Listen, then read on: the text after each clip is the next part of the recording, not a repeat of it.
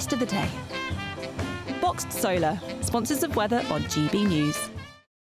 Hello and welcome along to the latest update from the Met Office for GB News. We're going to see cooler weather drift its way southwards during the next 24 hours. It's already been affecting Scotland and Northern Ireland through the day as a cold front has moved in from the Atlantic. And that cold front slowly trundles its way southwards across central parts of the UK through the evening. Always the chance of a shower or thunderstorm across parts of Mid Wales into the Midlands ahead of that cold front. And a marked temperature contrast overnight because of the cooler air arriving from the northwest, but the warmth remaining in the south. In some parts of southern and southeast England, temperatures remaining in the mid-teens, whilst further north across northern England, Scotland and Northern Ireland, we start the day with low to mid-single figures. Nevertheless, for many, it is a dry and bright start to the day. I think a bit more cloud there across southwest England, South Wales compared with the recent days, and always that chance of a shower continuing through Mid Wales and the Midlands. Northern England, Northern Ireland, southern and central Scotland seeing plenty of bright weather first thing. Cloudier skies for northwest Scotland, and we've got these showers moving in from the northwest on a brisk breeze. That breeze making it feel cool through the day, with temperatures back towards average for the time of year. However, for much of England and Wales, after any early showers peter away, actually there's plenty of sunny spells once again. And it's still going to feel relatively warm in the south and southeast. Temperatures into the mid-20s, even 27 Celsius in the far southeast, but back to the mid to high teens elsewhere across the UK. Patchy cloud here and there, not quite as widespread sunshine as we've seen so far this week. And then going into the bank holiday weekend, some heavy showers will affect southern counties of England through Saturday. There'll also be showers drifting in from the North Sea coast to affect the east and north of the UK. And that wind coming in from the North Sea is going to make it feel increasingly cold through Sunday and Monday, but actually there will still be some sunny spells. Even though we'll see a cloudy start, it'll be a bright outlook for the rest of the day. Boxed Solar, sponsors of weather on GB News. Courtesy of Marquis Leisure, you could be driving away with this brand new Elnag Baron 560 motorhome. It comfortably sleeps 4, comes with sky roof, integrated kitchen and bathroom, and is worth over £67,000. And that's not all, as we'll also give you a further £5,000 in tax-free cash to make sure that wherever this motorhome takes you, it takes you there in style. For another chance to win the lot, text WIN to 63225. One entry costs £2.50 plus one standard network rate message, or text BONUS to 63225. 5 entries cost £5 plus one standard network rate message. Go to gbnews.com/win. Entries start at £2.50. Call 0903 686 3232. Calls cost £2.50 plus your network access charge. Or post your name and number to GB13 PO Box 8690 Derby DE1 9TT. UK only. Entrance must be 18 or over. Lines close at 4 p.m. on the 6th of June. Please check the closing time if listening or watching on demand. Good luck. We have a royal invitation for you this Bank Holiday Monday. It's VE Day. We're going to be here at Buckingham Palace from dawn till dusk and at street parties all across the country. Join us for the pomp, the pageantry, the marches and the dramatic fly-past. A day when we can all feel proud to be British. VE Day all day Monday and throughout next week. Only on GB News, the People's Channel. Britain's news channel. I'm Christopher Hope. From pop stars to politicians, I'll interview anybody in a pub who's got a political opinion. Join me every Friday on Spotify, Apple Podcasts, YouTube or gbnews.com, or wherever you get your podcasts. This is GB News, the People's Channel. Mornings don't have to be tiresome, especially if you have the right company. Wake up to news as it happens, opinion and debate, and of course, a little bit of entertainment too. Because when the kettle's on, we're on. That's Breakfast on GB News, a show worth waking up for. Every morning from 6 a.m. Only on the People's Channel, Britain's news channel. We'll spread the news, you spread the word. Join me, Nana Akwe, for an informative, interactive news programme with a difference. It's fun. No, he didn't say that, though. I'm so surprised. I think there's an element of truth to that. Join me from 3 p.m. every weekend, only on GB News, Britain's news channel. Headliners on GB News 11 p.m. every night. It's got 3 top comedians going through the next day's newspapers so you don't have to read them, which is great. That's a good point. He's lying. I mean, maybe he's not lying. That's Headliners every night from 11 p.m. and 5 a.m. as well on GB News, Britain's news channel.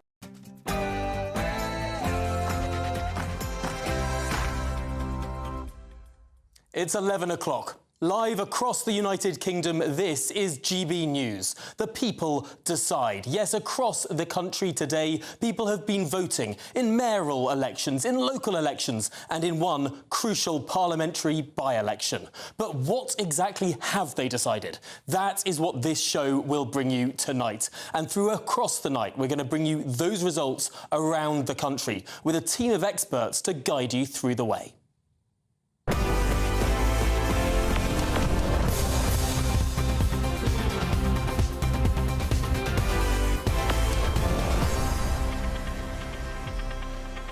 Tonight, will Labour maintain their hold? Will there be a reform earthquake? Or could the Conservatives make a shock comeback? That's the change that Labour makes. So bring change to Britain and vote Labour on May the 1st. It is only with Conservatives that you get better services and lower taxes. Don't forget to get out and vote for your local Conservative candidates today. We are going to do better than any of you in this room right now can even believe. There will be an earthquake. We are going to do phenomenally well.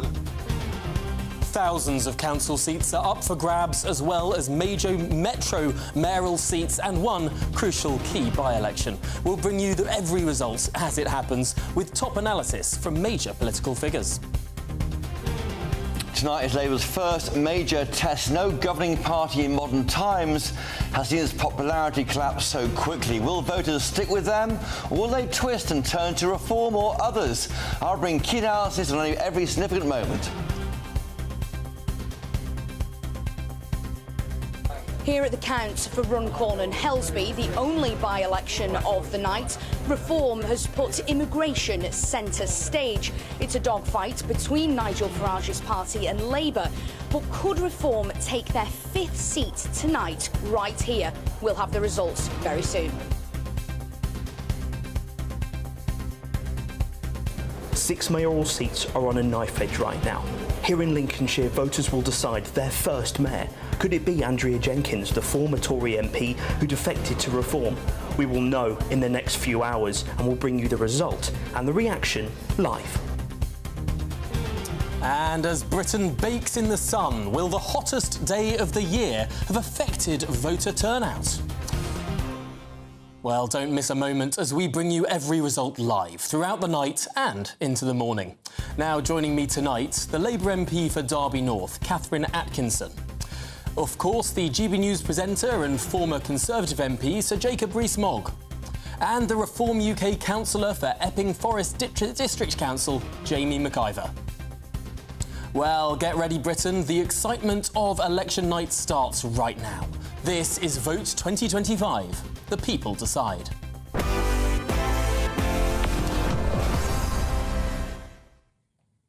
My name's Tom Harwood. Welcome to Vote 2025. Let's get stuck in. Because, Christopher Hope, I'm going to start with you. Clearly, huge expectations across all the parties tonight. Huge, and it looks already like it'll be Reform's 24 hours. The Tories have got most to lose, maybe 500 council seats. Reform gaining 400, 450 power at a local level for the first time in this, what frankly right now is barely more than a protest party. The Greens doing well, don't forget them, they're to the left of Labour, they're being overlooked, but they have as many as MPs, I think, as Reform UK, and they'll do well locally. Labour up or down 25, not where they want to be, so near to their landslide last year, and Lib Dems up maybe 70 or 80. This is an aftershock aftershock from last year's general election earthquake, but it felt in a different way. The minor parties will benefit. And yet, Catherine, we're expecting Labour to win hundreds of seats, perhaps, because the last time these seats were elected was the height of Boris Johnson's popularity. I think Chris is right. I think the Conservatives have the most to lose. I think 20 out of 23 councils that we're having elections in are Conservative-led. Some have been Conservative-led for decades. And I think it will be a real test of Kemi Badenoch's leadership and whether or not the Conservatives have learnt anything. I don't think they have. That's a big question to put to Jacob Rees-Mogg. Well, as you rightly said, the last time these councils were contested was when Boris Johnson was at his peak of popularity and Keir Starmer contemplated resigning the leadership of the Labour Party. This time round, it's a plague on all your houses of the two main parties. I think we will see potentially the worst national share of the result for the two main parties in political history, potentially even worse than the last general election, which was very low. It's 59%, I think. And that's very important, because if it's lower than that, you're opening it up, as Christopher was saying, to minor parties, and people think the Greens may win the West of England Combined Authority, which in my view should be abolished anyway, that Reform, is where I live, that Reform could win in Lincolnshire, the by-election could go to Reform. It's a very, very interesting night, and it's a change politically. Jamie McIver, sky-high expectations for Reform UK tonight. That's a big sort of totem to set up. Well, it's really exciting, isn't it, for the Reform Party, because this is our first major election, of course, test since the general election. But, you know, we've fought a very strong campaign, and actually, quite frankly, I'm sitting here and I think the two major parties are far more fearful of the results than we are. We have everything to gain in this election, but the energy on the doorstep that I've experienced this week and throughout the campaign has been quite extraordinary. And I think the people in the Reform Party right now, we're really excited actually to see what happens. Now it's interesting. Every Reform person I've spoken to over the course of the last week thinks they've clinched Runcorn and Helsby. Every Labour MP I've spoken to thinks they've clinched Runcorn and Helsby. Back to you, Catherine. I mean, it is a fascinating dynamic in this seat. Where do you think this evening will end up? We're expecting the results perhaps in the early hours. I think that the results across the board, I think the only thing that people can predict is that they're going to be unpredictable. But, I mean, a lot of the pollsters said that the Reform were in pole position from the moment it started. We will wait and see. But I think what is so interesting, especially in the local elections, is that we're seeing a lot of Conservatives worried about losing to former Conservatives. I think like Jamie, we've got so many former Conservatives who are now Reform, and we've actually got a fair few Green candidates who are former Conservatives as well.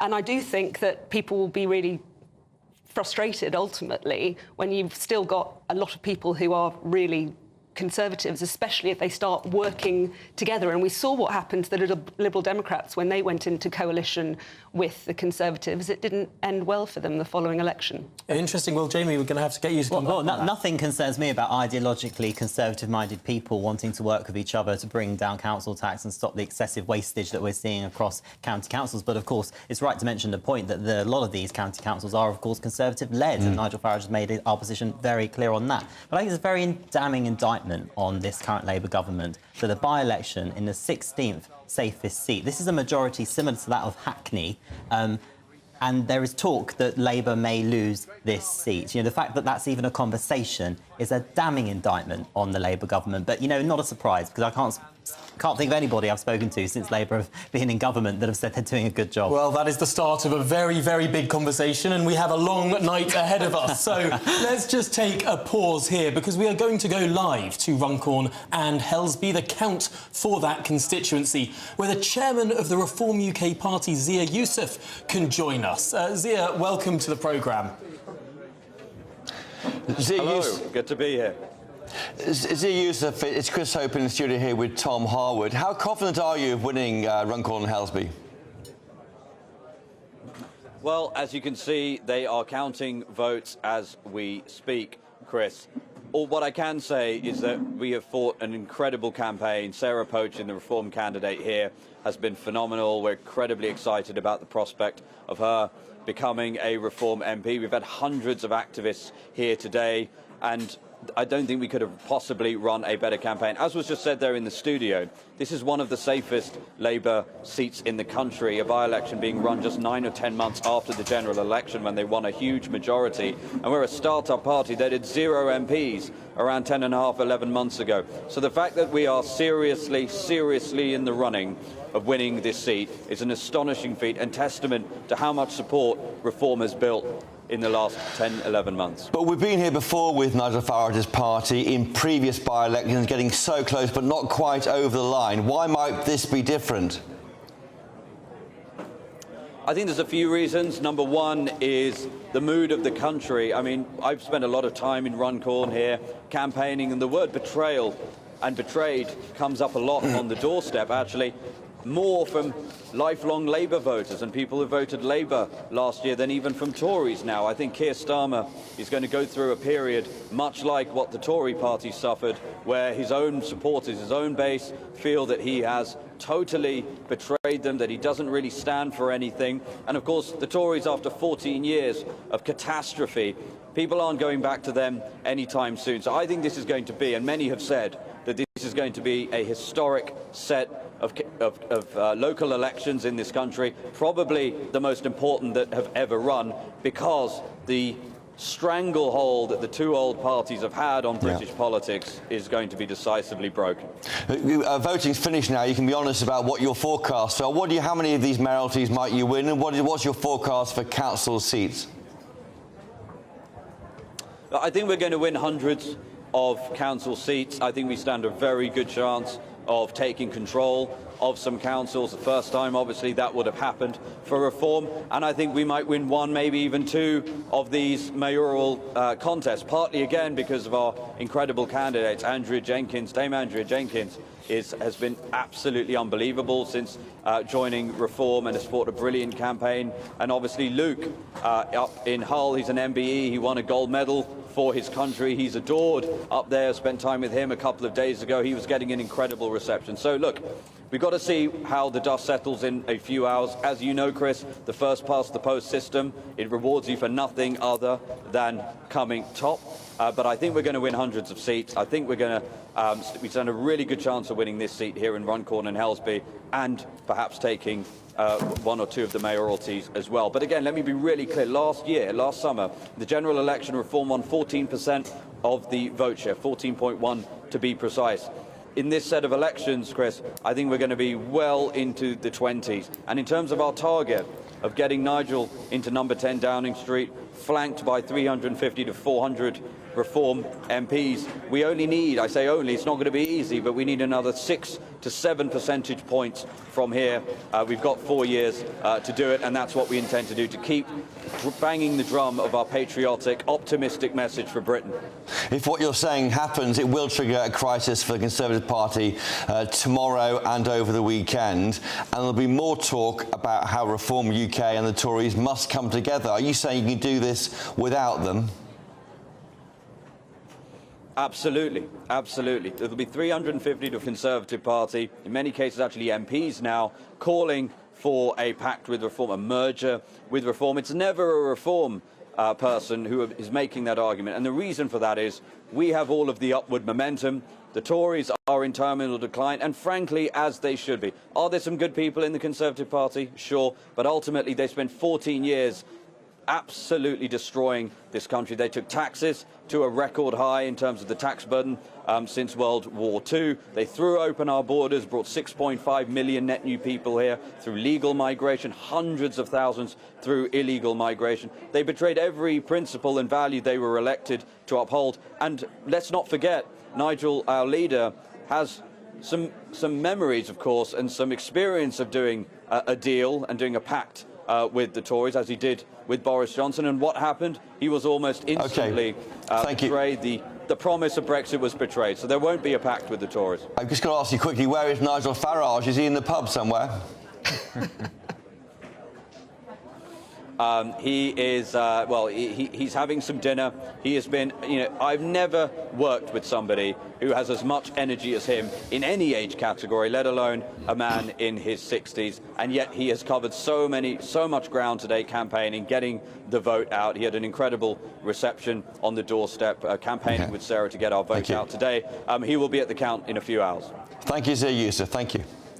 Really interesting stuff that we've learned there. We'll get a sight of Nigel Farage at the Runcorn and Helsby count. Now, of course, Catherine, Keir Starmer hasn't been to Runcorn and Helsby throughout the course of this by-election. It's fairly unusual for a by-election early in a term for a Prime Minister not to visit. I think he's been getting on with running the country, and we have been seeing NHS waiting lists coming down month on month. We're rolling out breakfast clubs, and we're actually seeing a return to neighbourhood policing. So I think he's been a bit busy, and it's not like at them.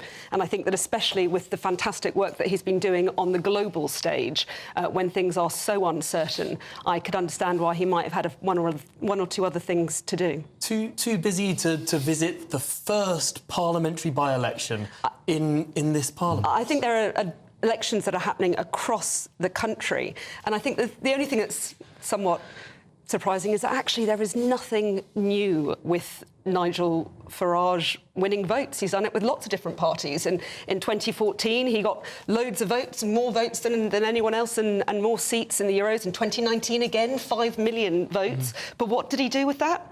What can he actually say that he's achieved for anyone? What positive outcome can people see? It's quite a big achievement. And he's been disowning it ever since. No, we left because of Nigel winning so many votes in 2014 and David Cameron promising a referendum. We'd never have had it without Nigel. He's achieved a great deal, but I think... And he has been disowning Brexit ever since and saying it's not right. Your efforts on the line to take are absolutely noble. I really admire you for that. But I've never known a Prime Minister to be too busy to campaign when his party's doing well.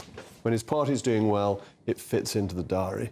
When things are bad, Prime Ministers run away from by-elections. John Major never went anywhere near by-elections because we lost them all. Boris went out to them because he was good at winning. Jacob Rees-Mogg, on that point, Kemi Badenoch has not visited Runcorn and Helsby either. We're not runners in it.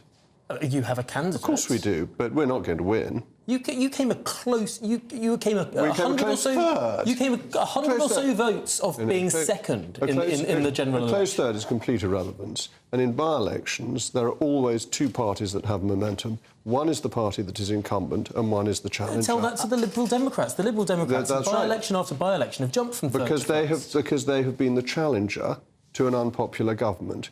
In by-elections, there is only ever, we're first past the post system, there's only ever a point in one party really working for it. We've done nothing in Runcorn, quite rightly, because we were never going to win it. And it's much, much better that Nigel should win it than that the Socialists should win it. It's much better to have somebody who leans to the right in Parliament than another Socialist. And yet this is interesting, because I've been speaking to some Labour sources today who say that one of the big strategies for the Labour Party in Runcorn and Helsby has to target Tory areas, traditionally Tory areas, affluent areas. And they believe that a stop reform strategy in these areas, one of which is Frodsham, which is, ironically, the area in which Mike Amesbury punched his constituent that kicked off this whole sordid affair. And, interestingly, Jamie, Labour seems to be targeting the Tory areas to stop reform. Meanwhile, Reform's been knocking up all the council estate areas. But meanwhile, what I find fascinating about both those contributions is, first of all, the Prime Minister's busy getting on with the job, but he managed to have a holiday, wasn't able to go and support a Labour Party candidate in the 16th safest Labour seat. I'm sorry, I just don't buy it. And with regards to the Conservative Party, what I find fascinating is we've got a Labour government that is doing a horrendous job. The leader of the opposition, who's meant to oppose this government constitutionally, has left it to a political party with 5 members of Parliament, but all the momentum in British politics. And there seems no appetite at all from the Conservative Party to even try and see if they can increase their vote share, see how Kemi's going down on the doorstep. There's been no appetite. I agree with the point that, of course, it looks like it's Reform's opportunity to take it more than the Conservative Party, but this is democracy. And we've seen no effort at all from the Conservative Party, which I think is a damning indictment on both the leaders of both the Conservative Party and the Labour Party. Neither of them have stood by their candidate and had a photo in a by-election, the first parliamentary by-election. That, I'm sorry, that is embarrassing for both the two major political parties. We're going to come back to this. So just a moment on that, is that if we campaigned hard in a first-past-the-post system, we'd have helped Labour. Why should we want to help the government? Well, I mean, I suppose there have been many arguments made for raising the vote share no matter the chances. But we're going to go live to one of the key counts this evening now. Our man Jack Carson is on the ground in Lincolnshire, where, of course, one of these new Metro Mayoral seats is up for grabs. Jack, what's the mood on the ground? Well, it is going to be history tonight here in Lincolnshire. Voters here today have been deciding who they want to be their first ever mayor for this greater combined authority for Greater Lincolnshire. Polling leading up to today has been quite mixed. Some showing Dame Andrea Jenkyns having a huge lead, some polls up to 15 points of a lead ahead of the Conservatives in this county, leading to anything other than her winning a shock. Other polls have put it within 2-3 points in more recent days, and some saying that the tactical vote should be for the Conservative Party candidate Rob Waltham. Interesting to see today when we get those turnout figures a little bit later on, once all of these votes have been verified. That's what's going on behind me right now, the verification of these ballots, of the postal votes, and of course the ballots issued today to make sure the number of ballots is equal to the number of ballots issued. So that verification process going on right now before the counting. And so once we've got an idea of turnout, possibly that might give an indication as to whether people have come out strongly for reform, possibly coming out strongly to try and stop Dame Andrea Jenkyns from winning this combined authority as it holds its first election. It will be quite something for reform to win in Lincolnshire. Lincolnshire, one of the second biggest counties in, of course, the whole country, and quite something to go from the general election where reform won their Boston Skegness constituency here in Lincolnshire to winning the whole county in this mayoral election. So that will be quite something in a county which is historically blue. Now, Rob Waltham has tried to put up quite a fight against Reform UK, saying that he's been born and bred in this area. He is the leader of the council in North Lincolnshire, and this, where we are in North Lincolnshire, Grimsby, is where a lot of the fighting has been taking place on the election battleground, particularly around Scunthorpe, the steelworks there. Very strong points from all parties on the future of Scunthorpe and steelworks. Rob Waltham says he's the son of a steelworker. It is important that virgin steel is still made in this country. Dame Andrea Jenkyns going further, saying the plans for the Scunthorpe steelworks to become electric blast furnaces should be abandoned, criticising net zero policies as well. But Lincolnshire, because it is the second biggest county, is so different everywhere you go, from North Lincolnshire to, of course, you know, the fishing industry here in Grimsby, to the steelworks in Scunthorpe. You go further south and you have got farmland, the fens, of course, farmland, and the issue of inheritance tax with the Labour Party, meaning that they are not looking likely, certainly with polling, to come anywhere near. This has very much seemingly been a two-horse race between the Conservative Party and Reform UK. So interesting to see whether farmers back the Conservative Party, as maybe they traditionally have done in this county, or whether they maybe decide to back Reform in that direction. So certainly going to be an interesting night here in Lincolnshire. As I say, that verification of ballots underway, counting to get expected to be underway a little bit later on. We are expecting a result in the early hours. Fantastic stuff, Jack. Do keep your nose to the ground. See if you can find out anything there on the floor. Thanks for bringing all of that to us. Now, here in the studio, Chris Hope, our political editor, you've been looking at some new polling that has been released in the last few minutes. That's right. It's polling out from Find Out Now. They've been polling these different mayoralties. Fascinating. They're saying here, though, that Reform UK, 28 points, the Tories on 20 points. But going through these lists, it's quite extraordinary. It looks to me like Greater Lincolnshire is going to go towards Reform UK, as Jack Carson is saying there. It looks like we're still Andrea Jenkyns, surely to be announced as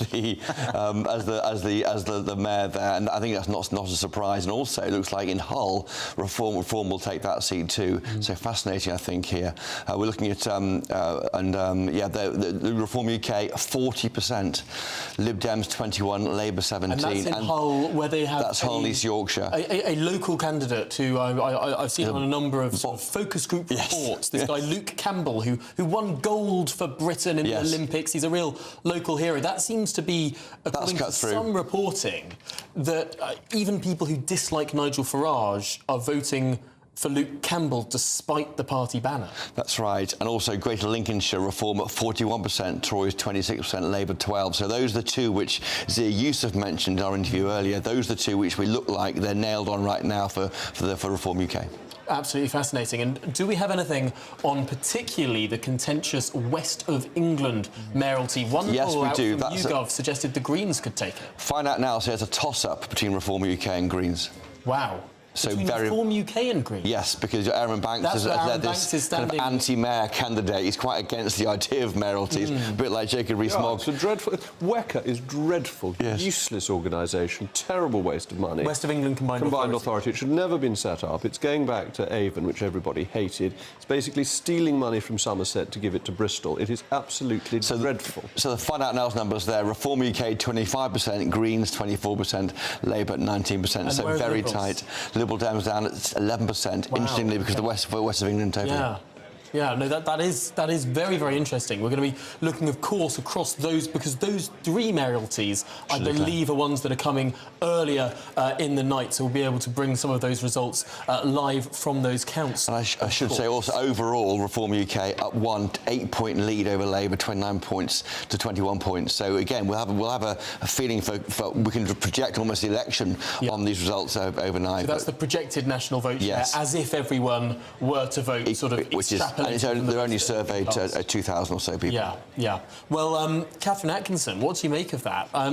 It looks like, from that polling, I mean, the West of England was a Labour-held combined authority mayoralty, and it looks like that Labour might lose it. Well, we'll have to see what happens, but I think it's nothing new that opposition parties can do well at the expense of government. And I think that what this government has been absolutely clear about is that there were going to be difficult decisions to be made. And I think that what can be really frustrating is people want change and are impatient for change. I'm impatient for change. I know this government is too. But after 14 years, there's a lot of things that need to be fixed. And I think we're taking some really positive steps in the right direction.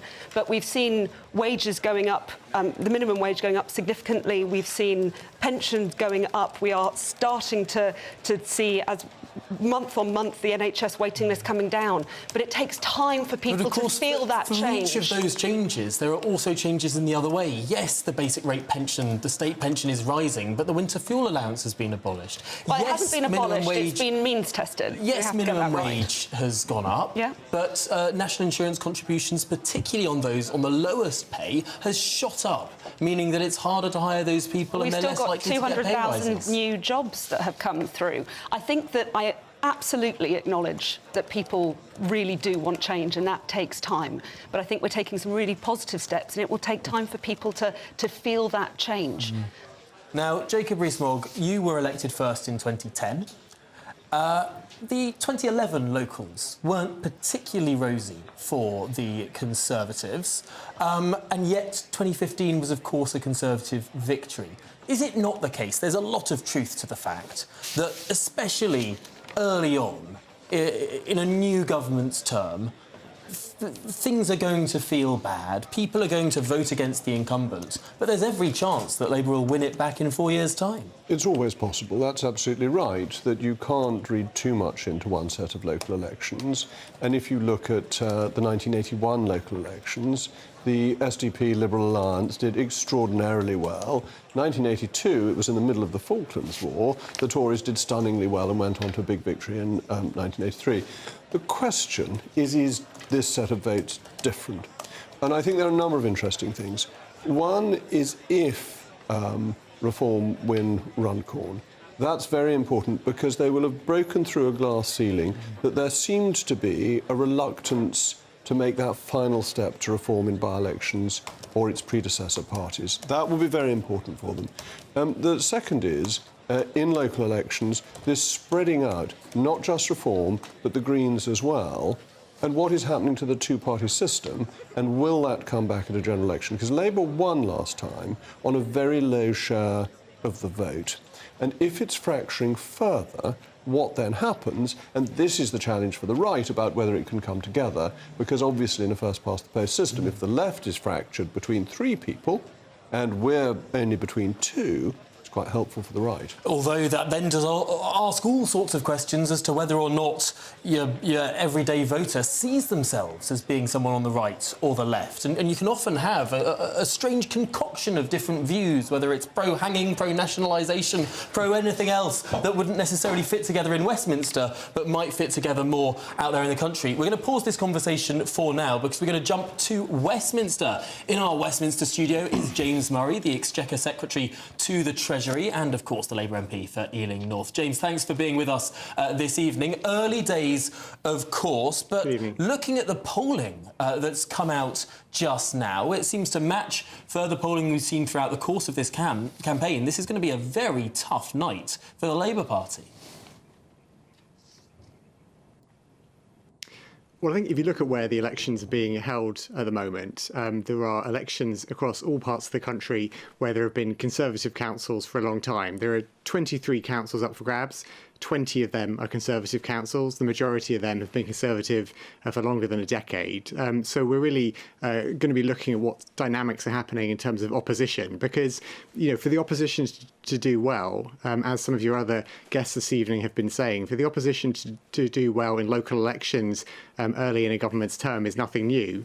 I think what is going to be interesting about these results, if some of the polls are to be believed, is that the Conservatives are not capitalising on that. They're not gaining, because actually you've got a lot of, you know, chaos and infighting and lack of direction in the Conservative Party, which means that they're not capitalising on that. And actually, whatever happens in these local elections, which, you know, don't really read through into a general election result, the message I take from all the people who I've spoken to, and I know all of my colleagues have been speaking to over recent weeks and months as well, is that people want the change that we promised in the general election. They can see some big steps toward that in the first 9 months, but they want a lot more. And actually, when I've been speaking to people on the doorstep about that change, and they've said, look, I want to see more, I've said, yeah, I want to see more too. You know, I want to get on with it as well. And I think there's that feeling that the country needs to change, and that's what we're doing. And that's why, you know, I think this early on in the Parliament, it's the local elections don't read through to the general election result, and we're going to get back to work tomorrow morning, going further and faster to make that change happen. So what I'm hearing from you, James Murray, there, is that whatever happens tonight, you're going to go full steam ahead. You're going to take this as an endorsement of your economic programme, of your legislative programme, but not just an endorsement of what you're doing. You want to go further and faster. Does that mean that you are simply on the right track, that no matter what the votes are this evening and through into the morning, you're not going to change tack? I think I can tell you before we even have all of the results coming out, the people who I've spoken to on the doorstep during this election campaign, whether in Runcorn or today I was out in Bradley Stoke in the west of England, you know, the people who I've spoken to, some of whom are definitely voting Labour, but those who are questioning or not quite sure whether to vote Labour or may not be voting for us this time, what they were saying to me is, look, we want that change you promised at the election, we want to see that delivered. And they said, look, we can see what you've done the first 9 months, you know, we can see it's good in terms of the NHS waiting list coming down, the national minimum wage going up, you know, the breakfast clubs and so on, but we want more. And actually, that's what I take from this, in that we are right to want to go further and faster, because people want to see that change. They want to feel that change in their life. Difference in terms of immigration coming down, in terms of getting more money in people's pockets. People want to see and feel that, and so that's what we're going to carry on doing, because that's what we were elected to deliver. Now, of course, you're in the Treasury. The economic decisions have been some of the most controversial of this government, and particularly one has cut through more than any other decision, which is the means testing of the winter fuel allowance. That seems to be, if you ask anyone, particularly the voters of Runcorn and Helsby, but just about anyone in the country, if they can name off the top of their head any policy that this new government has brought in, almost to a man and woman, the one policy that is most quoted is that particular policy, and it's deeply unpopular. I absolutely recognise that it was a difficult decision, and it was a tough decision, and it's not one that everyone agrees with or thinks is something that they wanted to see happen. But what people, I think, do more broadly accept is that decision and the other difficult decisions we took for a reason, and the reason we took those decisions was to fix the public finances, which were in a mess after our inheritance from the previous government, and to get public services back on their feet, including the NHS. So if you look at some of the priorities that we've been able to invest in since we won the general election, the NHS is one where you can already see us starting to deliver. So waiting lists have been now coming down 6 months in a row, more than 200,000 people off waiting lists, an extra 3 million appointments. People can see that the NHS is starting to receive the extra funding that we've made possible because of those difficult decisions. And I think, the alternative is imagine we hadn't taken any difficult decisions. Imagine we got into office and we said, it's a mess, but it's too difficult to take these difficult decisions. We're just not going to take James any Murray, decisions. All you're saying is imagine we stuck by our manifesto. We would then be in a situation where we would still have public finances in a mess. £3 billion extra in the NHS. James Murray, your manifesto promised £3 billion extra to the NHS. At the time, lots of people said that's not very much money going into the NHS. You get into power and you put £25 billion extra into the NHS. I mean, many people might agree with you that £25 billion more for the NHS is the right policy, that it's a good thing to do. Absolutely, fair enough. Why didn't you say that in your manifesto? Your manifesto said it would only add £3 billion per year extra to the NHS, and instead you've done many, many times that extra. I mean, people can just see some dishonesty here. Your extra taxes and extra spending. People might think that that's the right way to run the economy. That could be absolutely true. But why didn't you say that before the election?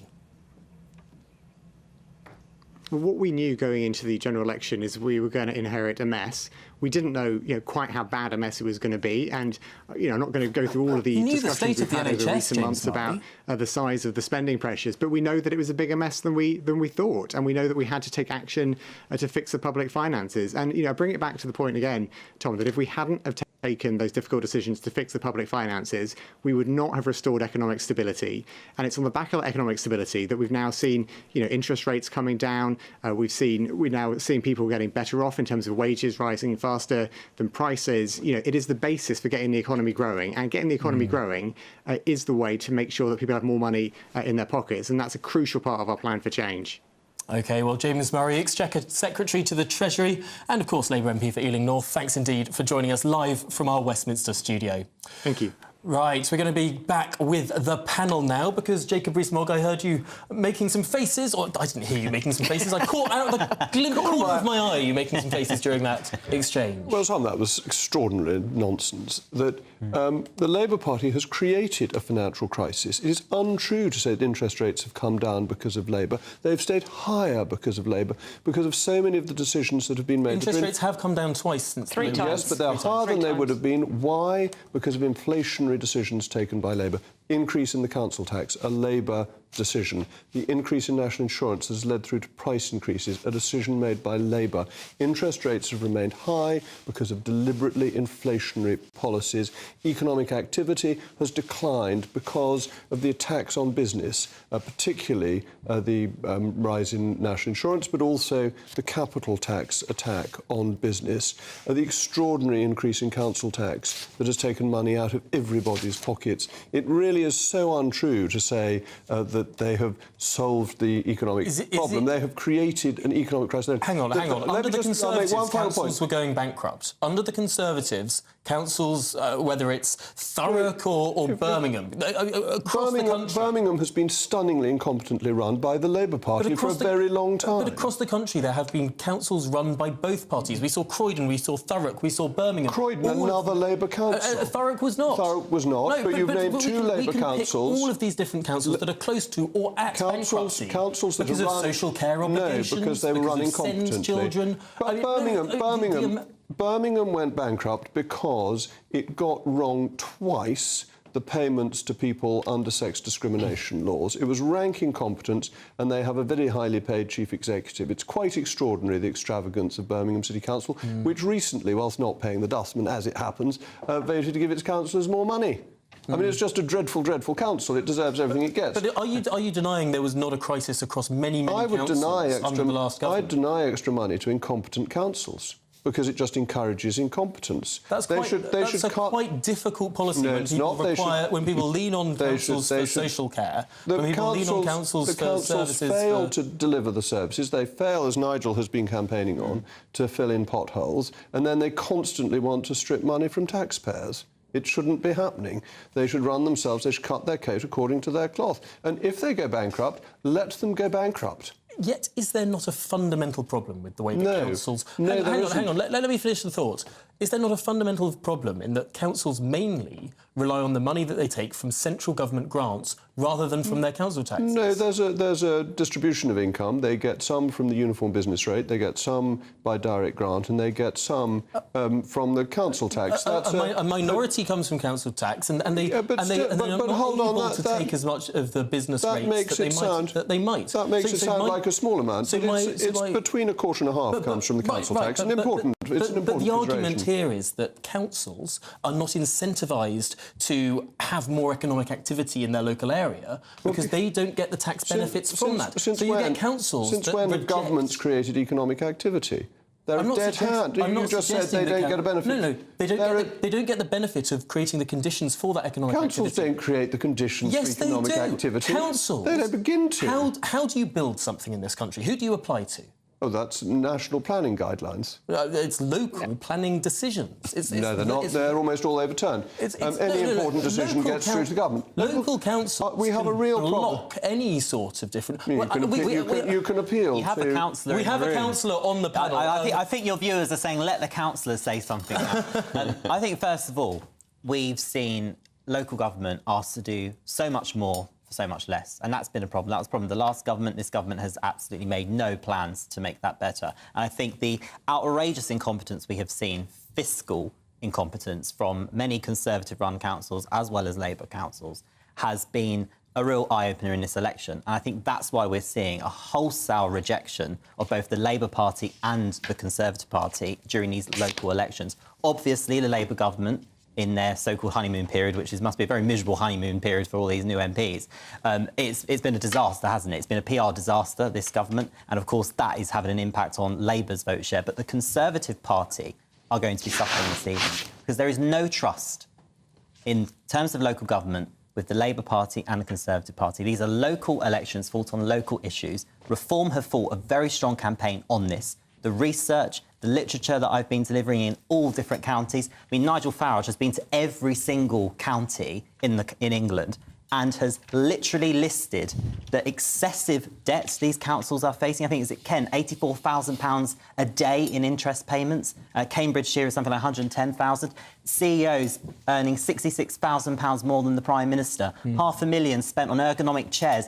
Meanwhile, you've got adult social care with huge pressures. How on earth are these councils supposed to even deal with these pressures if they're wasting this money on net zero lunacy, wasting money on things like vaping initiatives for staff, yet there are people suffering right now in adult social care and children's social care. So I think that is why we're seeing the wholesale rejection from the electorate today. It's all very well going on about Labour government, and I mean, just listening to that minister, it just makes me, no wonder Reform are doing so well today. But what is so fundamental is that both the Conservative Party and the Labour Party are two cheeks of the same when it comes to local government. They have both failed. They have both failed miserably when it comes to local government, and people pay the price.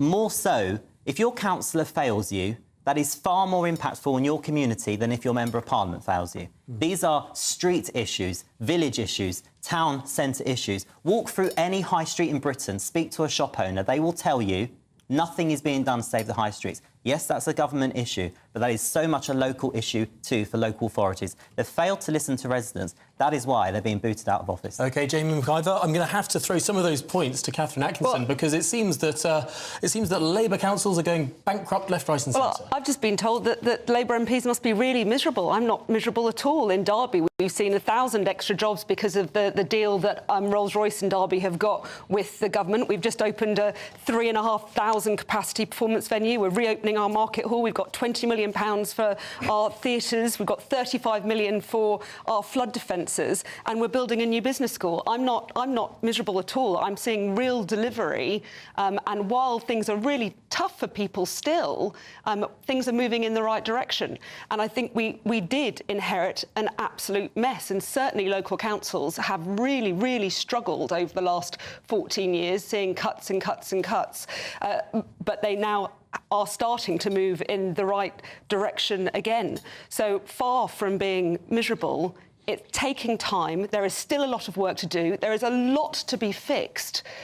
But I'm really pleased that finally we are seeing real progress, including wages going up faster than the price of things. Derbyshire County Council is 410 million in debt. Quickly, Derbyshire has been shocking, and quickly to our political editor, Christopher. Well, the point is that the more Keir Starmer talks of change, nothing is changing. I mean, nothing has changed between the Tory party to Labour. For so many people, they're seeing failing public services and reform benefits, and the story of the next 24 hours is that narrative. You talk of change, it's not happening, and reform benefits.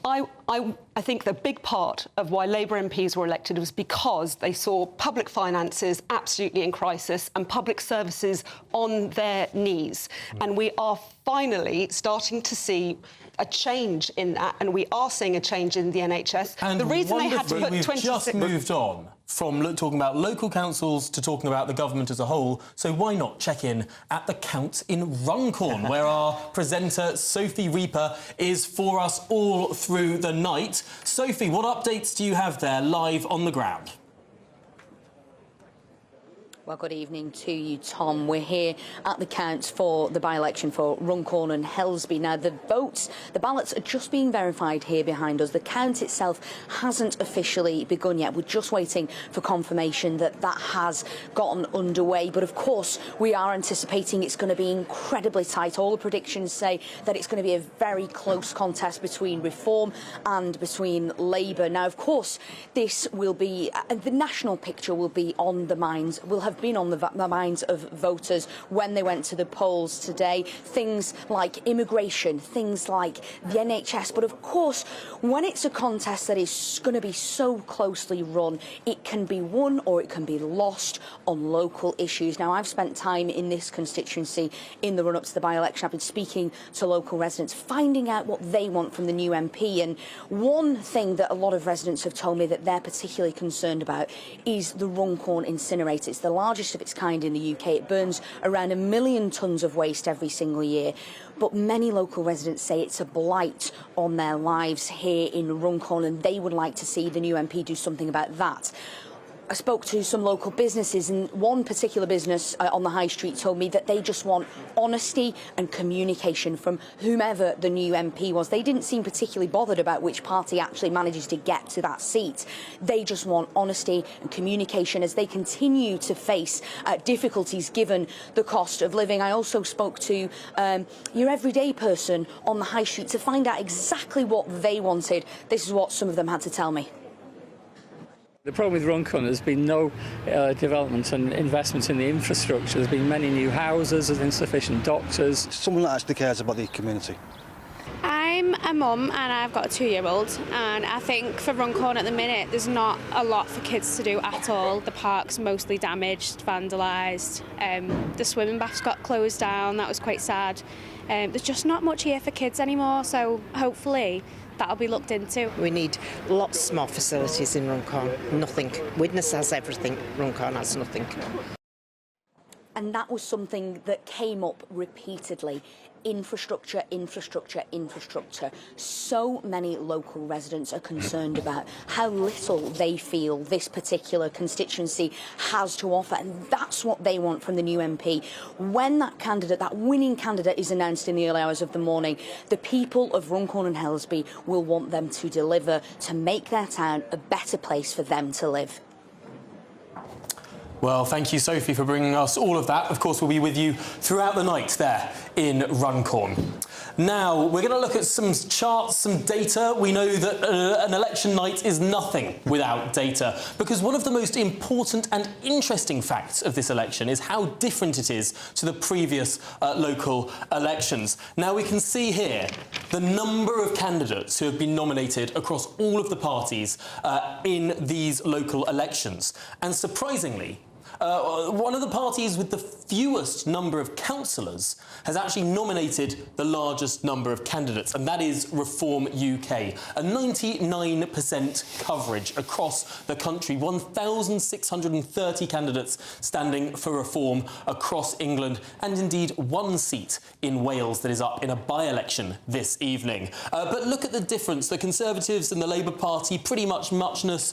This is the normal number that you'd expect for them to see. The Green Party a little bit lower, 500 fewer candidates than Reform, but again the Greens might do quite well because they're quite localised in certain areas.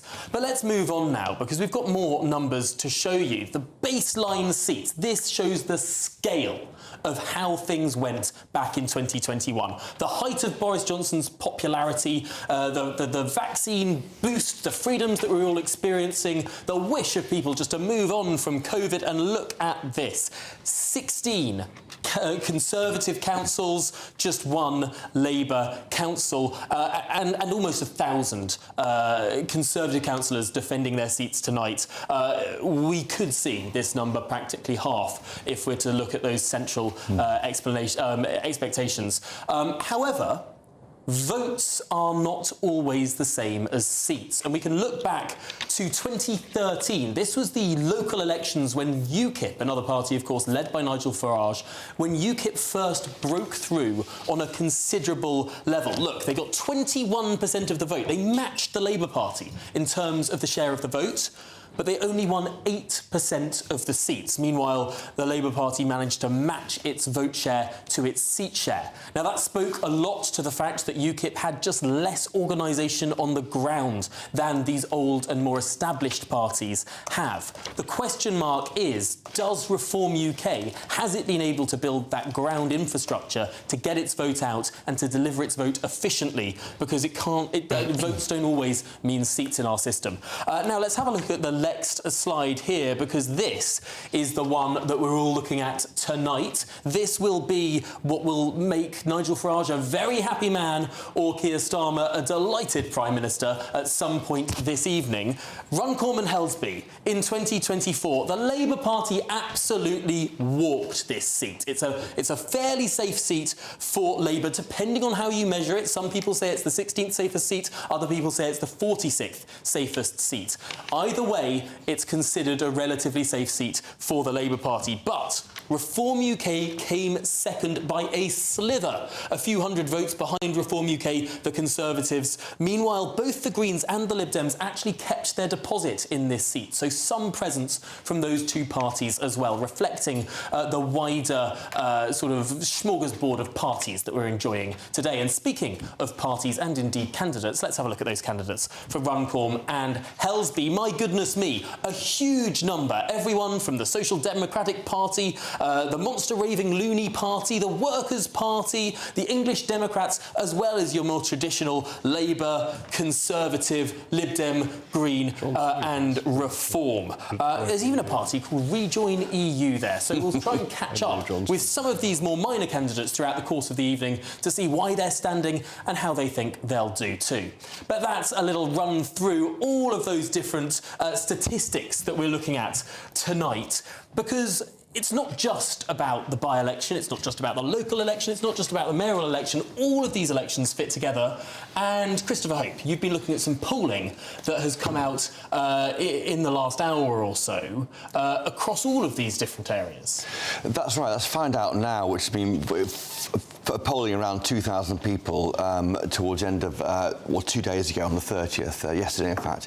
They're saying that Reform UK, looking at voting intention now, Tom, are 8 points clear of Labour, 29 points to 21 points. We'll get, of course, we can use the vote share from this weekend, tomorrow's forecast, one of the results for the councils. That will give us a feeling for how people might vote. But looking at those mayoralties, they are saying that almost certainly that Reform UK will win Hull and East Yorkshire by almost twice as many votes as nearest supporter Lib Dems, Reform UK on 40%, and also Greater Lincolnshire, where we saw Dame Andrea Jenkins with 41% over Tories on 26%. So that's why we're seeing such certainty from the use of the party chairman of Reform. He thinks they've got that in the bag, and they think finally the Bristol's the mayoralty, which Jacob Rees-Mogg wants to abolish altogether, is a toss-up between Reform UK and the Greens. And this is interesting because the Conservatives, Jacob Rees-Mogg, around this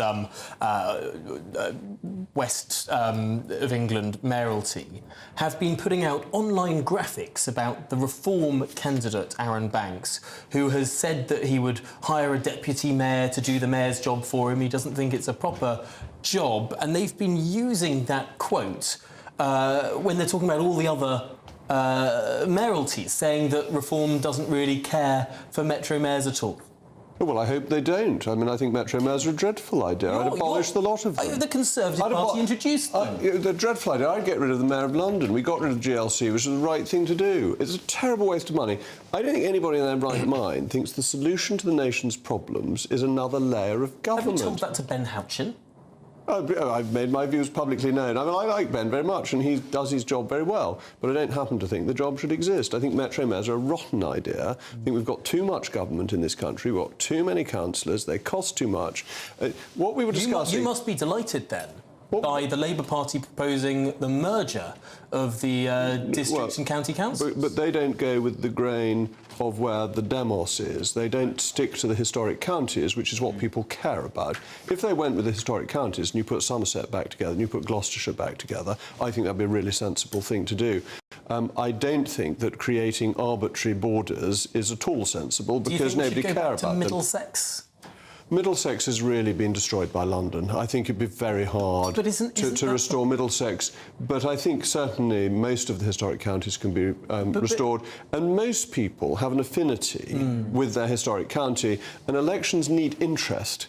Yeah. If you have an area like Bath and North East Somerset, nobody cares. It doesn't mean anything. Nobody knows what WECA stands for. It used to be known as Cuba. Do you know what Cuba was? Not a clue. The county that used to be Avon. You know, this is all rubbish, and the only people who are interested in it are bureaucrats. And what we should do are things that voters want. But haven't you given the game away there slightly? Because, of course, Middlesex has been swallowed by London. But just as large parts of other counties have been swallowed by the large cities that have grown since the time of those historic counties. Much less. That there hasn't been a huge amount of urban sprawl since 1974. That, yes, bits of Essex and bits of Surrey have effectively gone into London and bits of Kent. But actually there are still very identifiable counties of Kent, Surrey and Kent. So I don't think that's entirely true. But we were having a very interesting discussion earlier on the financing of councils and the question of how much money they were wasting. And you've got to remember that some councils started to do property speculation. And I think the answer to their problems of giving them more money is a dreadful mistake.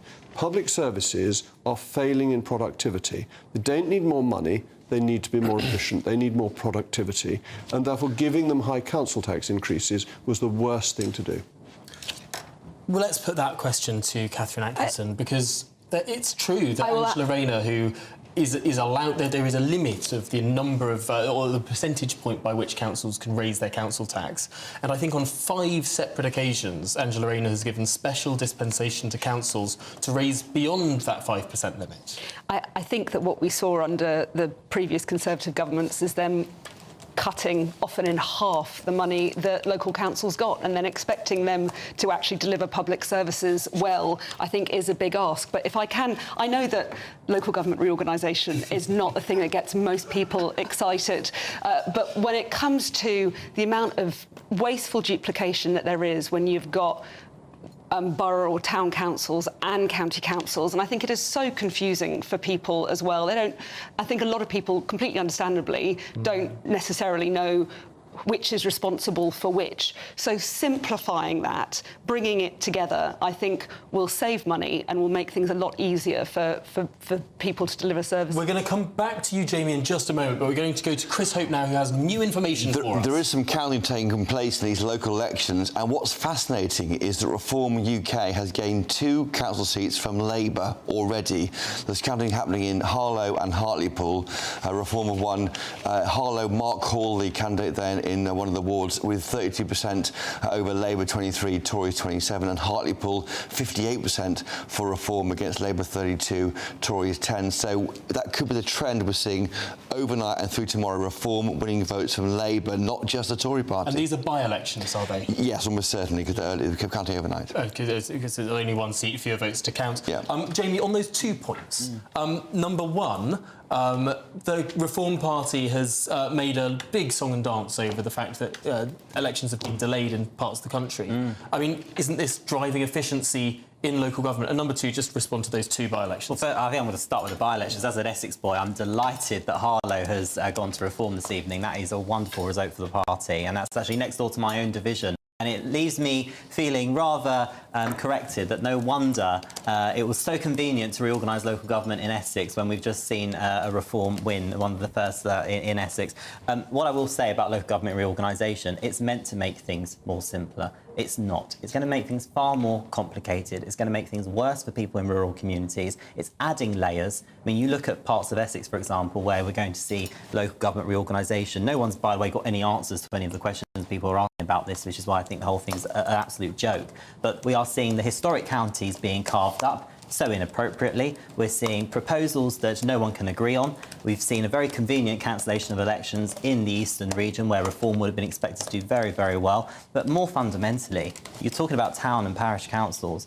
So many of these towns in Essex, for example, somewhere like Clacton, for example, is going to end up needing some sort of town council because the town hall is going to be all the way on the other side of that part of Essex. We're going to see places like Ongar, where I'm the councillor, completely lost in a much bigger unitary authority. So actually, the idea it's going to make things simpler is not true. I think that whole thing is an excuse to cancel elections, and that is why I think you're seeing, certainly in Essex tonight, a bit of evidence of that. OK, well, we'll have more of that to discuss, of course, in the next hour. But my goodness me, we are already almost 1 hour in. This is a huge, huge night of elections. We've already had 2 results of local council by-elections, but there is so much more to come this evening. Do stay with us here on GB News.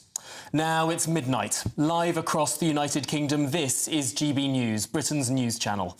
Tonight, will Labour maintain their hold? Will there be a Reform earthquake? Or could the Conservatives make a shock comeback? That's the change that Labour makes. So bring change to Britain and vote Labour on May the 1st. It is only with Conservatives that you get better services and lower taxes. Don't forget to get out and vote for your local Conservative candidates today. We are going to do better than any of you in this room right now can even believe. There will be an earthquake. We are going to do phenomenally well. Tonight is Labour's first major test. No governing party in modern times has seen its popularity collapse so quickly. Will voters stick with them, or will they twist and turn to Reform or others? I'll bring key analysis on every significant moment. Here at the count for Runcorn and Helsby, the only by-election of the night, Reform has put immigration centre stage. It's a dogfight between Nigel Farage's party and Labour. But could Reform take their 5th seat tonight, right here? We'll have the results very soon. 6 mayoral seats are on a knife edge right now. Here in Lincolnshire, voters will decide their first mayor. Could it be Andrea Jenkins, the former Tory MP who defected to Reform? We will know in the next few hours, and we'll bring you the result and the reaction live. Now, tonight, could there be a surprise Conservative resurgence after dwindling in the polls? And could Labour move past their record plummeting popularity since that general election in July? I think we will see potentially the worst national share of the result for the 2 main parties in political history. Well, fighting talk from Reform UK as they face a major electoral test in both Runcorn and mayoral elections. And we're a start-up party that had 0 MPs around 11 months ago. So the fact that we are seriously in the running of winning this seat is an astonishing feat and testament to how much support Reform has built in the last 11 months. And the Labour Party is defending their record after 9 months in government. But could there be tears in number 10? The message I take from all the people who I've spoken to, and I know all of my colleagues have been speaking to over recent weeks and months as well, is that people want the change that we promised in the general election. They can see some big steps toward that in the first 9 months, but they want a lot more. Now, don't miss a moment as we bring you every result live throughout the night and into the morning. Well, joining me tonight, the Labour Member of Parliament for Derby North, Catherine Atkinson, the GBNews presenter and former Conservative MP, Sir Jacob Rees-Mogg, the political betting analyst, William Kajani, and the Reform UK councillor for Epping Forest, Jamie McIver. Now, get ready, Britain. The excitement of election night is here. This is Vote 2024. The people decide.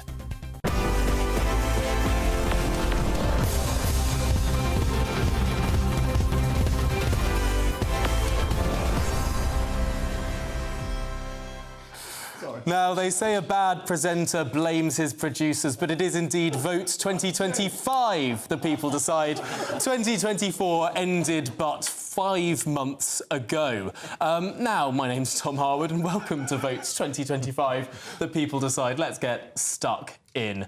Of course, we've already had 2 results in. They're not from the areas that have widespread elections tonight. These are by-elections, and there are by-elections right across the country tonight, not just in England, but there's one in Wales too. We're keeping an eye on that for you. Jamie McIver, we were talking to you just before the top of the hour because the 2 results that we've had in so far have both gone to Reform. Absolutely, and I think it goes in line with what we've been discussing here about these are local elections being fought on local issues. And you've seen very pathetic campaigns from both the Conservative and the Labour Party. I mean, just all day today, all you've seen from the Labour Party is, we're so scared about reform, we're so scared about reform, please believe this lie, please believe that lie. And of course, with the Conservative Party, you've basically seen no activity whatsoever. And I think actually what we're seeing here is a wholesale rejection of the 2 major political parties.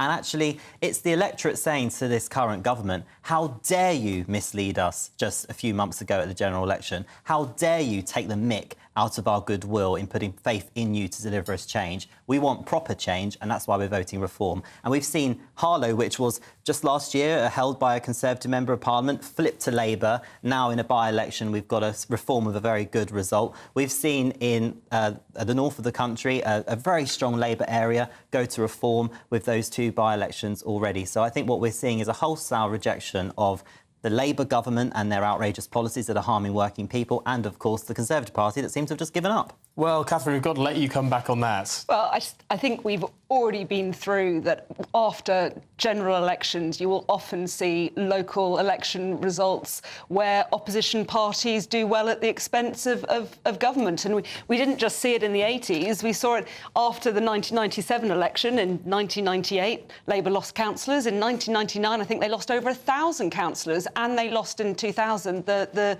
London mayoral election. But they still won general elections in 2001 and 2005.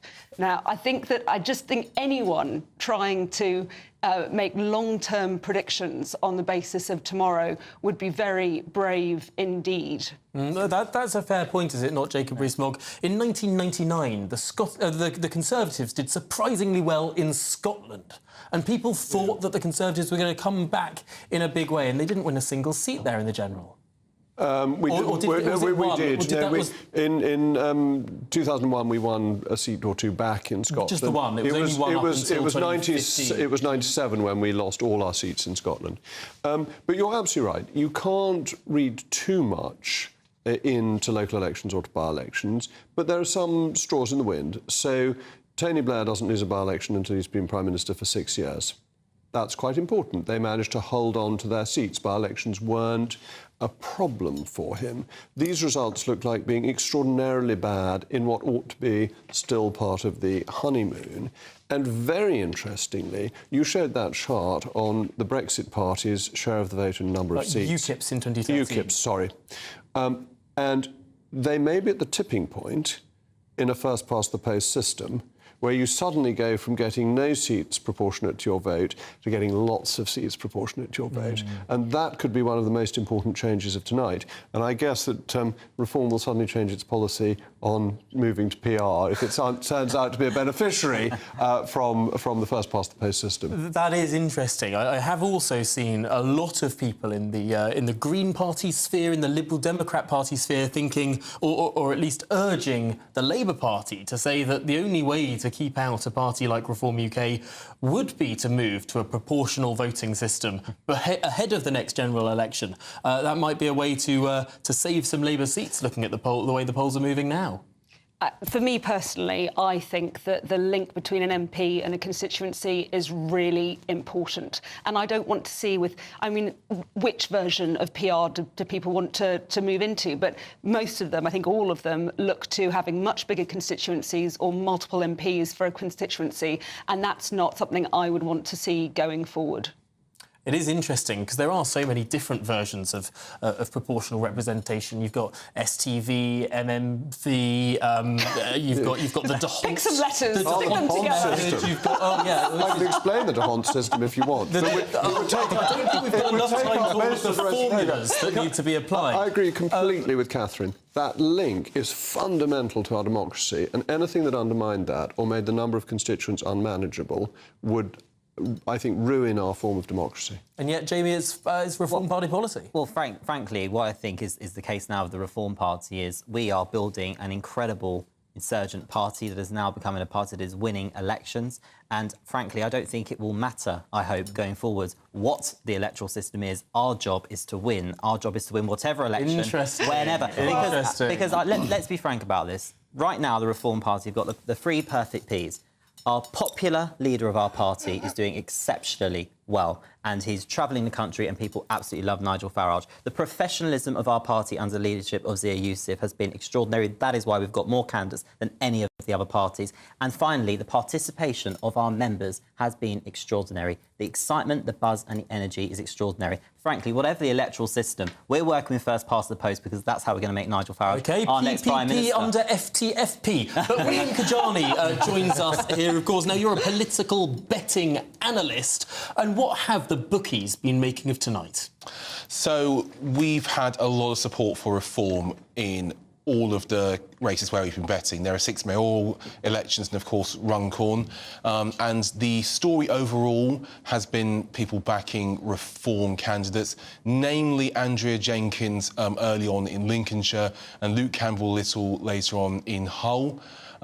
Those are expected to be wins for reform according to the market. Runcorn's been a really interesting one. Lots of back and forth. It was seen at one point as more like 85-95% reform, but now Labour have actually come back just a little bit, so that'll be really interesting. We're looking at those latest odds for Greater Lincolnshire on our screen right now, and it's I think very good. 1 to 20 for Andrea Jenkins, the massive that was her closing price. She started off a 6 to 4 shot, so you can see just how much her odds have basically shortened in a pretty short space of time, especially when the YouGov polling came out and then More in Common also had her in the lead. Punters really jumped on, and I think she's one of 2 bankers for reform backing punters. They're very much expected to take Lincolnshire with no fuss, and Hull maybe not quite as easy, but I think those 2 will be shocked if they don't go reform's way. Really interesting stuff. Well, William, thank you indeed. We're going to jump to Westminster now, where in our Westminster studio is Kevin Hollinrake. He's the Shadow Secretary of State for Levelling Up, Housing and Communities. Kevin, thanks for joining us. Looking at those odds, of course, none of the large results are in yet, but I can't help but notice your tie is a bit light blue. Would you find greater electoral success if you did the same as your former Conservative colleague, Andrea Jenkins, and jumped ship? No, this was the only one I could find in my wardrobe, actually, when I left the house this evening. So I've got lots of dark blue ties as well, Tom. So you have no fears there. I'm a true blue and a dark blue. Oh, they're very, very good. Well, of course, we are expecting the Conservatives to have a pretty rough night throughout this evening and through into the morning. There are a huge number, around 1,000 plus defences that you're trying to defend, and it's going to be bruising. Yeah, I mean, we were prepared for this. You know, 2021, May 2021, we were on a high in the polls. We won Hartlepool that night. We won, we're defending 950 seats tonight. And so I think we had 42% of the vote back then. So it's going to be much more difficult than that. We knew that. We're a party that's rebuilding from a very bruising loss last July, and so this is no surprise to us. It's going to be difficult this evening, but we are rebuilding. The spirit's fantastic out there amongst our volunteers, our activists. We've delivered record amounts of leaflets and knocked on record amounts of doors and gained record amounts of voter intentions. So that are Conservative. So lots of good things happening, but it's going to take some time to rebuild. We know that, but we're making the first steps, but a long way to go yet. In the 2024 election, Rishi Sunak achieved 24% of the vote. You're suggesting that you're rebuilding from that. So should I take that from you to mean that the projected national share of the vote from the Conservatives will be higher than 24% by the end of the evening? Well, it doesn't quite work like that, as you know, Tom. The general election is a completely different kettle of fish to these elections. I saw a national poll the other day. Should be more favourable. We were 25%. Well, we don't know yet. I mean, I think you've got to be careful in extrapolating these results into a general election result. But either way, we see this as being a difficult night for us. Let's see. We've got some great candidates out there, some very good councillors, and it'll be sad to see some of those councillors lose their seats. But that's going to be the reality on the ground. But I think, to be honest, the biggest story I've got to tell you is going to be what Labour's going to do. Because I think in 1998, when they saw a huge gains after the 1997 general election victory, same in 2011, and yep, I don't think we're going to see that this time. So. You know, you normally expect a government in power that's just taken office to do well in its first round of local elections following a general election, especially when you've won by such a huge majority. I think that's not going to be the story at all this evening. We're going to see big losses. And to be fair, on the back of lots of the stuff we've done in holding them to account, being an effective opposition, and I think against things like the removal of the winter fuel allowance, obviously huge tax rises, family farm tax, raising council tax after promising you wouldn't raise it by a single penny, actually raising it by £109 on average. So lots of things we're pointing to that are very difficult for Labour, which is it'll mean it is a very difficult night for Labour tonight, I think. The problem, though, is, Kevin Hollenrake, that whilst this is a brilliant defence in a two-party democracy, we're seeing perhaps 3, 4 or even 5 parties burst onto the national arena tonight. And simply saying that Labour's going to have a bad night isn't much to say about the Conservative Party. I mean, what I'm getting from you this evening is that you're just sort of sitting this one out. I don't that's not it at all. People, me included, have been working extremely hard over the last few weeks to get our message out and get our vote out. We just know that we're against a high water mark and we're at an early stage in rebuilding our party. But, you know, as I say, we expect Labour to have a difficult night too. But the reality is, people are talking about this 5-party system now, but the reality is, last July, Labour won a massive majority on a relatively low percentage of the vote in a 5-party system. So first past the post is here to stay. And I think we can land a major victory, a comprehensive victory in 2029 in a first-past-the-post system, despite the challenges from the other parties that are in the field now. So we just got to get our job right. We've got to get our plans right, our policies right that appeal to people.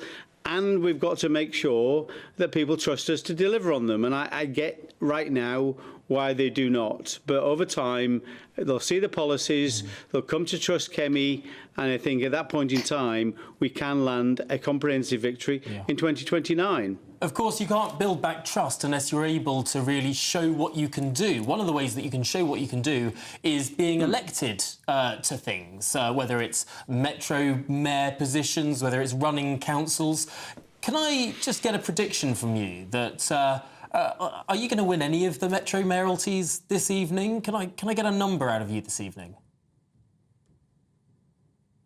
Well, I very much hope we'll win Cambridgeshire and Peterborough. We're an excellent candidate there, and Paul Bristow, former colleague of mine. So I would very much hope with that. I'm very hopeful for Hull and East Yorkshire, for Anne Hanley, who is a fantastic candidate. These are proven leaders in their local area, having proven their results on the ground in terms of the things they do and the achievements they've made. I think one thing, there's no doubt Reform are going to do well this evening, and I congratulate their efforts and their activists out there for doing that. But after this, after victories, comes the hard job of putting things into practice and delivering on your promises. And that's not easy in politics, as you know. It is always more difficult than you think. The easiest job in the world is to stand on the sidelines and criticise. Now, Reform will have to deliver on the ground, and I think that's what they'll start to get judged against, the realities of delivering on the ground. So there's lots of things will happen over the coming months, the coming years, whatever the results are like this evening. And so we expect a difficult night tonight for the Conservatives.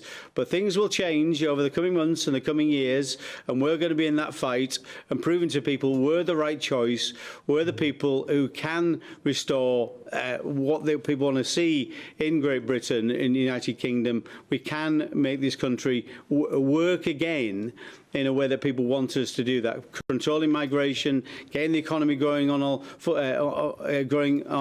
all cylinders, making sure we run our public services properly. All those things are things we need to prove to people that we can do. It is not easy to do that, and I think other parties who have some success tonight will have to prove that they can do that rather than simply being a party of protest. OK, well, Kevin Hollinrake, thank you indeed for joining us live from our Westminster studio there, Shadow Secretary of State for Levelling Up Housing and Communities. Jacob Rees-Mogg, what did you make of what the sort of front bench of the opposition, of the Conservative Party, is making of tonight? We've got two places to look out for in those Metro Mayoralties, Cambridgeshire and Peterborough and East Yorkshire. Interestingly, the Cambridgeshire and Peterborough seats would be taking that mayoralty from the Labour Party. No, I thought Kevin made an excellent defence of the position of the Conservative Party, a logical, well-thought-through one, as you would expect of him. It was jolly mean of you to tease him about joining Reform because of the colour of his tie, because Kevin is not exactly on the right of the Conservative Party. I know. So he's the last person who would get to Reform. But you're just wearing a tie that's far too dark to make those sorts of jokes. I'm sorry about that, yes. Yeah, you know. Typical dark blue Tory. But no, I thought he made a very reasonable defence. And I think we have to look at these elections and decide whether it's 1993 or it's 1981. 1993, complete collapse of trust in the government post the ERM. It was never good again. We never did well until long after 1997. 1981, it comes back the following year. And to the question you've been asking a couple of times so far tonight, what should we read into this for Labour? Because they're in government, they've got a majority of 170. Does it mean that people have already lost trust and faith in them? Or is it just, as Catherine's been saying, it's early days and the beginnings of change are difficult? And I don't know the answer to that. I'm obviously hoping that it's 1993 rather than 1981. Well, there's many different comparisons I'm sure we'll all be making. I've got a fact up my sleeve for a bit later in the evening about 1865, but that is for the real fans who will be able to stick through. We're going to jump back to the count in Runcorn now, where Sophie Reaper, our GB News presenter, is for us all night. And Sophie, what can you tell us? I can sort of see some movement behind you. Are we still verifying ballots, or has the counting begun? I'm fairly sure we're still just verifying ballots, unfortunately, Tom, which does raise some slight concern because we are meant to be expecting the result in around 2.5 hours. But given the situation, that seems perhaps unlikely. But I can tell you, of course, what we're perhaps expecting, and that is a very, very close contest between Reform and Labour. All of the predictions suggesting just perhaps 1 percentage point in terms of the votes we're expecting those two parties to take. And you never know that could perhaps mean a recount. It's always that kind of thing that we see at these by-elections, especially when it's a very close-run contest. Now, an official Labour source has told us that, quote, it's too soon to say anything, as it is. They're perhaps taking the reserved approach. Now, as for Reform, I'd like to say they're more quietly confident, but I think the word quietly there, you would argue, is somewhat superfluous. I think they're just outright confident, or that's what we're hearing anyway. Of course, we had the party chairman, Zia Youssef, on GB News earlier, and he spoke about the time he spent in the constituency ahead of the by-election, and he's made a comment that I found really interesting, and that is that he's heard the word betrayed a lot when he's been knocking on people's doors. He said a lot of lifelong Labour voters feel perhaps that they've been betrayed by that party and that instead they'll be giving their vote elsewhere. He also spoke about his confidence for Reform and perhaps the change in the political tide in the UK. This is what he had to say. I think this is going to be, and many have said, that this is going to be a historic set of local elections in this country, probably the most important that have ever run, because the stranglehold that the two old parties have had on British politics is going to be decisively broken. Those choice of words there, that the stranglehold will be broken. There's no doubt there in Zia's mind, is there, Tom? He's very, very confident, apparently, that Reform are going to do the business here in Reform and Helsby. But, of course, only time will tell. We are expecting it in 2.5 hours, but it could be a few hours later than that, given the current situation. But, of course, we'll be live until that moment, and we will bring it to you as soon as we possibly can. Excellent stuff, Sophie. I'll let you scurry away and talk to some more of those candidates, try and eke out so what they might be hiding at this moment in time. Now, of course, throughout the course of this evening, we're going to have to interpret what these official statements are actually saying. But before we interpret with our panel, let's jump to Lincolnshire, one of the key mayoral accounts of tonight and one of the earliest declarations that we're expecting. Jack Carson, our GB News presenter, is there for us. Jack, what can you tell us? Well, of course, verification still underway here. Seeming to come to the end of verification now here in Grimsby Town Hall, where we've been verifying the votes for this area. There are different areas which are counting all of the votes, and then later on as well, early hours of this morning, we're going to get the final declaration here, where we'll find out whether polling really is correct, because all it's leading to, both in the weeks leading up to this election and the latest polling that's been released this evening after polls have closed, showing really that Andrea Jenkins should win this mayoralty for Reform UK. It is a historic night here as Lincolnshire voters went to the polls today to decide who they wanted to be their first mayor, and it's quite an extraordinary achievement. Let's not put it down to if Reform were to win this mayoralty, that it is quite an achievement. Lincolnshire, historically a blue county, and of course county council elections also being taken place today, so interesting to see what the makeup of Lincolnshire County Council is after today as well. Reform won in Lincolnshire, Boston, Skegness, that constituency back in the general election last year, but quite a resurgence seemingly across the whole of the county if this polling is to be believed. This is Find Out Now polling showing Reform UK on 41% for this mayoralty, Conservatives on 26%. Some polling in recent days had shown the gap as small as 3 points and well within the margin.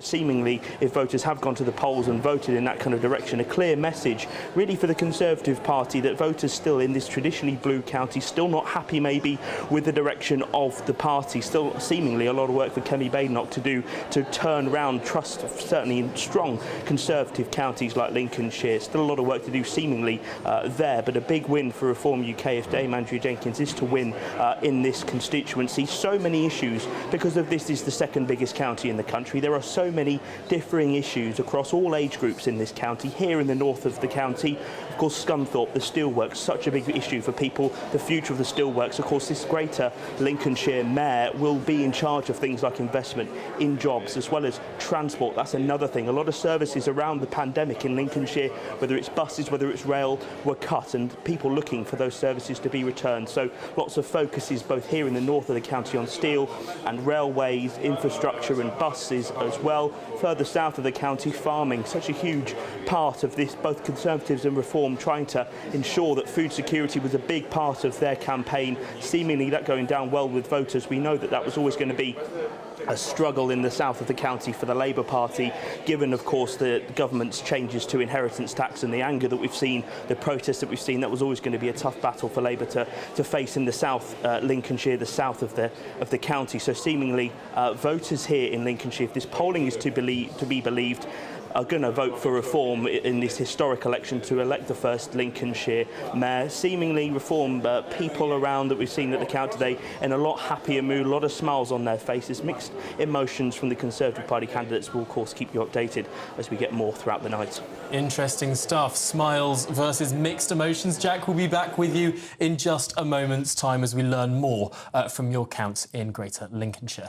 Now, I've got to say that when we last checked in on the number of local council wards that have been declared, there were 2 and they were both from Reform. I can tell you that we're up to 6 declarations of council seats, and the Oxted South Residents Association holds 1/6 of the new seats declared tonight. I think that might be the highest point they'll reach this evening, but that is a Residents Association hold in Tandridge. However, in Norfolk, Thetford West Reform have gained from Labour, so that's 3 for Reform. It's 4 for Reform, because in Northumberland, Croft Reform gain from Labour.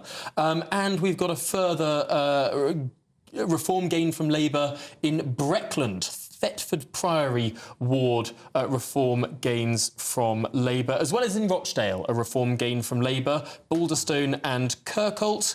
And there is a Liberal Democrat hold in North Norfolk. So I make that 5 Reform, 1 Residents Association and 1 Liberal Democrat as things go. An interesting note that the Britain Elects website has noted out, this ward in North Norfolk that the Lib Dems have held is one that UKIP used to win. So make of that what you will. But it's a wonderful time to be talking about a Liberal Democrat declaration, because we can jump to Westminster, where in our studio is the Liberal Democrat peer Baroness Grender. Thanks so much for joining us this evening. You must be delighted with the North Norfolk result. Delighted, but perhaps not surprised. Can I ask, what are your expectations this evening? Absolutely. So our expectations are high. We think that we are going to take a lot of the seats and the councils that the Conservatives were once had as their stronghold. We think we're going to take over the Conservatives in Middle England in this election. And there are going to be, I'm afraid, I'm very sorry for anyone who is in a studio overnight, because overnight there's not going to be much coming through on the Liberal Democrat front. But by the time we get to 12 noon or 4 o'clock tomorrow, you're going to have a bumper crop of Lib Dem councillors being elected. And there are 15 Conservative councils held that are up for grabs, and we think a lot of them are going to go down. Can I press you for a number? So the pollsters are all putting our net gains at around 70. We think it's going to go higher than that, much higher. I have to say that doing this programme over the course of the evening, we're getting a lot of the big ticket results. We're getting the Runcorn by-election result. We're getting some of these Metro Mayor results. And as far as I can see, the Liberal Democrats in these big ticket items are not particularly competitive. It's at the local council level that you're going to be making your gains tonight. If you think that well, I mean, you know, kind of we're coming off the back of being the largest third party in 100 years and beating the Tories into the smallest second party in 100 years. So off the back of that is pretty darn good. If you then add on to that there are 15 Conservative councils that may fall by a dramatic level overnight, thanks to seats that we are taking, you can't get a bigger ticket than that. I've got to ask, of course the Liberal Democrats in the past have delighted in being the third party of British politics, third in the polls, the sort of default protest option for anyone around the country. Has a bit of the wind been taken out of your sails by the rise of Reform in the polls? Now it's in the 20% plus club while you're stuck in the teens. So it's all about how you translate that into seats and then the councils that you take over and actually running things. I mean, will Reform actually be running anything this time tomorrow?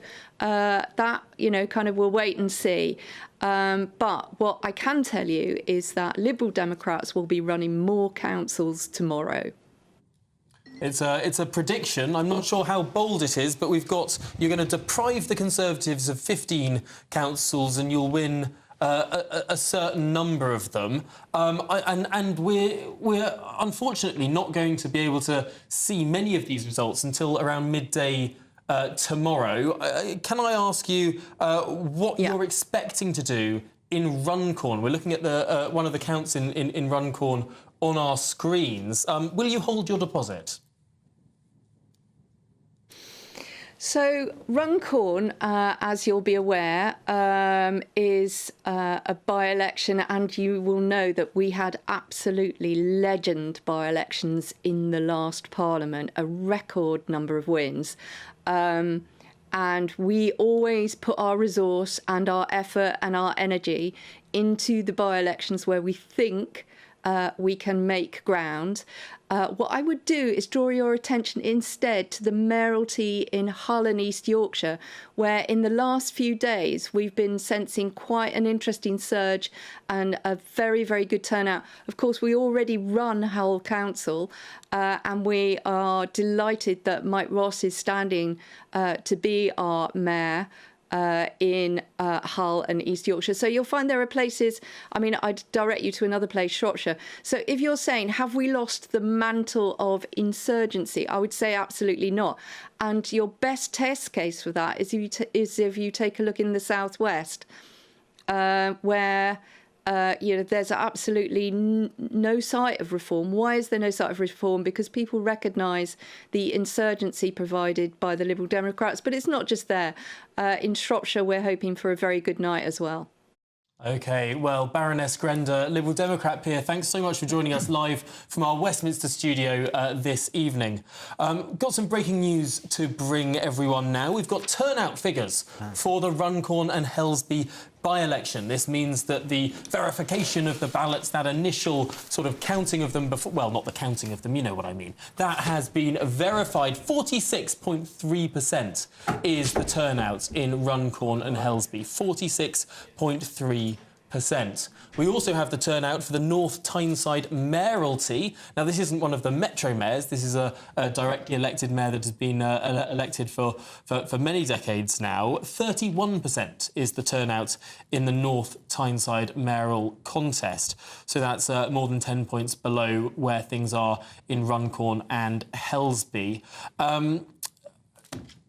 Jacob Rees-Mogg, you're a veteran of by-elections. You've campaigned in many. 46.3%, good turnout, bad kind, somewhere in the middle. Is pretty good. I mean, I think Hilary Benn is the lowest, wasn't he, in his seat when it was down under 20%, whenever that was. So it's much better than that, but it's not an absolute record level. It's pretty good, but it's not record-breaking. Catherine, I've got to ask you, the Labour strategy in Runcorn basically relied upon squeezing lots of other people to do a stop reform sort of message. I know you'll deny that it relied upon that. It was certainly part of the Labour message. Stop reform getting in. That would rely on a high turnout. How do you feel about 46.3%? I think that 46 is, as we've heard, I think it's a good turnout. It's not enormous and it's not really low. So I think what that will mean, we will wait and see. But I mean, Runcorn is always, just from the basis of why it was called in the first place, going to be a difficult one. But I think I was really interested in if what the Liberal Democrat baronesses said is right, and 15 out of 20 Conservative-led councils go, that is 3/4. And we had the kind of the Conservative shadow minister saying that Kemi Badenoch was building back trust, and I just think that's just farcical. The Conservatives are in free fall, and we've seen in this election, at the same time as the campaigning, we've had this parallel leadership election with Robert Jenrick, and Kemi Badenoch is just not strong enough to kick him out of the cabinet, even when he's calling for coalitions with the Conservatives. And there is just such a... I think very few people think that Kemi Badenoch is going to be leading the Conservative Party by the time of the next general election. We're just seeing such splits. But I think we're also seeing... We'll see what happens in potential splits with Reform in future, because we had Jamie say that they had five MPs. They don't have 5 MPs. They've already lost one of them. They lost 20% of their parliamentary party, and we'll just have to see how that goes on in future. Catherine, on that point of leaders not particularly being inspiring or being able to jump back up to the position that the Conservative Party once held, it's interesting because 2021 was when these seats were last fought in the local elections. Keir Starmer had been leader of the Labour Party for just over a year, and he did terribly in those elections. There have been multiple reports that he considered resigning as party leader after those 2021 local elections. He tried to sack Angela Rayner, and she was so strong and he was so weak that he ended up giving her 5 extra jobs instead of sacking her. She became the most powerful member of his shadow cabinet. So is it a bit rich for someone from Keir Starmer's party to say that Kemi Badenoch, after only less than 6 months in the job, hasn't yet got to those heady heights that Keir Starmer didn't reach until perhaps 3 years in? No, I think that people will absolutely see that the Conservative Party is divided, and there are lots of other potential leaders waiting in the wings, whereas I think what we do have... So the only reason Keir Starmer didn't leave was that there wasn't a potential leader that could replace him? No, I don't think that's... I think that people can see for themselves where the Conservative Party are at the moment, and they are in freefall, whereas we do have an utterly unified Labour Party with strong leadership who is being absolutely fantastic on the global stage, despite what we are seeing with Russia and Ukraine. I think that I am very happy that we have got a strong and unified party, and I just don't think that can be said for Reform or the Conservatives. William Kajani, interestingly, political betting tends to reflect enthusiasm from a base. We saw a lot of it when Jeremy Corbyn was leader of the Labour Party. We see a lot of it around Reform UK. When a party is energised and people are excited about something new, they tend to take a flutter on it. What are we seeing in terms of bets on the Labour Party? There's not much enthusiasm for them at all at the moment, which would be to be expected, I think, given this point in the parliamentary cycle and also the struggles that they've had. It tends to go with who's on the up and up, and also at an anti-post level, it generally usually is, who's on the up at the beginning, and then the punters form an opinion, and if we get opinion polls, etc., we've had a couple for Runcorn exactly, and we've had a couple for the Mayorals, minds change. So at the moment, Labour are friendless in these anti-post markets, and they've been friendless for everything but Runcorn, interestingly. However, that depends on exactly where the by-election is and the dynamics of it. Runcorn initially looked in the punters' minds to be going to reform, but then data came out, there was a projection from Britain Elect that had it as actually a neck-and-neck race, and then you saw some expectation management, and suddenly people were jumping on to prices of 5 to 2, they went into 9 to 4, and suddenly, you know, in a betting sense, that's actually a more competitive heat than, you know, the odds would make it look. That's interesting. So when it's more competitive, of course, people are more excited by that. Jamie, 46.3% turnout in Runcorn and Helsby. Is that good for reform? Is that bad for reform? What is your assessment? Well, I think, you know, the sun was out. It was a lovely day. I was there this morning. If my forehead doesn't give that away, I don't know what else will.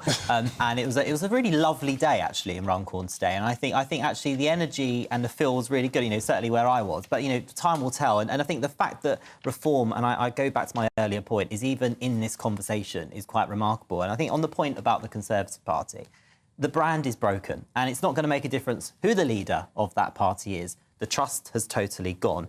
Same as the trust with this current government has gone too. And I think the idea that reform is a divided party is just nonsense. Divided parties do not win elections. We are winning elections this evening. So it is far. true It's to early say in the night. that Rupert Lowe has been kicked out of the Reform Party, that I think 4 or 5 branch chairmen of the Reform Party have disaffiliated.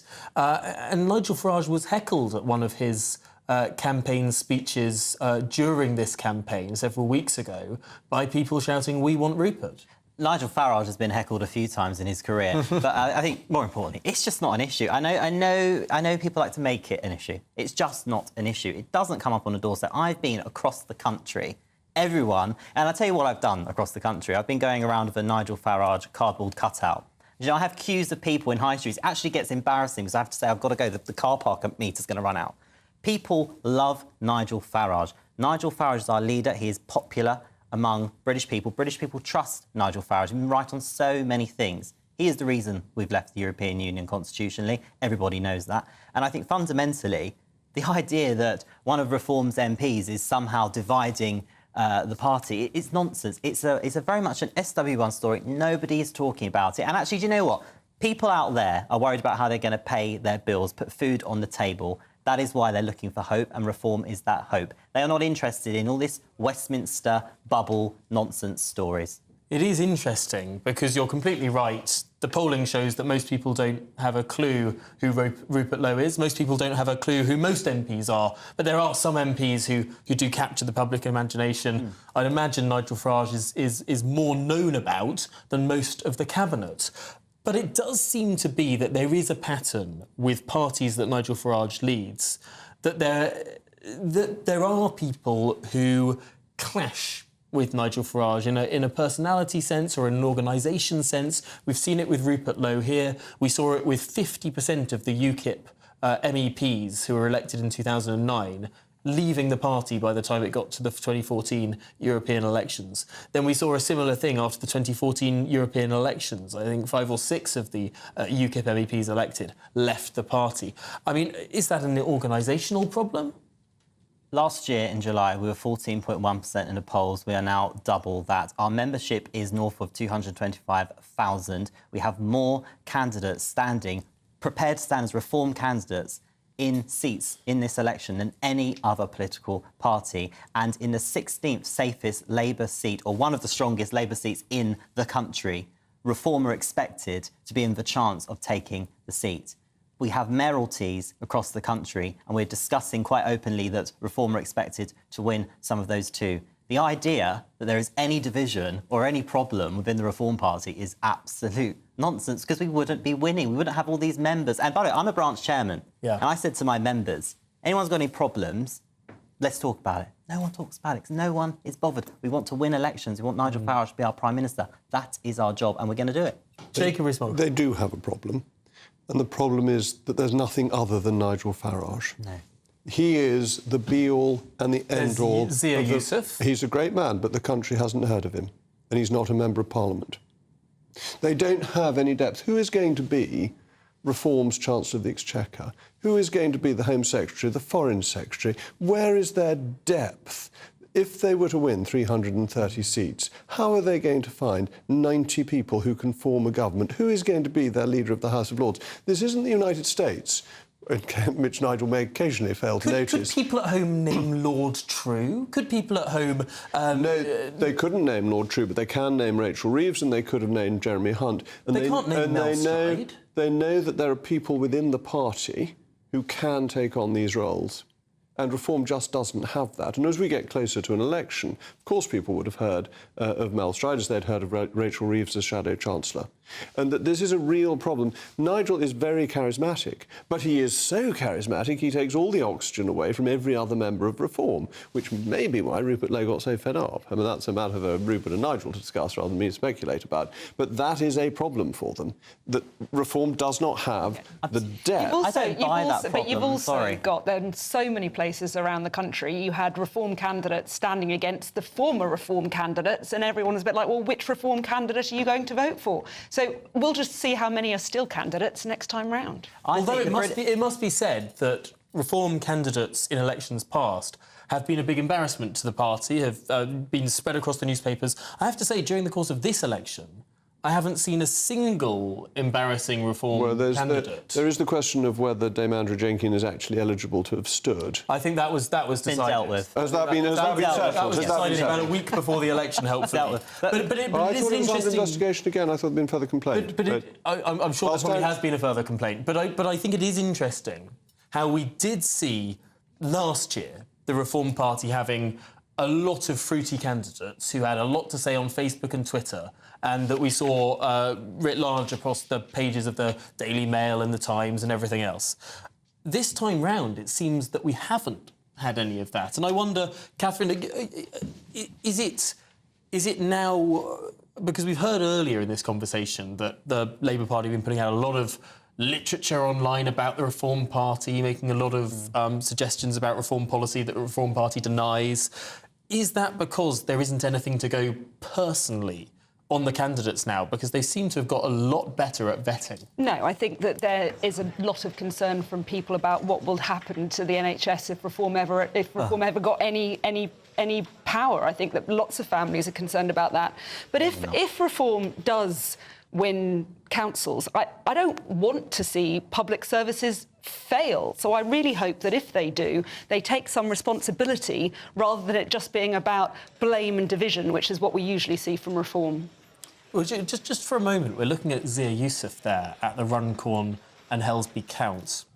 Now, I'm hoping that someone here is better at body language than I am. I mean, he's got his arms folded. I mean, he could just be bored. He could just be tired. He could be tired. He could be tired. I think a few of us are tired. It's been a long day. Putting a poker face on, perhaps. I mean, what can we read? I can tell you what I'm looking at there. Yeah. I'm looking at a guy who has professionalised this party to such a high standard, to the point where we're standing in every single seat with vetted candidates. That's reading a lot into I can tell you something else. I'm looking at somebody that's been campaigning all day with our candidates in Runcorn, something that Labour Party haven't sent any senior figures to, I'm sorry, and neither have the Conservative Party. I'm looking at somebody who's probably sitting there thinking, isn't it extraordinary that the party that I am chairman of is now up for discussion about potentially taking the 16th safest seat in the country. That is what we're looking at. We're looking at a man that's professionalised this party, who has made the Reform Party a serious contender in British politics. And the fact we're even talking about who will be in Nigel Farage's cabinet shows he's doing a very good job. No, I think the conversation was, we don't know anyone who even could be, but what I will agree with Jamie on, and there hasn't been that much overlap today, is that we've seen a lot of volunteers up and down the country who have been there from the early leaflets in the mornings until the very last knocks on what was a very hot day. And for a lot of people, they won't just have been slogging all day, they will have been slogging for weeks, they'll have been slogging for months.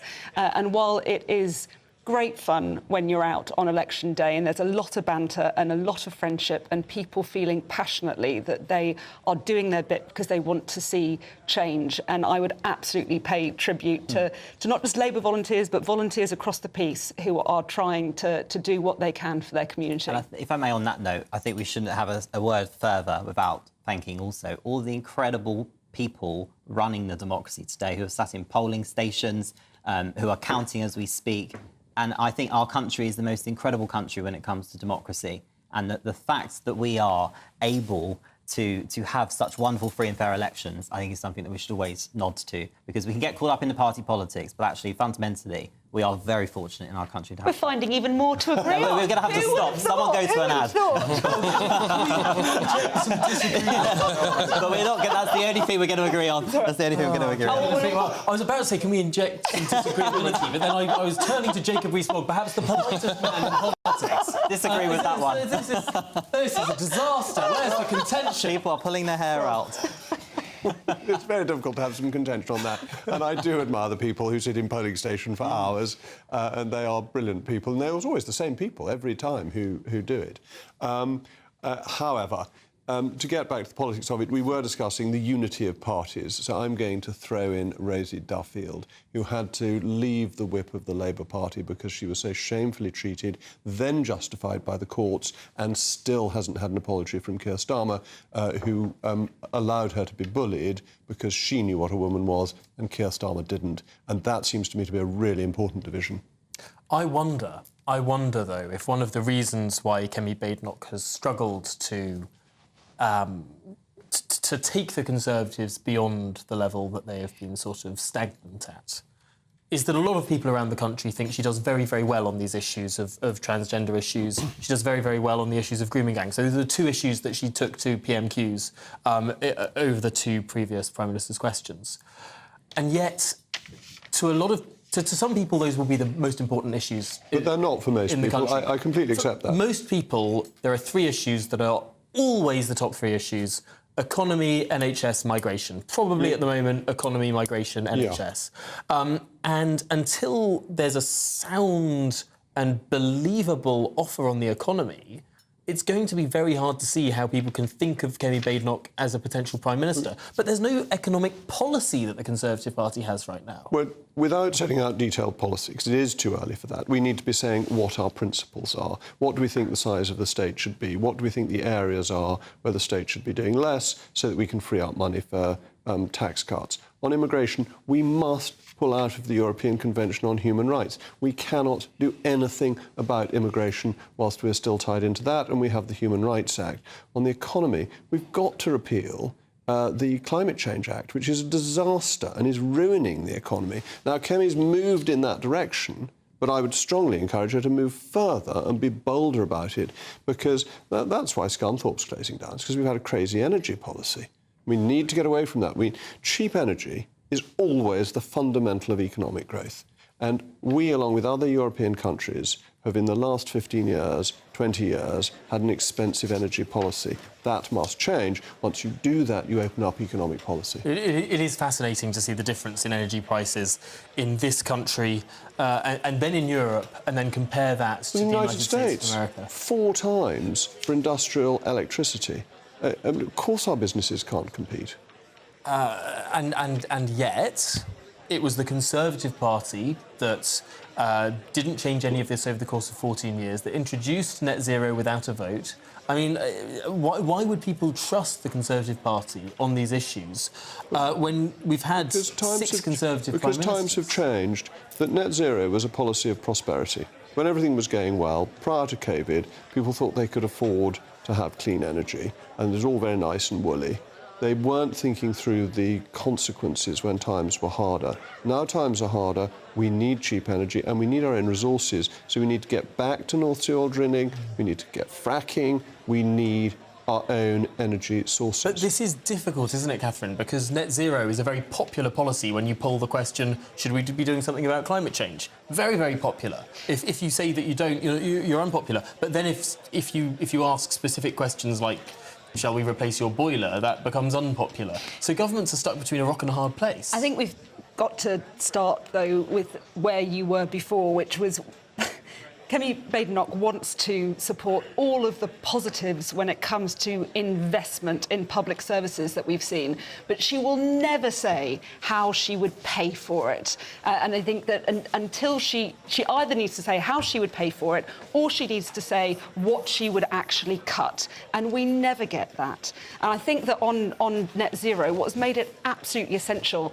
that we get to net zero, because we can't afford not to, is that we have seen what happens to the uncertainty of our energy prices and people's bills going up when you rely upon foreign fossil fuels. Foreign fossil fuels, luckily we've got some of our own. No, but the price of fuel is set by that, and we've seen that massive uncertainty. If we don't ensure that we have good, clean, British energy, then we are always going to end up still at the whims of other countries. I think the only one that benefits from that are people like Putin. And we've seen £43 billion of private investment into making sure that we get to net zero. And certainly in Derby, we are seeing extra jobs as a result of that. So from my point of view, and from the point of view of many, many people, we cannot afford to do anything else. We need it in order to have energy security. We need it in order to bring bills down. And we absolutely need it for the good jobs that come with it. It doesn't seem to give us energy security. Just look what happened in Spain in the last week. Excess supply reduces the price. Supply and demand. If you produce an extra cubic foot of gas above the demand, that reduces the price. That's the routine of supply and demand. The anomaly in Spain also happened in France. But France does have clean energy. France has nuclear energy. Power. So you can still get to net zero. We haven't done enough on nuclear. I think we should do more nuclear. Absolutely. But actually, and what's so frustrating is the Conservatives have been so delayed on pursuing that. Well, the last nuclear power station to be built, to be finished in this country, was approved by Margaret Thatcher. So it was both the Conservatives and the Labour Party that failed on nuclear. And now we've got the future of nuclear is really, really interesting. And with small modular reactors or micro-reactors, which are absolutely being pioneered by Rolls-Royce in Derby. Well, Rolls-Royce is quite big, actually. They're not that small. They're nuclear reactors. They're 400-megawatt nuclear reactors. We can start getting... All right. I'm very happy to talk about small modular reactors and micro-reactors. To burning coal, it would be cheaper and it would emit less carbon dioxide. Drax, and there's an article about it in the Daily Mail today, is a complete racket. The more we with delay, £6 the longer we billion actually tackle this, the more it will cost subsidy. us. I'm just hearing in my ear some cheering that's going on in the background. I'm going to see if we can work out what exactly that cheering is over and see if someone some of our producers can work that out for us. But in the meantime, Jamie, we're going to bring you into this conversation because the Reform Party has a very curious policy when it comes to energy. I understood the position of... oh, I'm so sorry, I've just been told what the cheering was. The Monster Raving Loony Party have arrived at the Recount. There we were, thinking it might be something significant, and no, it's even more significant. No, absolutely fantastic pillars of our democracy, the official Monster Raving. Is that Labour's new brand, or is that the Monster Raving Loony Party? Oh, very good. We're not quite sure. As we're on the topic of net zero, yeah, no, we don't have much time, but what is the reform policy? Well, we want to reindustrialise Britain and we want to bring our energy prices down. That is our goal, that's what we want to do. And this ideological obsession with net zero needs to go, and we need to put our own energy security first. That's what we fundamentally believe in. Funny enough, this hasn't come up with local elections on the doorstep, but it is something that affects every single household that's gone to the polls today, and of course people that haven't gone to the polls too. This affects us all. But really, for business growth in this country, we need to make the case for bringing down energy prices, and if that means... I'm just not sure how energy prices are brought down by banning battery storage, which was one of the reform policies, which seemed very strange when sort of banning something. Didn't Rupert Lowe have a lot of battery storage? I think that was the case. But we are running close to the end of the hour. I'm going to have to say thank you very much indeed to Jamie, Jacob, Catherine and William. Thanks for being with us for this hour. But now, of course... the time is 1 o'clock. This is...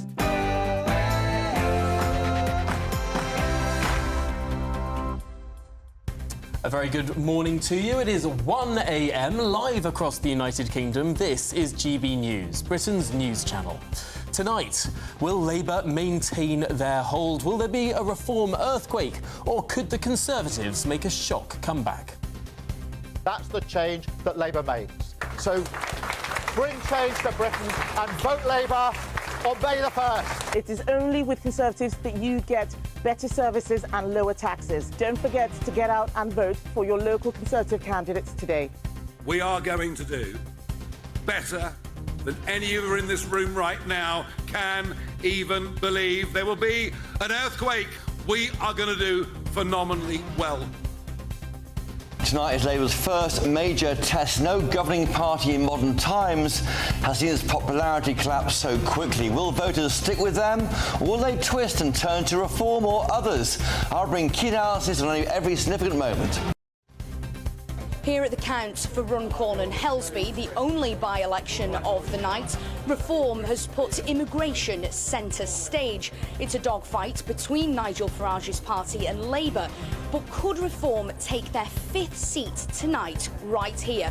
We'll have the results very soon. 6 mayoral seats are on a knife edge right now. Here in Lincolnshire, voters will decide their first mayor. Could it be Andrea Jenkins, the former Tory MP who defected to Reform? We will know in the next few hours, and we'll bring you the result and the reaction live. Well, the Conservatives are defending over 900 seats tonight, but they've braced themselves for a difficult night. We see this as being a difficult night for us. Let's see, we've got some great candidates out there, some very good councillors, and it'll be sad to see some of those councillors lose their seats, but that's going to be the reality on the ground. Optimism too from the Liberal Democrats after a characteristically impassioned campaign led by Sir Ed Davey. By the time we get to 12 noon or 4 o'clock tomorrow, you're going to have a bumper crop of Lib Dem councillors being elected. Now, despite a plunge in popularity since the general elections, there's been fighting talk and optimism from the Labour Party. People can see for themselves where the Conservative Party are at the moment, and they are in freefall, whereas we do have an utterly unified Labour Party with strong leadership. Well, don't miss a moment as we bring you every result live throughout the night and into the morning. Well, joining me this hour, the former Conservative MP Anna Firth, the Political Research Director for Savanta, Chris Hopkins, and the trade unionist Andy Twelves. Well, get ready, Britain. The excitement of election night is here. This is Vote 2025. The people decide.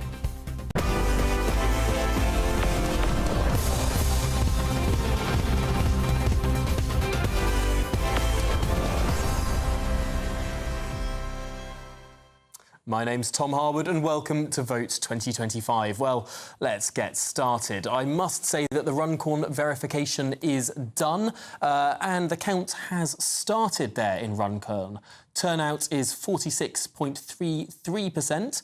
That's 32,740 people. There has been low turnout, however, in North Tyneside in that mayoral race. Official figures show the turnout in North Tyneside was lower than previous mayoral contests at 31%. That's 48,827 verified votes there for that mayor, if you're interested. Now I'm joined by trade unionist Andy Twelves, former Conservative MP Anna Firth, and the Political Research Director at Savanta, Chris Hopkins. Chris, we're going to start with you, our numbers man.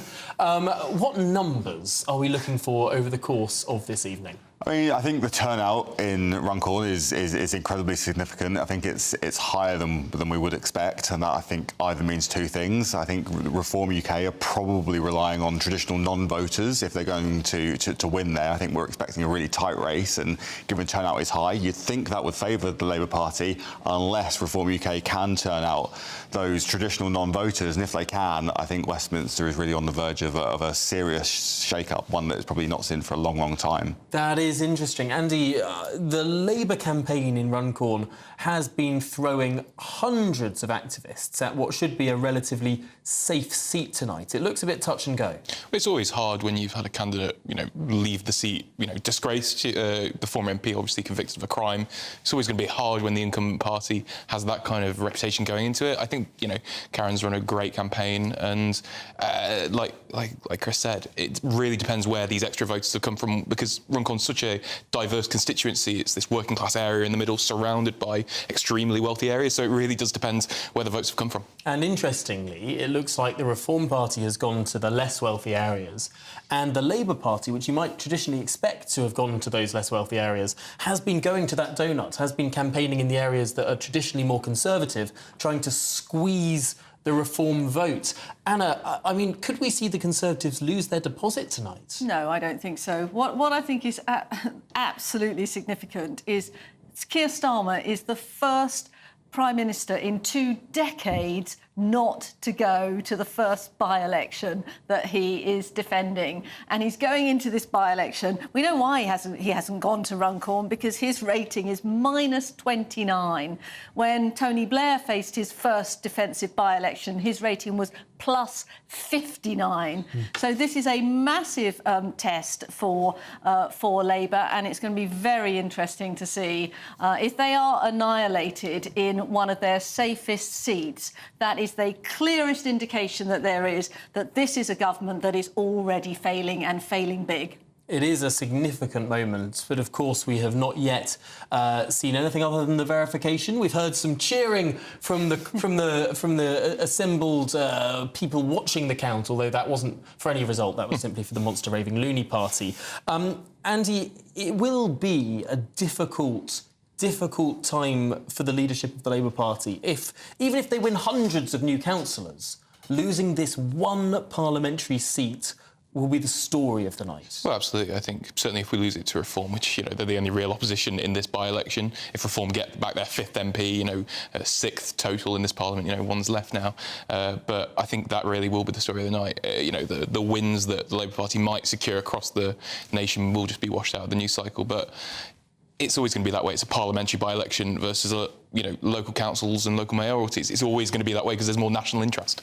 And one of the fascinating things is that in different parts of the country, we're looking at different contests. We've got throughout Middle England, you've got Tory versus Lib Dem contests. Throughout the whole East Coast, you've got Tory versus Reform contests. On the West Coast, you've got Labour versus the Green Party. I mean, Chris, we are in an almost unprecedented era of something that's getting close to 5-party politics. Yeah, look, UK politics is as fragmented as probably many of us can really remember, and yeah, it's we're in a period now where national voting intention polling it doesn't have the winner, the leader, on anything above sort of 25-26%, and that does create for some wacky, some weird results. I think the unifying theme perhaps of the council elections, and indeed some of the other elections that are taking place over or today and will be counted over the next sort of 24 hours, is probably going to be large-scale Conservative defeats, but that's in part due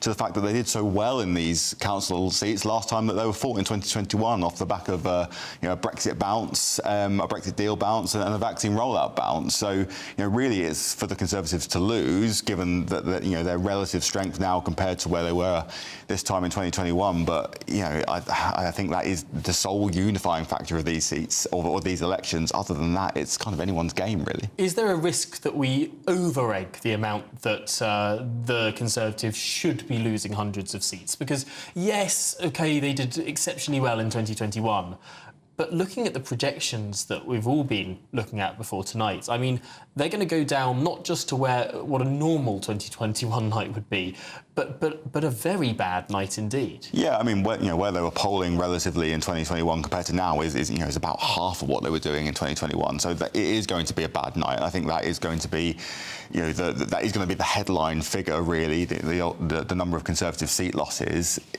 Labour, relatively, therefore, should be taking advantage, but they're not in a position to capitalise, and therefore it is going to be up to Reform UK, it's going to be up to the Liberal Democrats in certain parts of England and even the Green Party to really come through and take a lot of councils and council seats, and yeah, I think that's, you know, the headline loss for the Conservative Party is going to look far worse than the lack of gain, perhaps, for the Labour Party.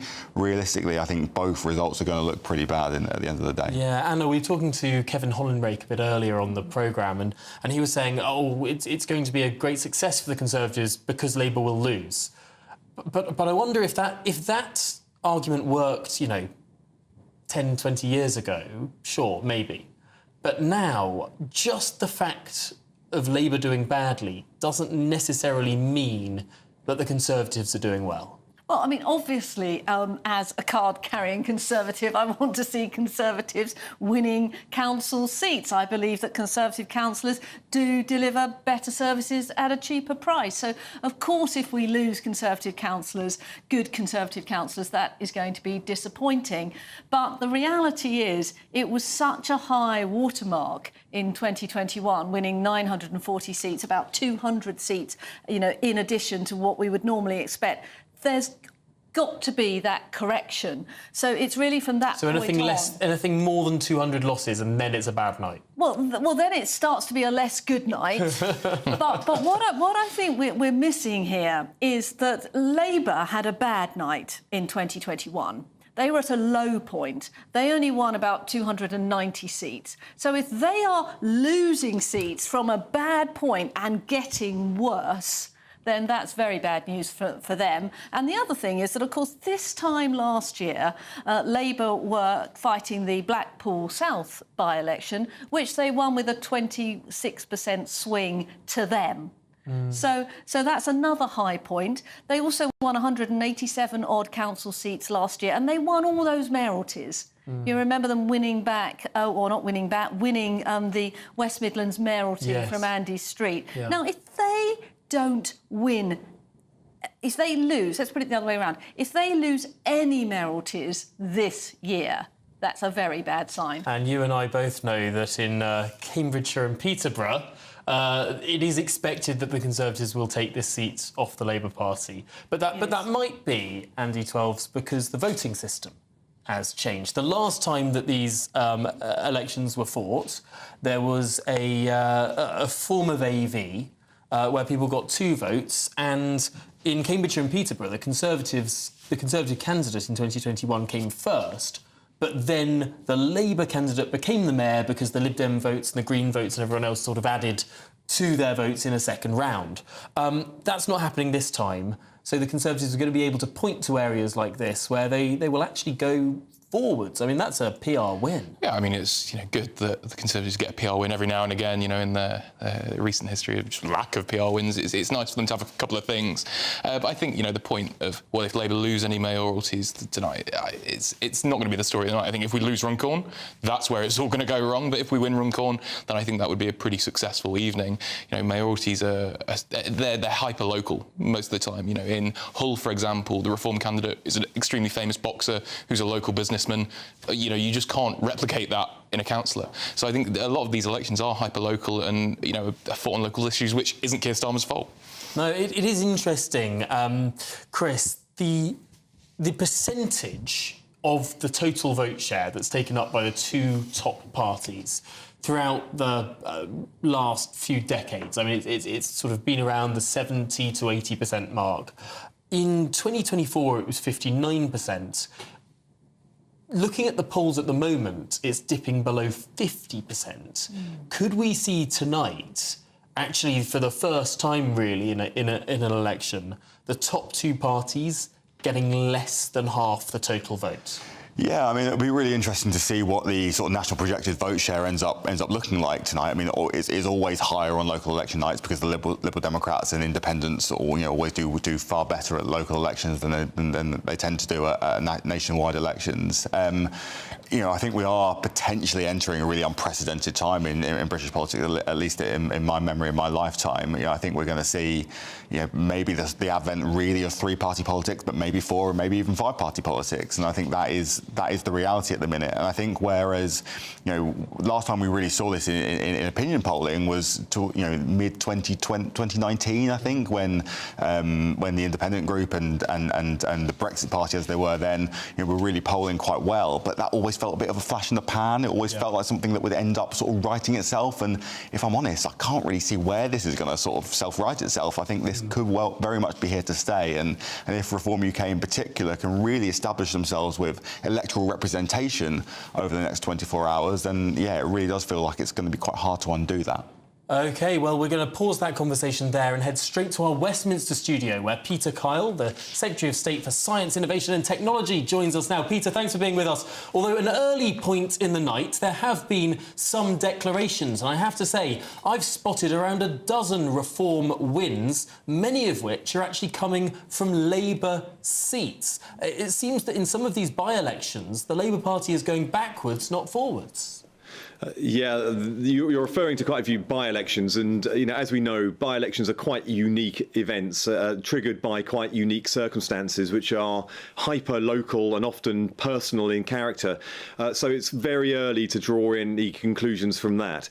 We're looking at an evening which is quite a complex evening, because as you were talking about just a moment ago, the electoral system itself has changed in some circumstances. The Labour Party only has one of the councils out of 23 that are being up for election tonight, and then we have the by-election, which of course everybody will be looking at, understandably, because it's a parliamentary election here in Westminster, but that is also itself a very unique circumstance because of the circumstance which drove and triggered the election in the first place. So we are looking very carefully. We've put our heart and souls into this, as we always have done, but my view is that the fundamentals of the general election last year, where the country voted for change, the voters understand, the public understands that we inherited a very, very difficult hand to play, but we are starting on those very fundamental issues on public services, on the economy, and our relationships internationally in very challenging times.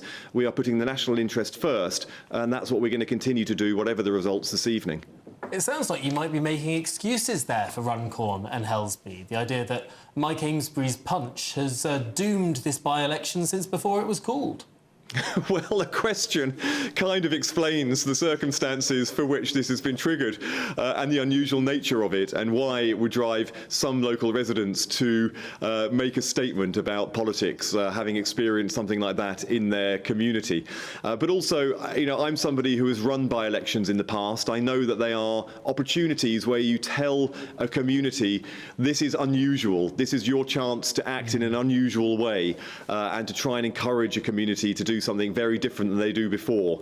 So I understand that, but what I'm not doing is playing where there are lessons to be learned.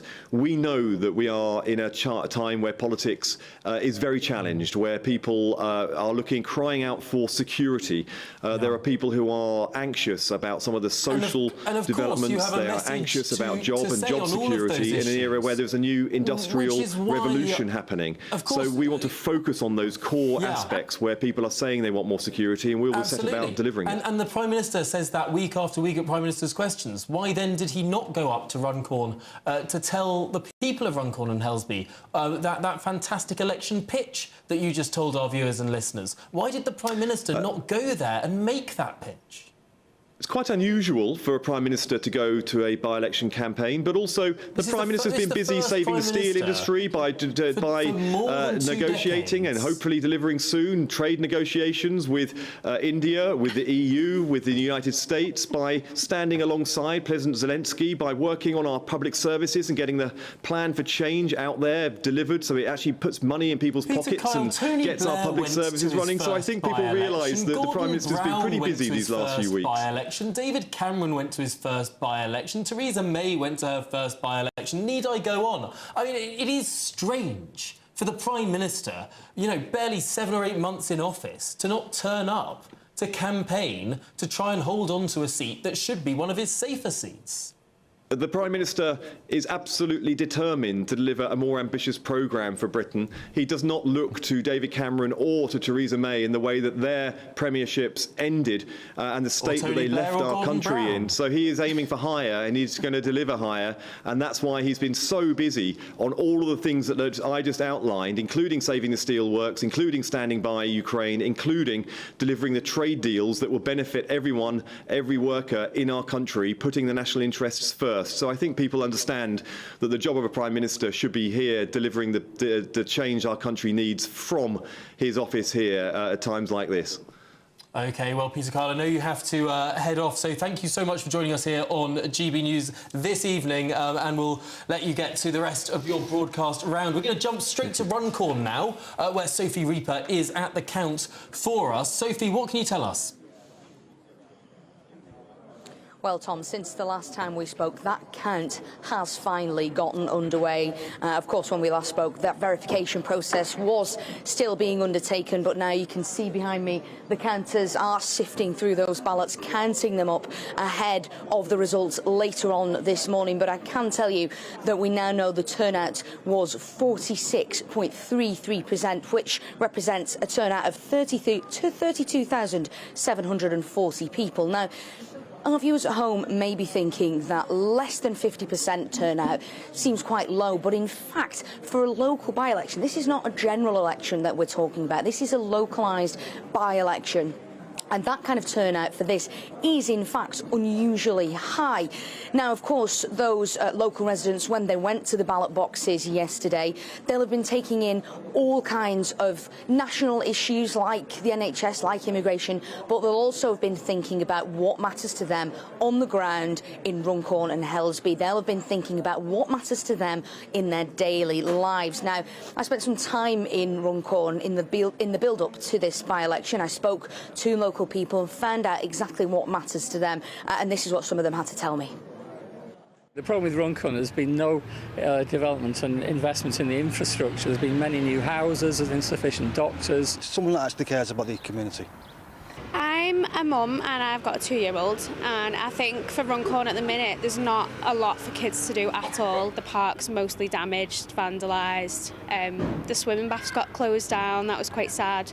There's just not much here for kids anymore, so hopefully that'll be looked into. We need lots more facilities in Runcorn. Nothing. Widnes has everything, Runcorn has nothing. And those concerns is in fact something that are reflected when you walk down the high street in Runcorn. Many people telling me that they feel that there is nothing in that town for them, that they have to outsource from other larger cities like Liverpool and Manchester, for example, that in their hometown they feel like there's nothing for them. So that is the gauntlet that has been laid down by local residents for whomever the successful candidate is. We know in fact that it is going to be either the Reform candidate or the Labour candidate based on what we've been hearing so far, but whichever of those two is the successful candidate, they will have that on their plate. The local residents want them to do something about that. They feel that Runcorn simply doesn't have a lot to offer, so that will be something that they'll have to hit the ground running with and start delivering with as soon as possible.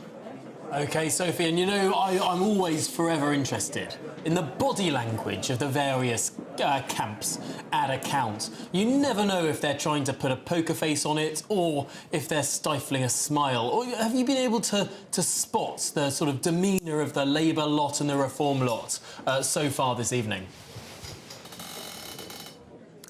I'll be really honest with you, Tom. I haven't seen either the Labour or the Reform candidates as of yet. We've seen the Conservative candidate, and he's wearing quite a large smile, perhaps unprovoked. But the party that seem most confident, based on their body language, is the Monster Raving Loony Party. So I don't know what that tells you. Well, Sophie Reaper will be back with you, of course, as we learn more throughout the course of the evening. Now, Chris Hopkins of Savanta, you're a pollster, you've been looking at the numbers. There have been, unusually for a by-election, a few polls out for Runcorn and Helsby. And what are they saying? I mean, I think Reform have been the bookies' favourite, really, from the get-go, and I think they will continue to be so.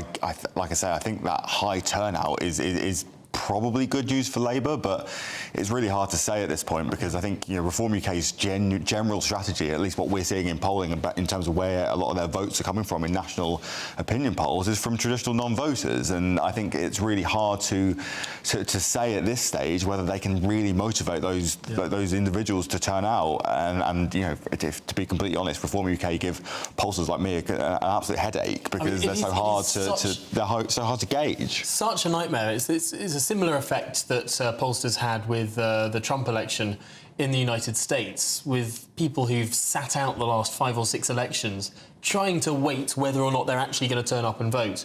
And then we look at a raw number, like a reasonably high turnout for a by-election, that could easily be an anti-reform effect, engaged, seasoned voters who've all turned out to vote to stop reform.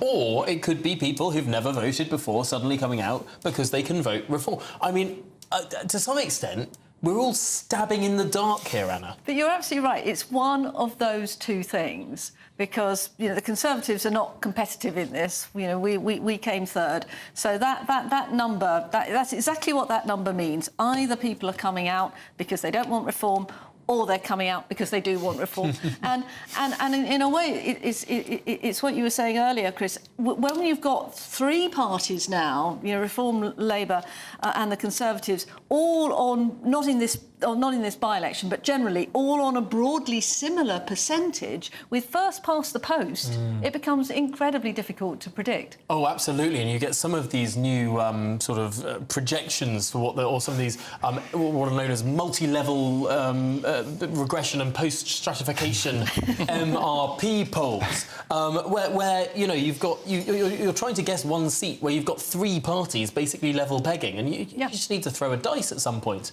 But let's turn now to one of the other counts elsewhere in the country. We're going to jump to South Basildon and East Thurrock. Sorry, no, and we're going to speak to James McMurdoch. James, one of the lesser talked about elements of this election is how many parts of the country aren't voting. Of course, the Reform Party made a big play of the number of areas that are not holding elections tonight at the start of this contest. Yeah, and I hate to admit it, but I think they were smart to do it. I was at a by-election just half an hour ago where Reform have romped home both seats that were up for grabs. And what was interesting is one was Conservatively held and one was held by Labour. And they've both earned less than half the votes of our candidates respectively. So we knew what they were doing from the very off. They're Labour-held seats here in the local councils, and they just made the decision to go with the devolution excuse. And where 2 by-elections have cropped up, we've won them both.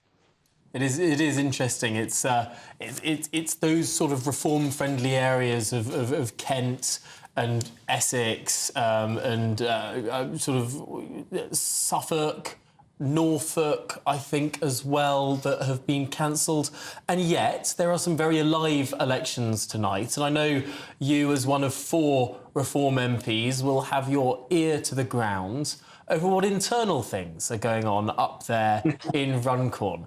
Now, can you give it's just you and me here, James. No one else is listening or watching. What can you tell us? I mean, you seem pretty happy about the way the night's going so far. Yeah, and I think we have good reason to be. I see this as a no-lose situation for us. We've already put ourselves on the map and demonstrated that we're doing what we said we'd do in terms of professionalising the party.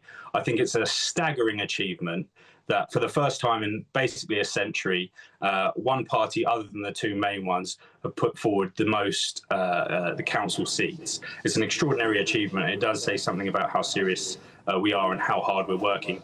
And also that, remember, we can't magic these people out of thin air. They have to be real people that have to step forward. And it's not always as simple as, everyone who does step forward being appropriate. So it really does show how hard we're working. And look, I can't give anything away. And also, just like everyone else in the room, I can't see the future, so I don't know.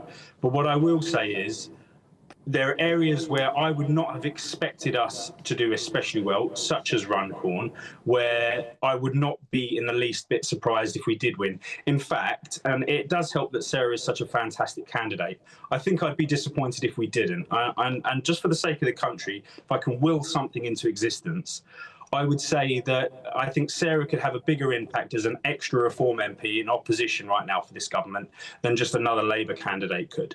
So I'm really hopeful that we get her. I can't guarantee it. And, to put it into perspective, Runcorn is actually a safer seat than the Prime Minister's.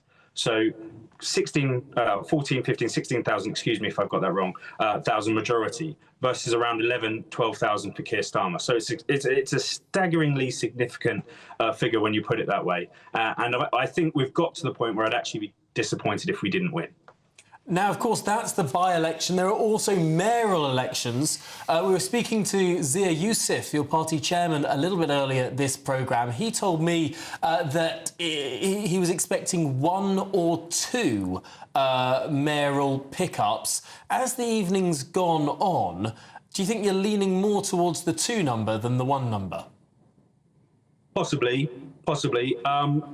I think we've got 3 or 4 quite strong ones, and I've even seen one poll putting Aaron Banks in the west of England in the lead, and I actually really hope we get those people, because it can be disruptive for the status quo, and I think that is exactly what our country needs. Just when you listen to people, I think it's such a common theme for them to say that they are not being listened to. So we need this for the sake of the country, to have people that come in and just give the uni party a good blooming shake and say, look, it's time to take this a bit more seriously. The people who vote for you have had enough. So, you know, if we get 2, that's a tremendous achievement. I would love to get 4. It's going to be really fascinating, that West of England one. That's one that we will be expecting to show during this programme in just a couple of hours' time. I've seen people project that Reform win it, that the Greens win it, that Labour win it. I think it's going to be such an interesting one. Well, for now, James McMurdoch, thanks so much for being with us this evening and talking through Reform prospects tonight. We're going to jump to Westminster now, where the Conservative Member of Parliament and indeed Shadow Paymaster General Richard Holden joins us now. Richard, this is a punishing night for the Conservatives already. By-election after by-election, blue seats are turning turquoise. Yeah, well, and I've seen up in some of those results in Northumberland as well. You know, these are. I know that area of the world reasonably well as well, and just seeing some of those seats which Labour held, even in 2021, that time when the Conservatives took Hartlepool in the by-election. That same day that Labour held some of those seats, they're also being flipped from 60% Labour to 60% Reform. I think there's some major questions for a Prime Minister who's only just been in power for 10 months now to really answer, and we don't know what's going to happen in Runcorn yet. And I just was listening to James, my neighbour, my neighbour in Essex, talking about some of the those national factors as well, and those different parts of the country. Really interesting to hear how that's playing out. I'm a little bit taken aback, a little bit surprised about how happy you seem to be about the way the evening's going. I mean, yes, Labour's taking a pasting in some of these seats, but that's not thanks to the Conservative Party. That's not thanks to your front bench. That's all Reform's doing, surely. Well, I think, in fairness, I think, if I was to be totally honest with you, I don't think that people are. There's certainly some of our. When I was out there on the doorsteps, people do recognise that Kemi, for example, has taken the fight really to Keir Starmer on issues such as around those single-sex spaces and around protecting women's rights. They see that we are taking the fight there with those amendments we're putting forwards to get rid of the plethora of issues around in the Home Office space, which Chris Philp has taken forwards, or Robert Jenrick with grooming gangs as well. They do see us doing that. I think at the moment, though, they are happy to punish Labour for some of the decisions that they've taken, such as around the extra national insurance or the getting rid of the winter fuel allowance for pensioners. But I don't think I think they were saying, you've not done enough yet, guys, for us to come back to you. So I think there's still a long way to go for the Conservatives. I think you're absolutely right, Tom. Yeah, I think if one of the reasons people think that sort of although there are times that Kemi Badenoch wins at Prime Minister's questions, like on these cultural issues that she seems to be very strong on, where most people in the country may well agree with her on. But without the credibility on bigger questions, on the top 3 issues that pollsters always say people care about most, the economy, migration and the NHS. I mean, people might all agree on women's sport, but it's not going to be the top voting issue. And I wonder if so much time of your party leader has been focused on these issues that might be a bit further down ballot, that the top ballot issues have perhaps not had enough time from your party leadership? I mean, does the country know what a Conservative economic policy would look like? Well, I think they're starting to get the. I think they certainly know what a Labour one looks like at the moment, and I think they're starting to see from our perspective and what we're pushing back on with Mel Stride exactly where we're coming from as well. We're certainly not in anywhere near the same place as them, and in fairness to, I think when you're looking at it, it has been Mel and the Shadow Treasury team who've been really taking the battle forwards on that. Whether it's on the taxes on farmers, taxes on businesses, whether it's you can see Victoria Atkins and the gang have been really doing a lot on the farming side, on national insurance. It's been Conservatives really making the legwork on those big issues. But I think you're right. I think nobody expected. I think Tom, I think if we've been sitting here at the start of a Labour government and we'd said, what are Labour going to do? We would have probably said to each other, you know what they're going to do? They'll try and hunker down on the economy for a couple of years and not mess anything up.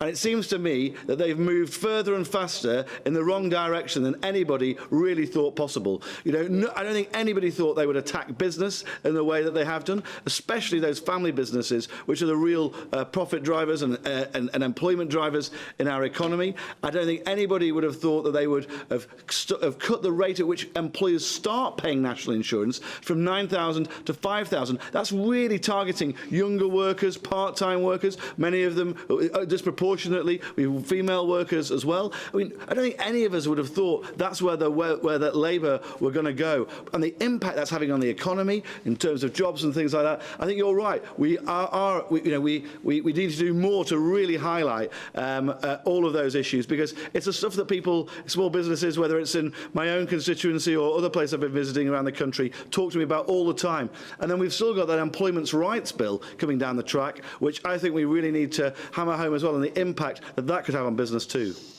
No, that is a comprehensive list, although I must say I think I do remember a press release from Conservative Central Office, which you used to chair, of course, saying all of the things that the Labour Party hasn't promised not to tax, if that makes sense.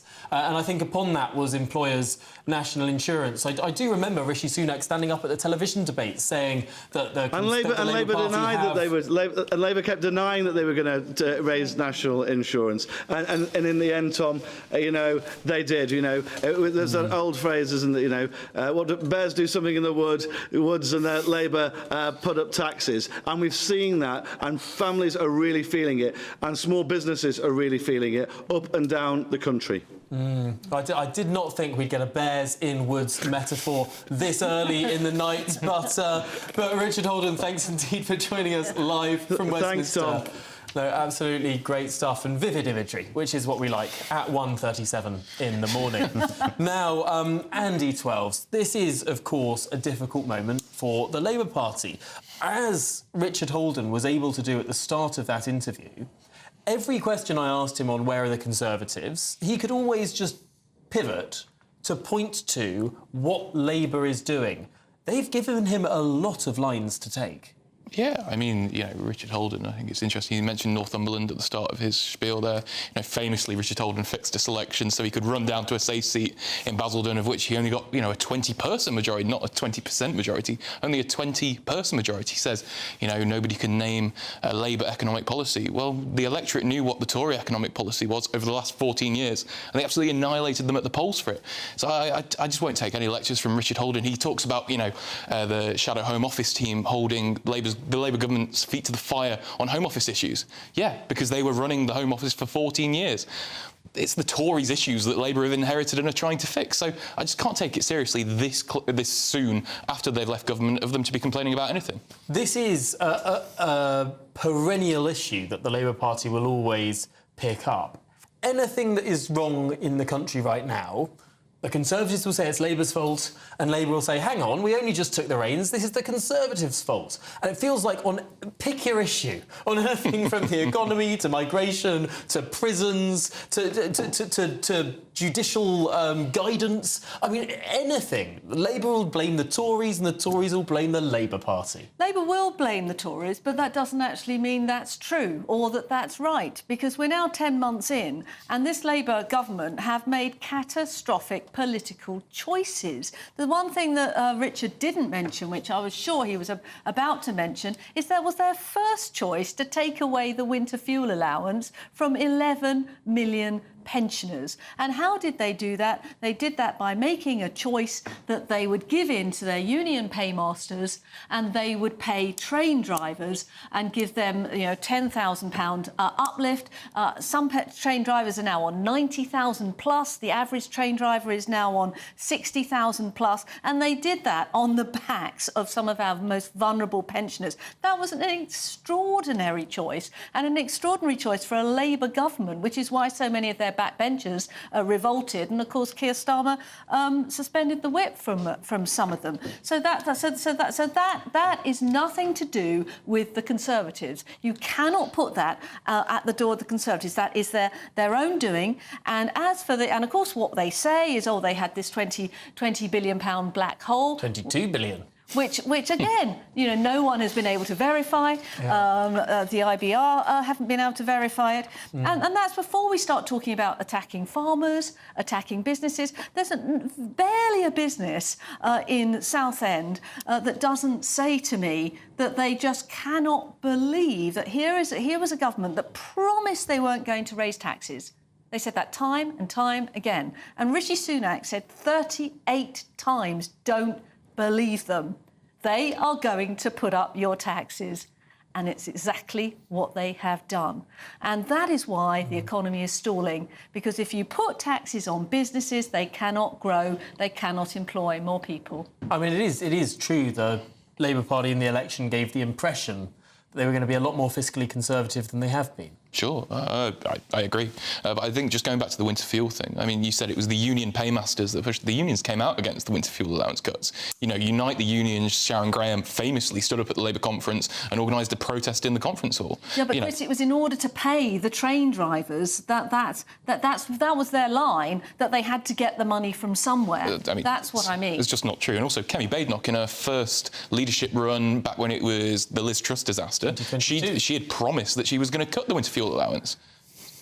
She did. That was one of her leadership pledges. So, I won't take any lectures from her about it. She campaigned on it. She lost that campaign, admittedly, but she did campaign on it. It was one of her beliefs. One of the interesting things is that... It's true. One of the interesting things here is that when it comes to pensions, you very regularly have, and we've seen this with the pensions minister, Torsten Bell. When he ran a think tank called the Resolution Foundation, he put out report after report saying the triple lock on pensions is unsustainable. But now, as pensions minister, he's saying the triple lock on pensions is being committed to and will be in perpetuity. Mel Stride, the Shadow Chancellor, when he ran the Treasury Committee, he put out report after report saying that the triple lock on pensions is unsustainable into the future. We can't afford it. Now, as Shadow Chancellor, he's saying we introduced the triple lock, we stand by the triple lock, we defend the triple lock. It does seem on both sides of the aisle we have had senior political figures speak out of both sides of their mouths on pensions issues. Maybe, but there was a clear lie to the British public by this government in the form of saying we are not going to put up your taxes, because not only have they put up employers' national insurance, they've put up council tax. And of course the other lie was that they were going to reduce our energy bills. We're all going to be £300 better off with our energy bills. Well, in fact, we all know what's happened to our energy bills. They've gone up, not down. Chris, I wonder if this conversation, where you've got everyone thinks that things were pretty terrible in the last couple of years of the Conservative government, whether that's external factors, pandemic factors or management factors, that will be debated for much longer than we have on this programme tonight. But then the Conservatives say, well, look, everything's still terrible in the Labour Party, and you get this crossfire. Conservatives going at the Labour Party going at Conservatives, and in the corner, somewhere right at the back of the chamber of the House of Commons, Nigel Farage sits laughing. Yeah, I mean, I think you're completely right, Tom. I think the debate that Anna and Andy are having in this studio is a microcosm of the debate that is happening across the country, except for a change. There is a party that can take advantage of that now, and I think where the Liberal Democrats have tried to make some headway, but have ultimately struggled perhaps because of a brand and reputation issue. Reform UK don't have that problem, and they've also got at their head probably the greatest political communicator that the country has at the moment in Nigel Farage. And yes, there may be a cult of personality with him, but he resonates with a lot of people up and down the country, and I think that it's allowing Reform UK to come through the middle and take vast waves of votes, and I think until probably today, they're going to start taking vast waves of seats as well, and actual political representation, which is only going to give Reform UK added fuel, added political legitimacy and actual representation, which is just going to be the building blocks for them in future nights like this, future local elections, and maybe even the next general. But would you say, I agree with you, Chris, with that analysis completely, but doesn't that actually mean they are going to have to be tested? Because now they're not going, rather than just talking, they're now going to have to govern. And that's something completely different. Well, let's pause there, because we're going to go live to Recount now. In Lincolnshire is our reporter Jack Carson, because, Jack, I believe you've got some information for us. Ooh.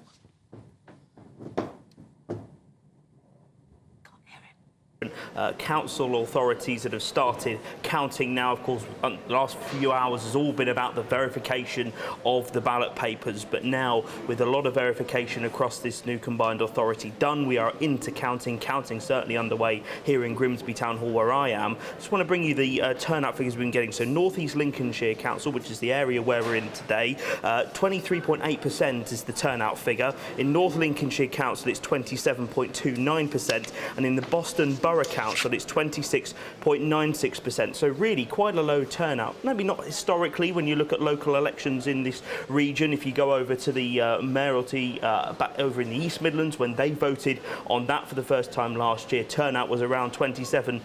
But given some of the issues that have been part of this election, whether it is the steelworks in Scunthorpe, whether it has been around farmland, food security, solar and wind power within this region, maybe that turnout seemingly quite low to what some maybe previously expected. But what kind of difference is that turnout really going to have on the result of this election? We know that polling before the election today and after polls close, showing really that Dame Andrea Jenkins is looking like the person that will be the first Lincolnshire mayor. Looking at the moment on recent polling at 41% Reform UK here in Greater Lincolnshire, Conservatives down on 26%. So it has been really a two-horse race between those two parties. We are hearing that counts across the county that the Conservatives are conceding ground to Reform. They are saying that they are significantly ahead at the moment as the counting stands. We are still early on in the countings, but interestingly, that the Conservatives on the ground are conceding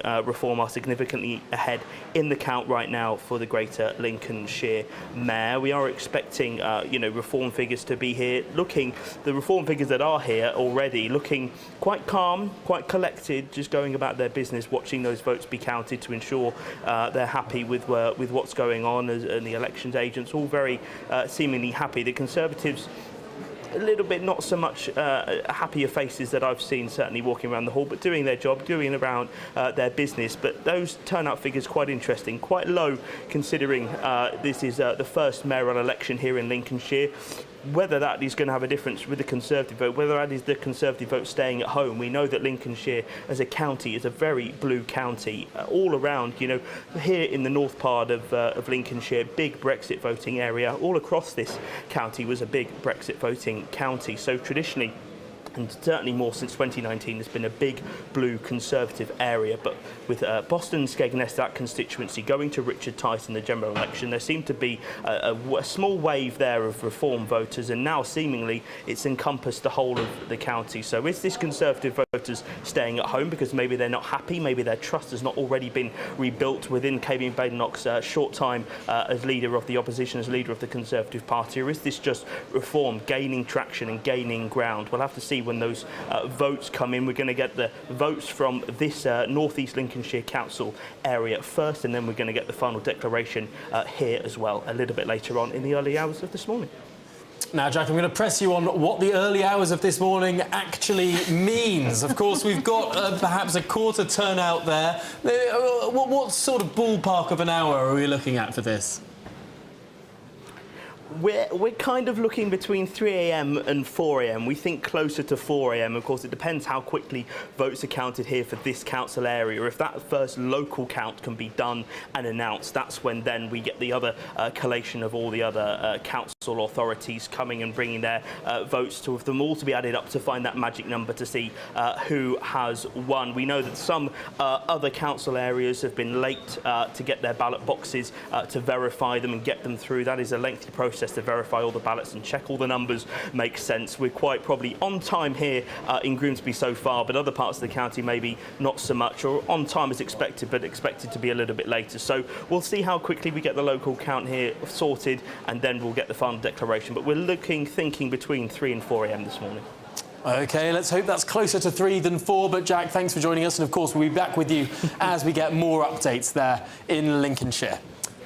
Brilliant stuff. Well, we're going to move on now because we're going to look, turning from Jack, to some numbers, to some data. Yes, indeed. Let's have a look at the number of councillors that are being standing across the country today. Here we go.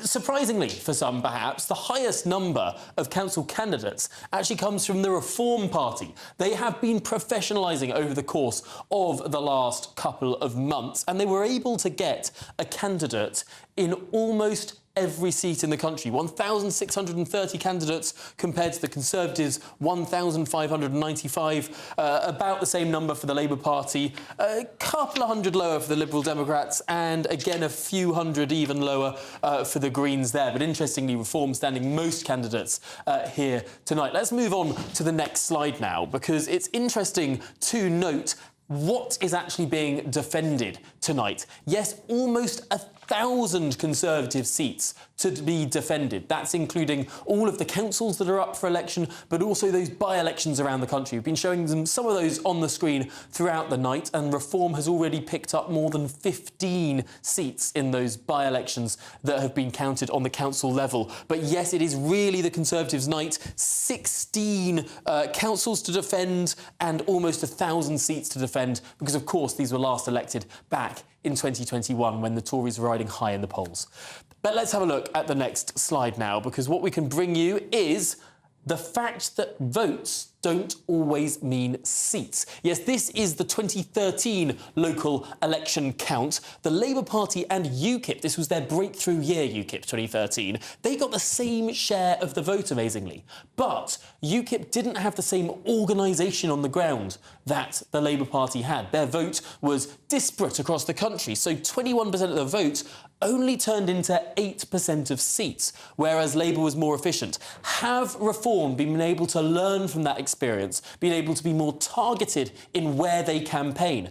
Or have they fallen into the same trap that Nigel Farage fell into 11 years ago? We will find out soon. But let's have a look at Runcorn, the big star of the night, the by-election, of course. Let's see if we can get that up there. Yes, this is the vote share from Runcorn and Helsby in the general election not so long ago. Look at that Labour majority, a huge Labour majority there over the Reform Party. Reform's on 7,500, Labour defending 22,358 votes. We're expecting these two bars to basically align tonight.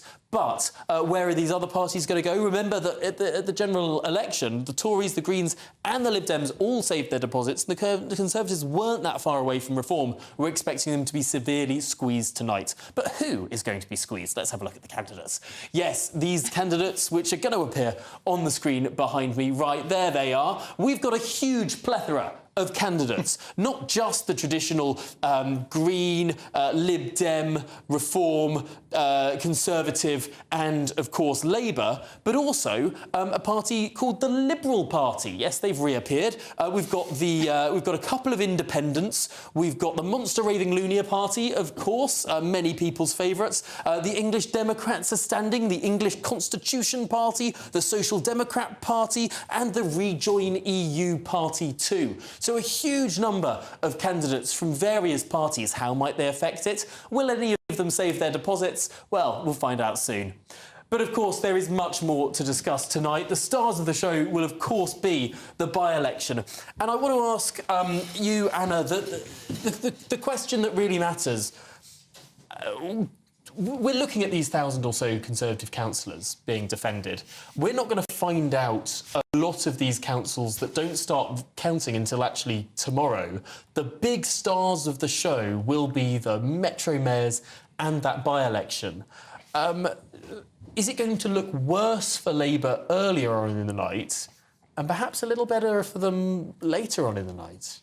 Well, I mean, that totally depends. We're in the hands, aren't we, of all the people counting. I mean, there's only one local authority being counted overnight, and I think that is Northumberland, and I think that is a traditionally a Labour council. So you know that's just sort of, you know, nothing to see really there.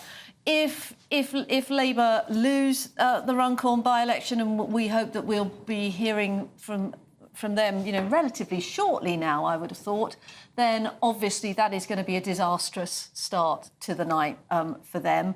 And then we'll go on, no doubt, to the Mayoral in Lincolnshire, and if that is a reform gain, when, as I was pointing out earlier, last year, out of the 9 mayoralties up for grabs, Labour won 8 of them. 8 of them. So they had a spectacular year last year. If, in fact, this year they lose Cambridgeshire and Peterborough, they don't gain Lincolnshire, and I think there's another one that I noted down that I didn't think that they were going to win either. Hull is likely to go reform. It starts to be a very bad night for them. And then if we add on to that, they're likely to lose the council in Durham, and there's a possibility they might lose the council in Doncaster. Now, if that were to happen, I mean, then I think there would be serious questions to answer. You know, I mean, it is unbelievable that, having been swept into power, you know, obviously with a very, not with a high percentage of the vote, but with a vote that was very widespread, but with those, you know, a huge number, 415 MP seats, this huge majority, to end up 10 months later with your Prime Minister, you know, minus 29% in the polls. I mean, that is unprecedented, isn't it, for a Prime Minister to become so unpopular? He's clearly going to be a one-term Prime Minister, and it's of his own making. I'm going to interrupt the conversation just to say, in these elections, every vote counts, especially if you're from Norwich, indeed the ward of Bowthorpe, where Labour have held on to a council seat over reform by 1 vote, which I'm sure you're going to have a lot of canvassers in that particular seat thinking, gosh, if we'd only have knocked on one more door, or perhaps breathing a sigh of relief that they did just that. Yes, a 1-vote majority, everything does count. But we are getting more of these councils in now. Northumberland, the map does seem to be turning from red to turquoise pretty precipitously. I mean, it does seem that reform is doing something in the northeast that perhaps it isn't managing to do maybe elsewhere in the country. I mean, the northeast has always been a bit of a headache for Keir Starmer. Obviously, that Hartlepool by-election in 2021 was it? You know, he almost resigned after the Labour Party lost that by-election, and clearly Northumberland is going turquoise. But I think, you know, obviously UKIP in 2013 got the same amount of, same percentage of the votes as the Labour Party, and what are UKIP up to now? You know, it doesn't last forever. I think this idea that Reform are professionalising, though, you know, they've stood all these candidates, you know, clearly at the limits of them vetting any of them. You know, the head of vetting that they put in charge of candidate selection, Jack Aarons, he was praising Hitler. He said Bashar al-Assad was gentle by nature. This is the bloke that's in charge of the vetting. I think he denies that he was praising Hitler. He wrote comments that could have been interpreted in a certain way. Of course, yeah. But well, I mean, even in the Parliamentary Reform Party, you know, they started with 5 MPs, now down to 4. One of the MPs has been jailed for beating his ex-girlfriend. You know, does this seem like a professional party to you? I mean, it is worth saying that the Reform Party in the general election had a lot of candidates make front pages or second or third pages of national newspapers through embarrassing tweets and Facebook posts and whatever. Not embarrassing, deeply controversial. Deeply controversial. And indeed, in that 2013 UKIP election, you had councillors saying that the floods were due to gay people, and you had all sorts of different things. This time round, I haven't seen a single Reform Council candidate on the pages of a newspaper. They seem to have been better at vetting this year than any previous. I disagree. I've seen some really great scoops in the local papers, if nothing else. Maybe not the national papers, but in the local news, everyone criticises Reach plc for their journalism, but there has actually been some really great stuff by the local democracy reporters calling out dodgy candidates up and down the country. Almost all of the existing Reform UK councillors are Conservative defectors. OK, I've got to bring some breaking news now. Reform UK has unseated the Conservative leader of Staffordshire Council. That's the council leader unseated by Reform tonight. We're going to bring you more results as we get them, of course, and we have been bringing you some of those seat totals up on the side of the screen. We'll get that back up for you in the next hour too. But of course, we're going to bring you all of the results, council, mayoral and indeed parliamentary, over the course of this programme. Now it's 2 o'clock. This is GB News.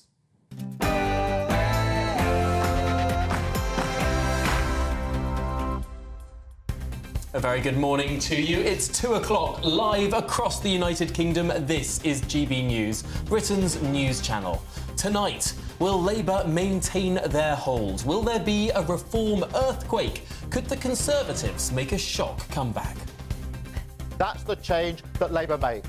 So bring change to Britain and vote Labour on May the 1st. It is only with Conservatives that you get better services and lower taxes. Don't forget to get out and vote for your local Conservative candidates today.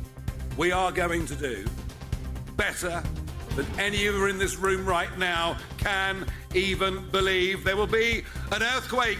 We are going to do phenomenally well. The count is now underway, but who will be the all-important winner? Reform or Labour? We'll bring you the results as soon as it comes in. Early turnout figures here in Lincolnshire are low, averaging around 25%, as counting gets underway across this combined authority.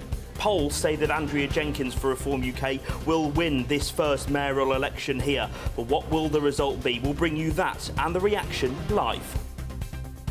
Well, the Conservatives are defending almost 1,000 seats, but have braced themselves with a difficult night as one shadow minister acknowledges the party has not done enough yet to regain trust. But I don't think I think they were saying, you've not done enough yet, guys, for us to come back to you. So I think there's still a long way to go for the Conservatives. But Labour are insisting the public are behind the government. My view is that the fundamentals of the general election last year, where the country voted for change, the voters understand, the public understands that we inherited a very, very difficult hand to play, but we are starting on those very fundamental issues on public services, on the economy, and our relationships internationally. And as those results keep trickling in, the Reform Party are looking forward to a positive night. There are areas where I would not have expected us to do especially well, such as Runcorn, where I would not be in the least bit surprised if we did win. In fact, it does help that Sarah is such a fantastic candidate. I think I'd be disappointed if we didn't. Well, don't miss a moment as we bring you every result live throughout the night and into the morning. Joining me tonight is the former Conservative MP Anna Firth, the Research Director for Savanta, Chris Hopkins, and the Media Strategist, Andy Twelves. Well, get ready, Britain. The excitement of election night is here. This is indeed Vote 2025. The people decide.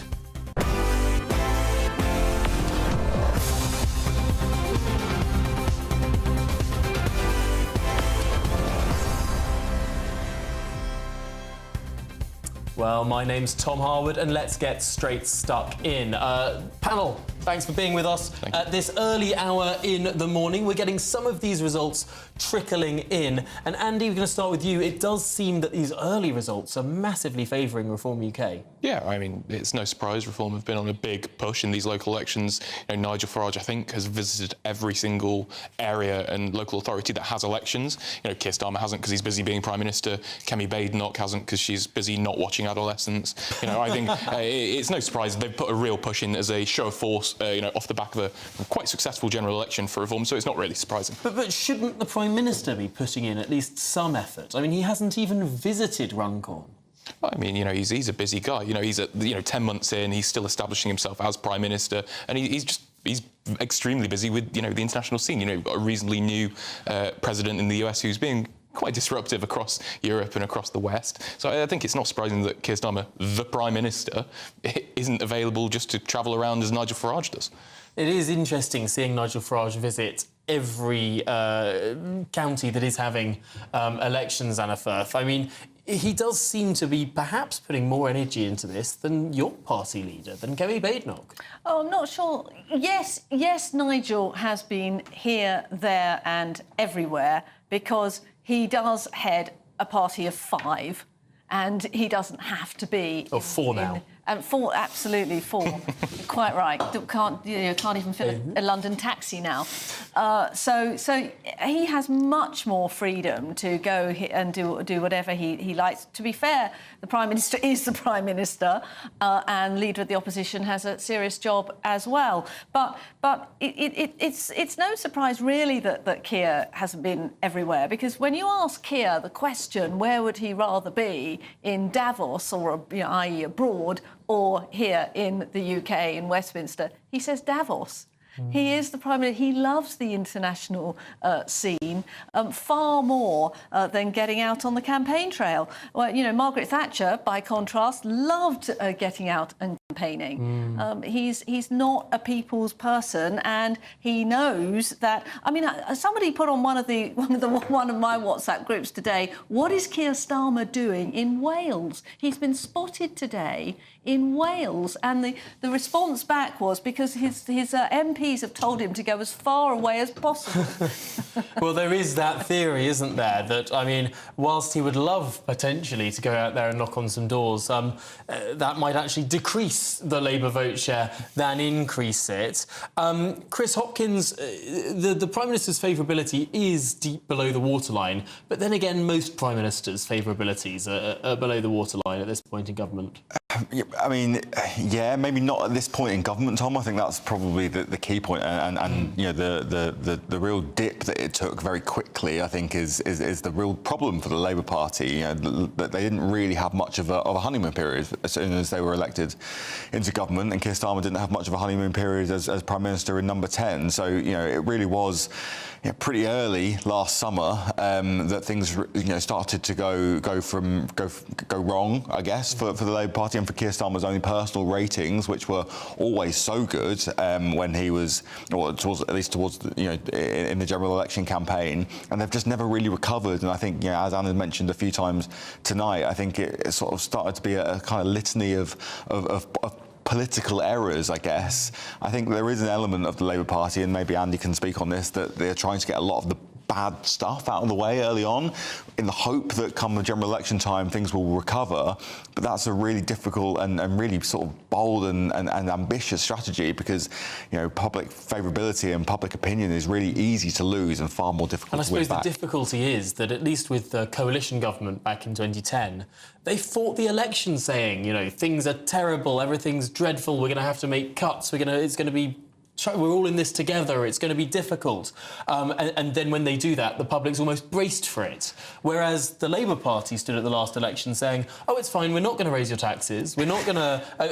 we're just going to bring competence back to number 10, that's all this country needs, competence, and everything's going to be fine and rosy. And then they get in, and then they do the difficult stuff without rolling the pitch for it, which then becomes a harder sell. We're going to pause this conversation here and get back to it, because I do want to hear all of your views on it. Very, very interesting stuff. But we're going to jump to Westminster now, where sitting in our studio is Al Pinkerton, the Liberal Democrat Member of Parliament for Surrey Heath. Al, thanks for joining us this evening. It's interesting looking across the map tonight, looking at the by-election, looking at the mayoral elections. I'm not seeing much expectation of yellow at those higher levels of elected office. That's an interesting observation. I think we're pretty hopeful, perhaps, of getting something like our first elected mayor, perhaps in Hull. I think we stand a really good chance there. I think, you know, we are a very grassroots party. It just so happens to be an election that's happening in places where, particularly today and overnight, we were perhaps not as strong. Our big results are going to come in tomorrow, and I think we're really hopeful of getting some amazing results at county and borough levels. So I would keep our powder dry, look to tomorrow, and then I think you'll see a fantastic Lib Dem surge. Of course, what the Liberal Democrats have become absolutely renowned for doing over the course of the last 20 years or so is targeting where you have your vote, is burrowing in those areas that have Liberal Democrat organisation. Where should we be looking for Liberal Democrat success this evening? Tom, sorry, forgive me for fiddling with this earpiece. It's just slightly gone a bit awry, but I could just about hear you there. I think tomorrow, look for Gloucestershire, Oxfordshire, Cambridgeshire, down to Dorset. We're also hearing incredibly positive stories coming out of counts where we got our first ever Lib Dem MPs. So in those areas where people have experienced a Lib Dem MP now for the last 9 months, apparently things are looking really positive as well. So I think there could be a fairly expected story, but also a really interesting news story about some of those areas where the Lib Dems broke through for the first time last July. Interesting. I want to get your thoughts on something that Nigel Farage has been saying in recent weeks, which is that he wants to learn from you, that he is sort of praising the Liberal Democrat strategy, that he wants to almost steal the old Charlie Kennedy strategy of having these groups of councillors that then perform and work all year round and all the things that the Lib Dems are known for doing. Are you worried that the Reform Party is now taking not only your position as a protest vote, as a default none-of-the-above option, but also actually the local work too? Well, imitation is the sincerest form of flattery, so absolutely delighted to hear that our strategy is being admired and copied. It's available for anybody to use, and do you know what? It's honest and it's sincere politics. It's about getting out on the doors. We've had 1,000 volunteers out on the doors getting out our vote today, and that's after having tens of thousands of doorstep conversations over the last few weeks and months. Listen, the truth is, I'm not worried about that. If they want to use that strategy, then do, because it's a good strategy. It builds you and your authenticity in your community. But what we're finding is that in communities where we are already dug in, where we already have great representatives, where we have those volunteers out in the doors, we are actually not seeing a large rise in reform. I think the way that we do politics is actually the antidote to reform. I think so much of the reform vote is coming from people who are disillusioned, who don't feel heard. But where Lib Dems are bedded in and they form your district or borough councils where you have new MPs, I think people genuinely do feel heard, they do feel valued, and I think that is a really powerful bulwark against the rise of the reform in areas where we are already strong. Is that not a bit surface level? I mean, we all know that Liberal Democrat MPs tend to represent really lovely areas. There's something that was covered in The Economist magazine recently that they called the Gales Index. And that is the posh bakery Gales. Where there's a concentration of the posher bakeries, you're more likely to have Lib Dem local government and Lib Dem MPs. I mean, could it be the case that actually the Lib Dems aren't the antidote to reform at all? It's just you appeal to a very different electorate in this country than people who come from more left-behind communities that tend to go for more radical options. So I put it to you that actually Lib Dems represent areas of the country that just feel very comfortable with how the country is right now. Well, I can tell you, Tom, I have no Gales Bakery in Surrey Heath. We are very much a Greg's kind of place. So I have to dispel that. Not yet. Not yet. I have to dispel that illusion straight away. Listen, I do take your point. There are clearly parts of our country that are hugely economically challenged and have been for years. There are communities who feel profoundly left behind. And that, frankly, is a phenomenon going all the way back to the 80s and deindustrialisation, and successive governments have undoubtedly let those communities down and haven't replaced the former industries with other things. And we see that in the North and we see that in the Midlands. And those are precisely the kind of communities, I think, where people like Nigel Farage and politicians who like to play on grievance, but also genuine senses of political dislocation and dissatisfaction, are doing remarkably well. I think I saw a statistic, or I heard about a report that showed in areas where levelling up expenditure had been comparatively high, Reform are doing less well electorally. In other areas where that levelling up funding hadn't been directed, but yet were deprived communities, reform are doing better. So I think there is a genuine connection between reform success and areas that feel left behind. But just on the point about the Lib Dems, I have very challenged communities in my part of Surrey, and yet we've also got great Lib Dem councillors working hard to try and transform those communities and to ensure that those people are heard. One final question before we let you go. I wonder if this hyper-local approach to politics does actually do some damage to how we think of politics in a national sense. I mean, we see that Lib Dem candidates in Oxfordshire oppose HS2 and candidates in Manchester are in favour of HS2. I mean, we start to see a division of party policy, even on national issues, that really, to some extent, makes a mockery of the party having a policy at all. I mean, is this a worry with the hyper-localisation that we see under this particular model of local government and election?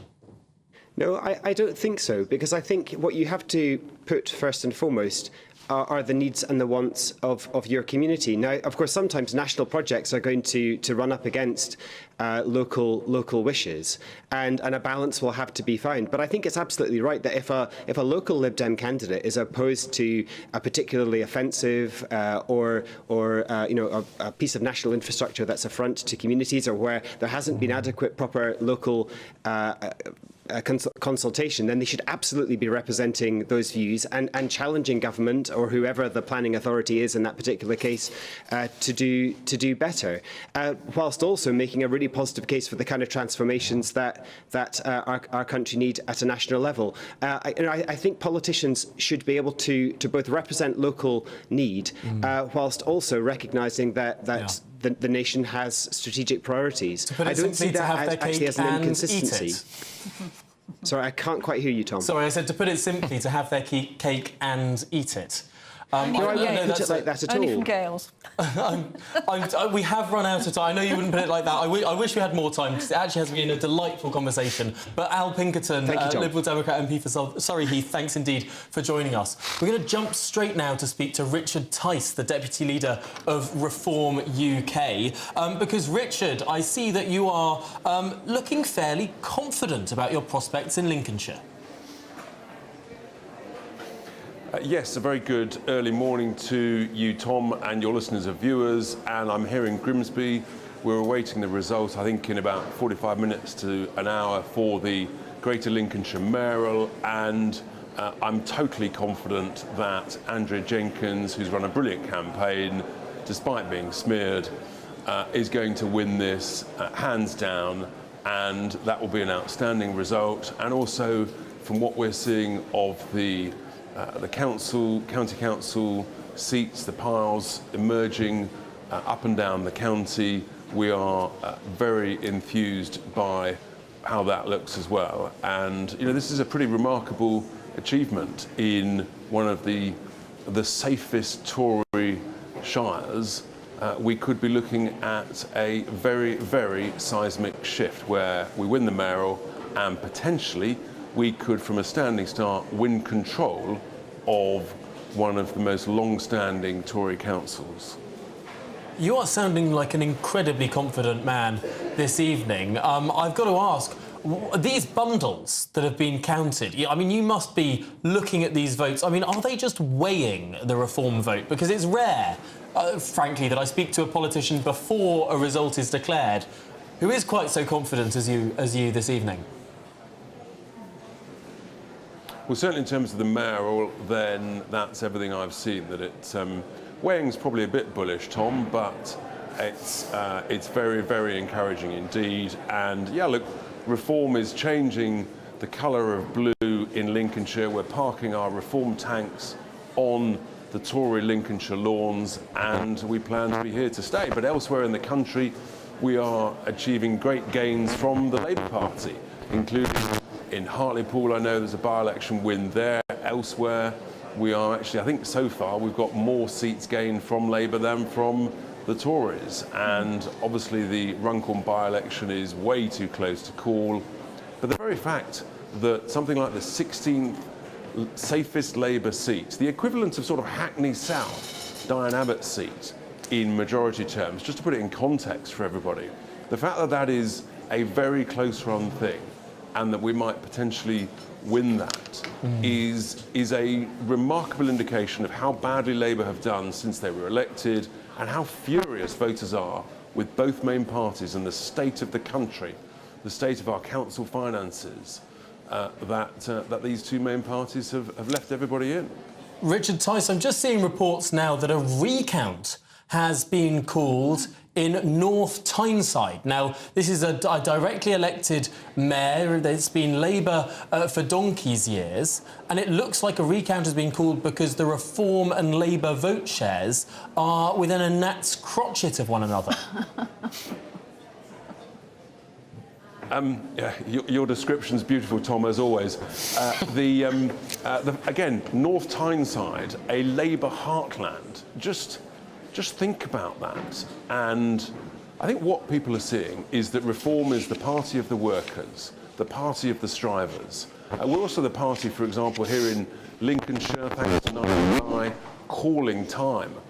We literally said there's 3 days to save the blast furnaces and to save British Steel, and that's actually what happened. The government stepped in, they woke up finally, and I think that's why we're taking a lot of votes from the Labour Party. We're saying there's a better way to run things that actually will work for hard-working, decent people. And yet, Richard, you talk about the lunacy working people just of this this week, country. the lunacy. Hang on, Tom. But yeah, go on. I do, and just this week, the lunacy of net stupid zero is coming to home when even Tony Blair has now listened, learned, and is copying the rhetoric from the Reform Party when he says that net zero is doomed. Well, it needs to be doomed because it's impoverishing the British people, and decent, ordinary working families up and down the country are furious at their bills going up, the cost of living going up, mainly because of net zero, and it's got to stop. Of course, Tony Blair did then say he's still committed to net zero by 2050, but wants to do it in a different way. Richard, I want to put it to you that they all say that waffle.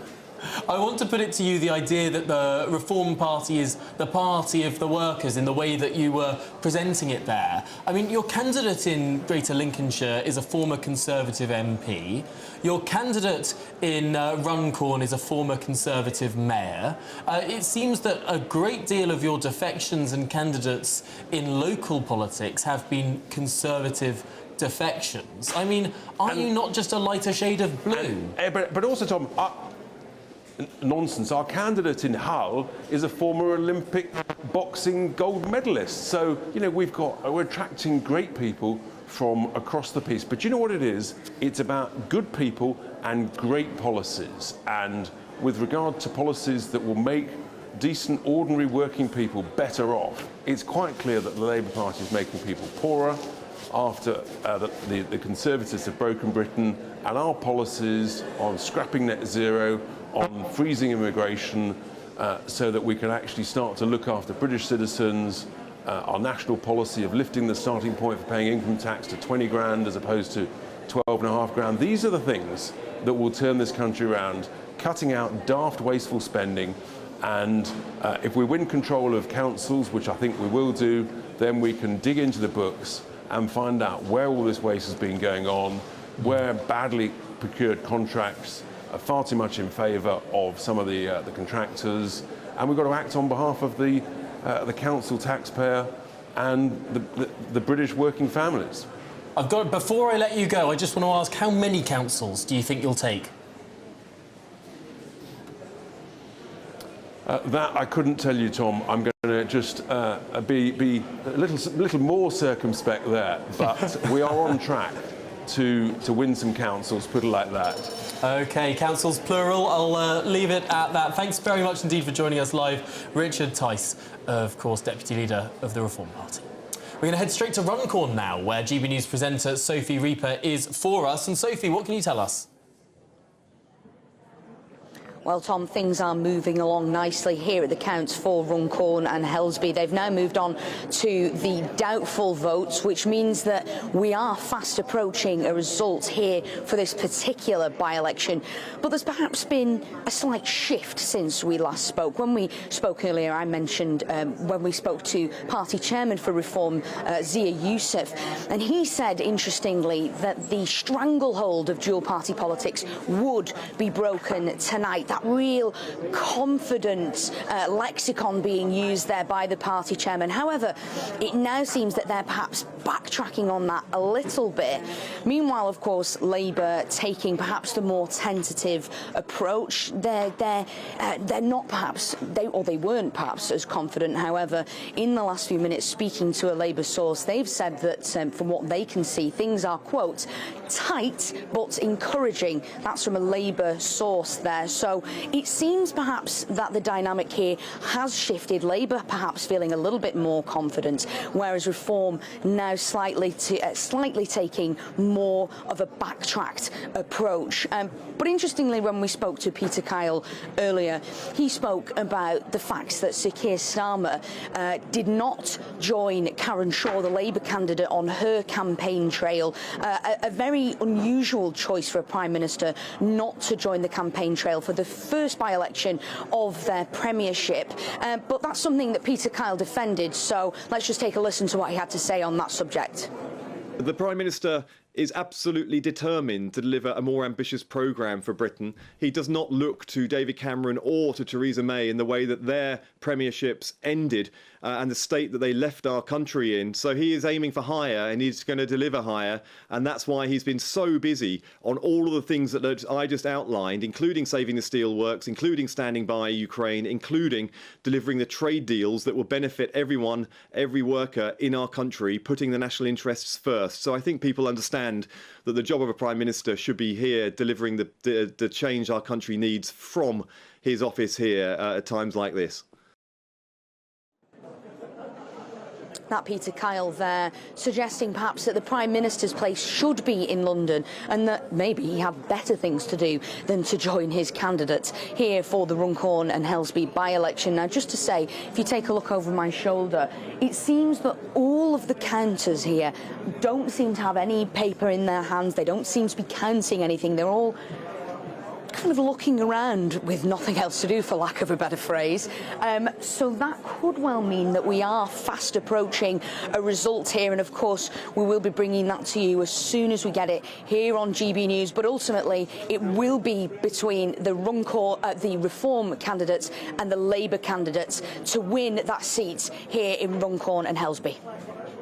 Thank you very much indeed, Sophie Reaper. It does really look like things are getting very close indeed in Runcorn. I must say, though, we have had now a declaration in North Tyneside, that mayoral contest on the other side of the country, and that was where the recount was, that we were speaking about earlier, and the Labour Party have clinched it by less than 500 votes. The Labour Party have held on, 16,230 to Labour, 15,786 to Reform. That's a 26-point swing towards Reform. Clearly, they almost clinched that, and it went down to recount territory. I wonder, Sophie, if it could be as close as it was in North Tyneside over the other side in the country in Runcorn and Helsby. Well, Tom, all the predictions ahead of tonight's count suggested that things would be incredibly tight between those two parties, perhaps even just 1 percentage point in it. Now, of course, we know from covering by-elections previously that if it is very, very close in that final count, that it's likely there will be a recount here. But, of course, we can't confirm that yet. We are just waiting for the first announcement of the count and that result. If there is the recount, of course, we'll have to go through the whole process again before we can finally reveal to you the winning candidates here for Runcorn and Helsby. Well, Sophie, thanks indeed for being there for us. We'll let you scarper back and look at whether papers been moving, whether candidates seem to be being told a result, or if a recount is indeed going to happen. But really interesting stuff there. Sophie Reed will be back with you, of course, hopefully sooner rather than later. Now, of course, lots that Sophie said there to dissect. Andy, she seemed to suggest that Labour was looking a little bit happier now than they were at the start of the night there. Yeah, well, definitely. I mean, as soon as that turnout data came out, obviously a higher turnout probably does favour the Labour Party. That's what polls have been saying. But, I mean, you know, North Tyneside is an extremely similar demographic to the key voters in Runcorn.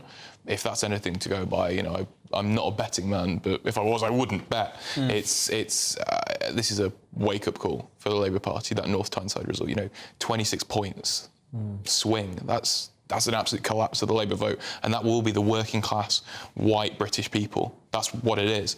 This is a wake-up call for the party, and, you know, Labour HQ need to really, really take Reform UK seriously. They're the biggest threat to our electoral success. And the fascinating thing about North Tyneside, Anna, is that we didn't see a massive, noisy Reform UK campaign there. I mean, we didn't see multiple visits by Nigel Farage. I mean, their focus has been on Lincolnshire, Hull and Runcorn. And yet an area that they didn't seem to focus on, and they come this close to unseating Labour in a mayoralty they've held for decades, is fairly extraordinary. No, so what this tells us is that Labour are losing these seats. You know, this isn't a seat, as you point out, which Reform were particularly targeting, but Labour have very, very nearly lost it. And I said earlier, you know, Keir Starmer's going to be a one-term Prime Minister, or maybe he's only going to be a one-year Prime Minister at this rate, because you know, the public are sending him a signal, and the Labour government. They are saying, you know, you've taken our winter fuel allowance, we don't like that. You're attacking our farmers, we don't like that. You lied to us about taxes, and that's unacceptable. You've told us you were going to smash the gangs. You made it sound as if you were going to stop the boats. We've had 11,000 crossings already this year. You've given away our sovereignty with the Chagos Islands. These are things that normal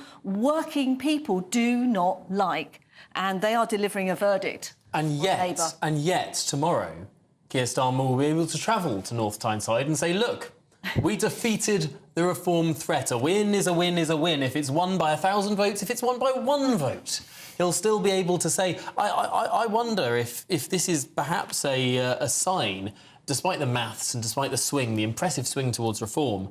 I mean, if Reform had thrown some organisation into that seat, they could have won it. Perhaps that's a warning sign to Reform more than the Prime Minister.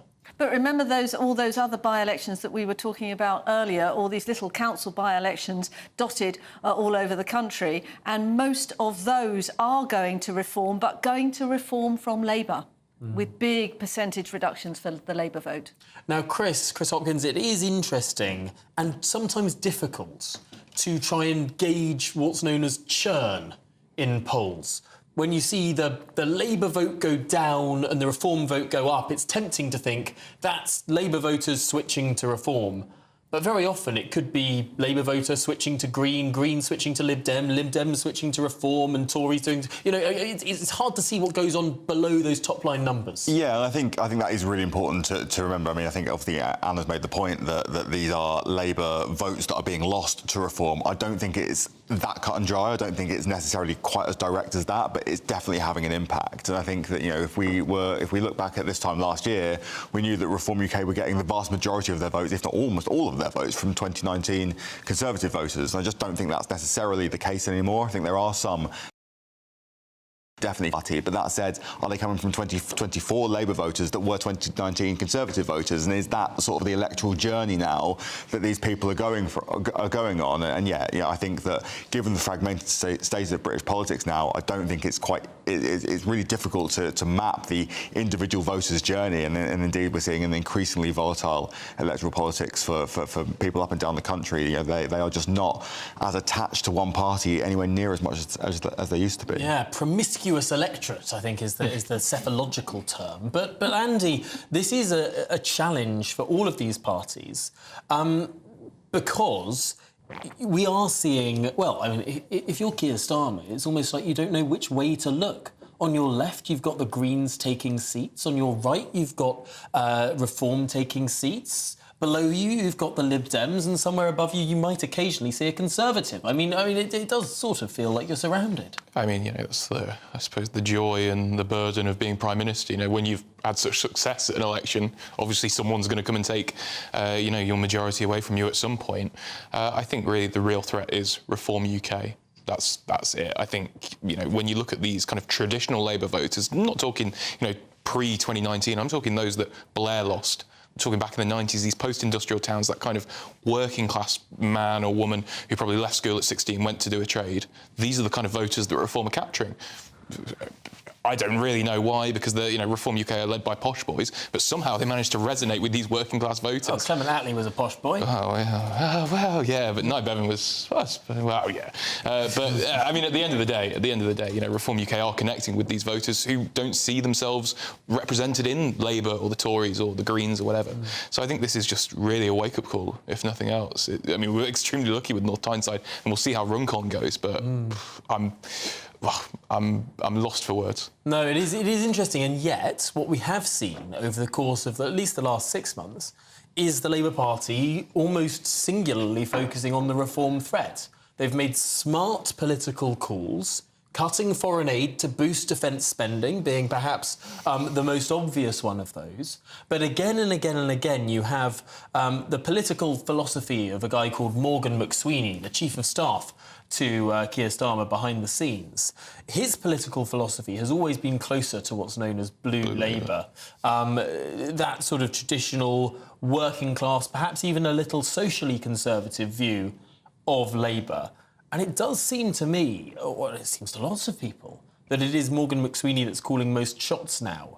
And we've seen that with Keir Starmer's U-turn on the issue of transgender rights. We've seen that on his U-turn over the issue of deporting foreign criminals. I mean, we've seen it issue after issue after issue. I suppose the question for Labour is it authentic? Is it believable? Keir Starmer's saying all the things that these voters want to hear now, but of course he's got this huge hinterland where he said precisely the opposite. I think, Morgan McSweeney's been a key ally to Keir Starmer even before he took the Labour leadership, when he was running Labour Together. He spent millions on polling people in the post-industrial towns up and down the country, in the rural countryside, down by the coast, up and down the country. Morgan McSweeney knows what the country is thinking. He's, reshaped the Labour Party from the disastrous result in 2019 to the best result the party's had in years in 2024. He's now... There was a bit of friction between him and Sue Gray, that management between political director and chief of staff. But, now he's chief of staff. He is he's the taken man. Total control. He is the man. And I wonder, he is a bit of a sort of Dominic Cummings figure, behind the scenes in Number 10, sort of with all the buttons and levers and sort of making sure that everything goes... he's engineered Sue Gray out of the picture. It does seem to me that when Sue Gray left Number 10, that's when they started to stop making mistakes in some sort of way. But I wonder, does the country know it's elected Morgan McSweeney instead of Keir Starmer? I've got absolutely no idea. I don't personally know Morgan McSweeney at all. But what I do think that the government, that the country knows now, is that it has elected a Prime Minister who is desperately out of touch. It goes back to the fact that he'd rather be in Davos than in Westminster. He doesn't know what a woman is. When the Supreme Court decreed and told us what we all know, that a woman is defined by biological sex, there is a silence of 6 days from the Prime Minister, who only this week was standing up in Parliament boasting that he was the prosecutor extraordinaire. So he's a lawyer, but he doesn't comment on what the Supreme Court has to say. Why not? Because he's never on the side of the majority of normal working people, and he's certainly not on the side of women. Or he needs to take 6 days, take advice to then decide which side he's on. What Morgan McSweeney has to say, I suppose, yeah. I'm just being told in my ear that we're now saying it's incredibly close. The result in Runcorn and Helsby is just minutes away. So I wonder if we can get any pictures, any video of the count up on our screens. But Chris, this will be a huge and seismic moment. And I suppose, given that we're expecting a declaration, this means no recount. Yeah, I guess so. I mean, I guess given, I think all commentators that have done statistical modelling in this seat have thought it was going to be incredibly close. A couple of hundred votes in it, and the fact that there perhaps is no recount is perhaps indicative, maybe, of a reasonable victory for either side. I think that Labour strategists have sort of been quietly confident as the day's gone on in Runcorn and Helsby. I think ultimately they've ploughed a lot of resources here. I think there have been a lot of MPs up there today trying to get the vote out. I think if Labour do end up holding this seat, I think they're going to see this as a far more significant hold than the North Tyneside Mayoral election that we've just been speaking about. This really will be the result that they'll point to, I think, as a good night or a good set of local elections. You can certainly imagine Keir Starmer travelling to the seats after it's been won, just not beforehand. Yeah, definitely. I think this is this will be the one that they will use to spin. And I think I was speaking with Andy off air.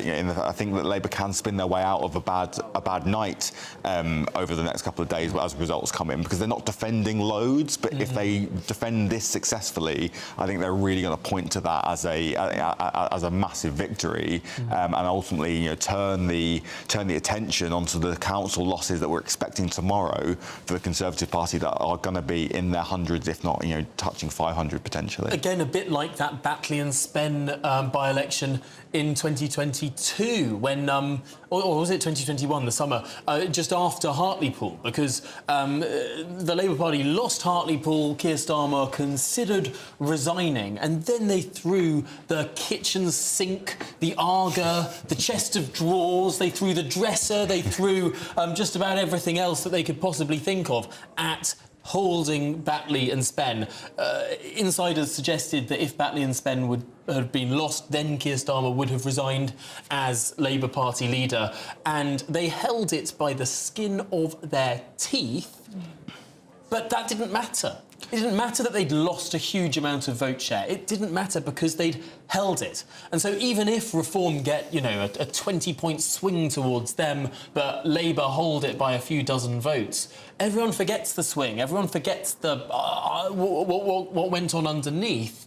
Because at the end of the day, the MP is the MP. I mean, Andy, I can almost imagine Keir Starmer sort of already making his plans known to get up there first thing for the breakfast television cameras, holding his candidate's arm aloft, if, of course, Labour has won it, and they still might not have. Yeah, absolutely. I mean, it's that classic thing. I remember last local elections, he did a tour of all the local football clubs in the various mayoralties and, was rising up the hand of his champion. I think certainly he will make a visit if we win this the Labour Party wins this by-election. The trade union movement. The Labour, the people. I think it's, he'll definitely make a visit. But, of course, a win's a win, and that will be the spin, that will be the PR. But I think, the Labour Party's data science team, the Labour Party's campaign team, they won't be ignoring a 26-point swing in North Tyneside, whatever the swing is. If the Labour Party do clinch it here, they'd be fools to ignore it. And Anna, this could be a moment of great joy for Nigel Farage, or a moment of profound disappointment. Absolutely. I mean, if Labour lose this, then that's a monumental loss, and of course, from the Conservative point of view, we would say we've contributed to that. Yes, of course, so have Reform, but we would say holding Keir Starmer to account, exposing week after week all these points, as Kemi has been doing very effectively on the issue of. Of course she has. I mean, this week, Keir Starmer once again in all sorts of difficulties over the gender issue. Couldn't really explain. Wasn't she Minister for Women for 2 years? Yes. Why didn't she do anything about it when she was Minister? If it's such a big issue, why didn't she do anything about it? She absolutely did. She pushed for the CAS review. She stood up for children. She took on the Tavistock clinic. She was absolutely at the forefront of protecting women and women's spaces. And I know that for a fact because for a period of time I was a PPS in her department. This is one area where she has owned it, and she has pushed government policy, and rightly so. So it'll be a monumental loss if Labour lose this. There'll be very, very serious questions for the Labour HQ and for Keir Starmer himself and for the mysterious Morgan McSweeney. Well, if Labour lose here, surely it will be vote Tory, get Labour. That was the thing that Rishi was running at the general election. Vote Reform, get Labour. Surely then it would be switched if Reform, quite clearly comes second. Surely shouldn't the Conservative HQ be quite worried about that? We're not competitive in this particular seat. Neither were Reform. Neither were Reform at the general election. We came third in a close third behind Reform. I think that's sort of distraction tactics. This is your one of your safest seats, and it's one that you should be winning and winning comfortably. And just going back to something we said earlier. Keir Starmer's got into this by-election minus 29%, historic low ratings, whereas Tony Blair, by comparison, was plus 59. Plus, this is this Labour government doesn't particularly feel like cool Britannia at the moment. No, I'm not quite seeing the resurgence of Britpop or whatever. Actually, no. Oasis. My goodness, I saw something actually the other day. Oasis is coming back together. There's going to be a new Shrek movie. Yeah. It does feel like we are in the early 2000s all over again, except without the economic growth. But there is, of course, a lot to dissect here beyond what actually happens tonight, and whether or not this is narrowly a red seat or a turquoise seat. Because ultimately, this will not be the only by-election in this Parliament. And I wonder what lessons might be learnt from all the parties, frankly, on what this is the first parliamentary electoral test in this Parliament. There will certainly be more. There could be one down in Jacob Rees-Mogg's old seat, actually, of North Somerset. Yeah, I guess there are rumours that Nigel Farage is turning up in Runcorn and Helsby tonight. I think, why would he go if they don't stand a strong chance of winning? I think that seems... we've sat discussing for the last sort of 5-10 minutes how likely perhaps a Labour victory is, almost against the odds. If Nigel Farage does show up, I think that probably is indicative of how confident perhaps Reform are. But in terms of other electoral tests, Reform, as Richard Tice said earlier, are parking their tanks on the electoral lawn of all the major parties, frankly. When we speak about Jacob Rees-Mogg's seat, obviously the Liberal Democrats are going to be a major player there, one would think, as the main beneficiaries at a by-election and potentially taking that sort of seat. But the sky's the limit for Reform UK. I think we've spoken obviously about the North Tyneside result tonight, them narrowly losing that. Losing out there and without really any expectation of them doing particularly well or even having a chance of taking that. The North East, to me, feels quite unique and quite uniquely fertile potentially for Reform UK, given the demographics and the white working class sort of population there. And I think it is ultimately quite different, I think, in some respects to Runcorn and Helsby, but it is also different in terms of the stock that perhaps Labour put into that and the amount of effort that they've had to put into that. There is a particular thing about the Liverpool area and the wider area around that, and Runcorn and Helsby was traditionally sort of, when there was sort of slum clearance in Liverpool, a lot of those people then went to Runcorn and Helsby. Nadine Dorries has been writing about this, saying that actually she was one of those people that moved from Liverpool to Runcorn in her childhood, and for whatever reason, since the 1960s, there's been some connection to the Labour Party and Liverpool in a very deep and meaningful way that is very, very difficult for the Conservative Party and for the Reform Party, no doubt, as a sort of association there, to break through. Perhaps it's a difficult part of the country. Well, the Liverpool and the Merseyside region have both been a blessing to the Labour Party and a thorn in its side. The militant tendency caused a lot of issues for the Labour Party as an institution in the kind of 70s and 80s and even the 90s.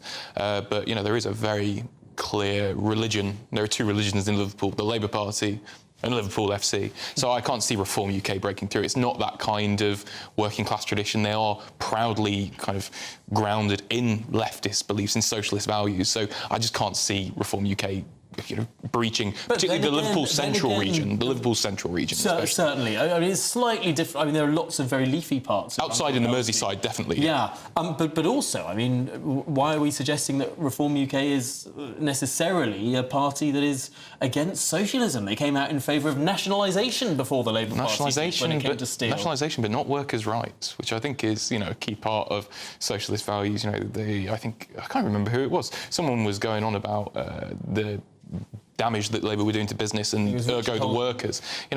Support the Employment Rights Bill. Then that will, make people's lives at work significantly better. And I can't see Reform UK doing that anytime soon. Unless, of course, you're an employee who likes to have a bit of banter between your mates and the employer. Well, you're already required to report those. And the Employment Rights Bill means that you could be fired for saying something that makes someone allegedly feel uncomfortable. I think sexual harassment in the workplace has always been a thing, Tom.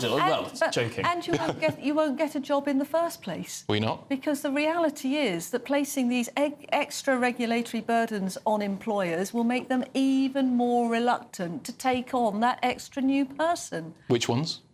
Which new regulations will stop people hiring? In particular, the regulation that says that you can dismiss someone. You could hire someone in the morning and dismiss them in the afternoon.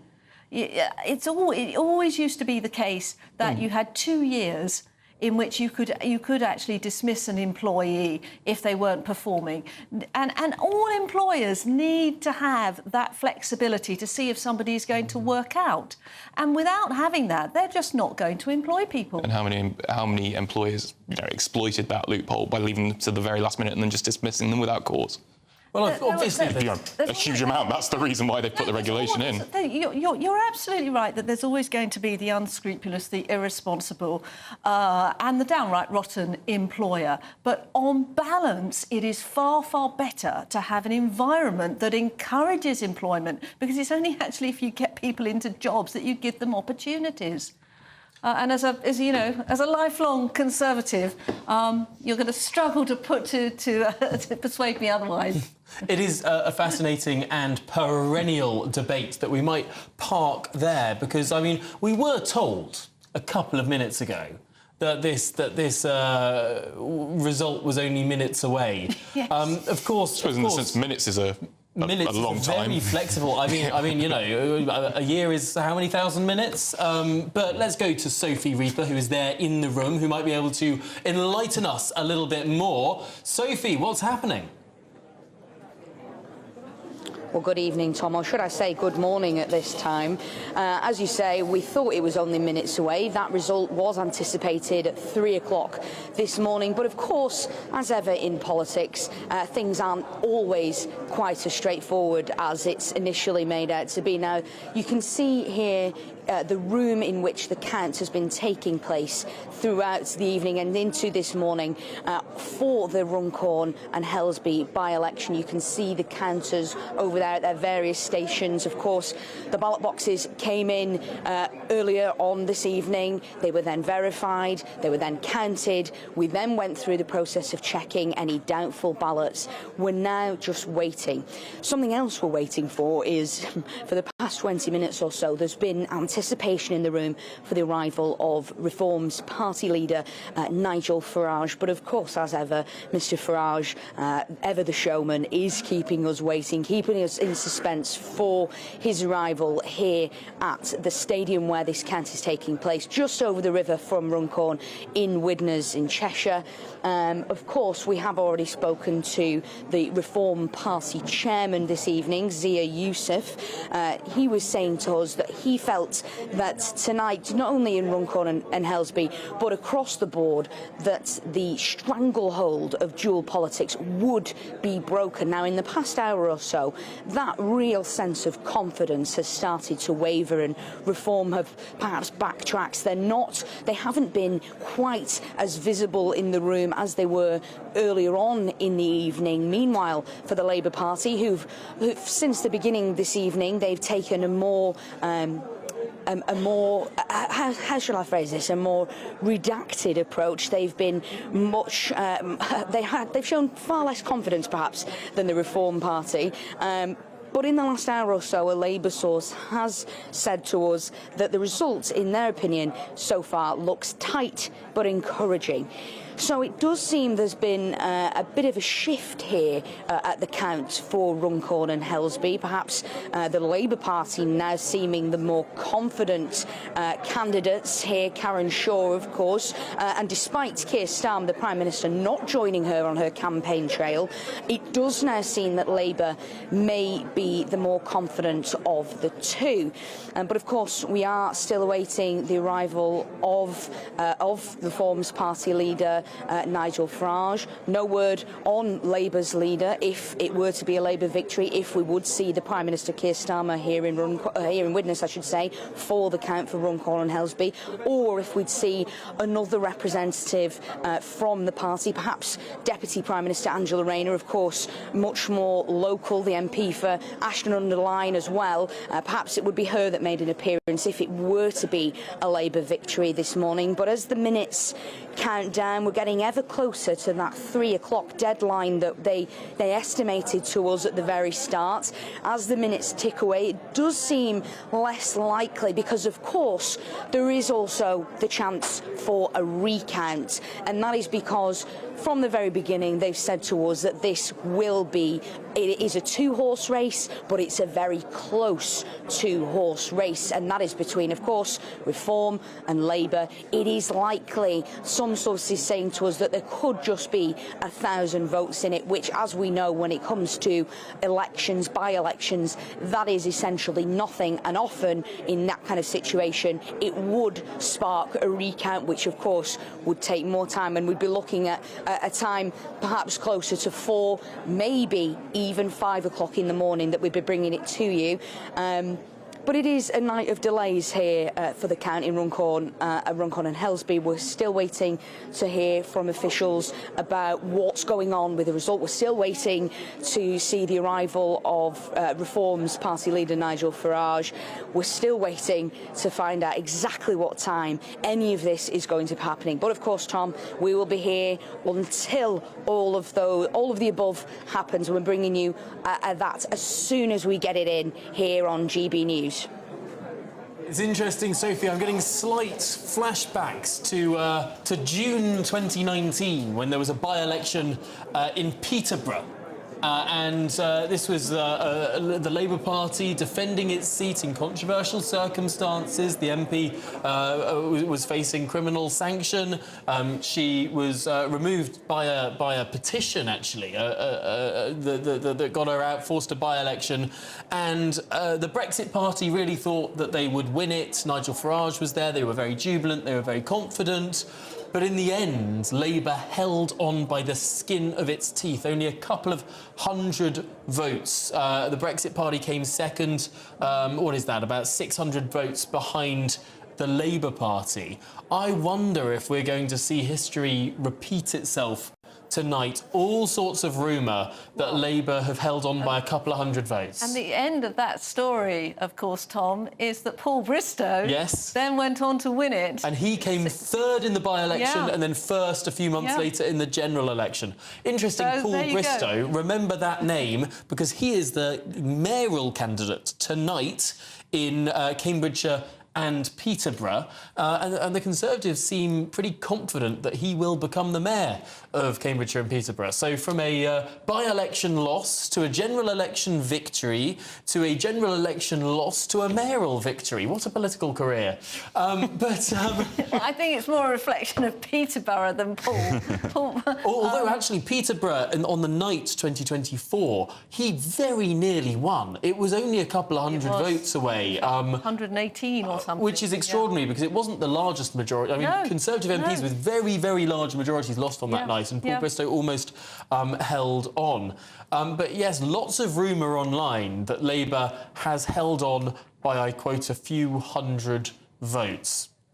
Of course, no verification of that at this stage. No announcement in the hall. This is all feeling. This is what the parties sort of sense, having looked at the bundles themselves, having tried to, in effect, count cards, as the professional counsellors do their counting. You've got party agents walking up and down trying to catch a glimpse of what it seems like is happening as those bundles get piled up. I remember some of the by-elections that I've covered, just sort of looking at the piles of votes that go in the different piles and just trying to judge, you know, is that the Labour pile? Does that look a bit larger, or does that look a bit slimmer? You hope someone's been heavy-handed with their cross, so you can kind of figure out where it is on the ballot paper. Oh, you certainly as they can. turn it over, and it's it's a stressful experience. Such a stressful experience, but also such an art rather than a science. They're definitely telling is for the most kind of patient volunteers, for sure. Except it's quite useful if you've got the right grid. I think it's all about the preparation, and if you've got the right grid and you've just got to put the little crosses, it makes it an awful lot easier. It's going digital now. They've got iPad apps for it now. Oh, the really? Labour Party do, yeah. They've got an iPad application that a guy called Matt Collins made. It's like really, it's just a tap system, which is a lot easier than with the pencils, trying to figure out and panicking up and down. So, you know, the wonders of technology. What can you do? Goodness me. But having the phones is a huge distraction, because I've just seen an activist walk across the screen that I was knocking on doors with earlier in the week. Oh, yes. And so the temptation to text him and say, tell all. It's almost overwhelming. Yeah. But I can't remember now whether they make you take your phones away. I suspect the candidates, because I did try texting Sean earlier in the evening, and he was the Conservative candidate. Yes, he's the Conservative candidate, and he came back and told me a few things about the turnout, but it's gone very quiet since then. So I suspect they take the candidates' phones away. Yes, and I do know that at least the Conservative and the Labour Party, and certainly by the looks of it, the Reform Party too, are just incredibly guarding of their candidate. I mean, unlikely to be in the main hall, will be kept in some sort of back room until the last possible moment to avoid embarrassment or giving anything away or whatever, just to sort of keep them all cool, calm, collected, and above all, sort of curtailed. What they don't want is that photograph that a journalist gets of somebody looking incredibly forlorn or incredibly jubilant with no reason. The Eastleigh by-election in 2014, when Maria Hutchins, the Conservative candidate, was walked out of the room just looking bizarre. She was told not to answer a single question and just looked very odd at the end of it. But we'll get to that in just a moment, because it is now 3 o'clock and this is GB News.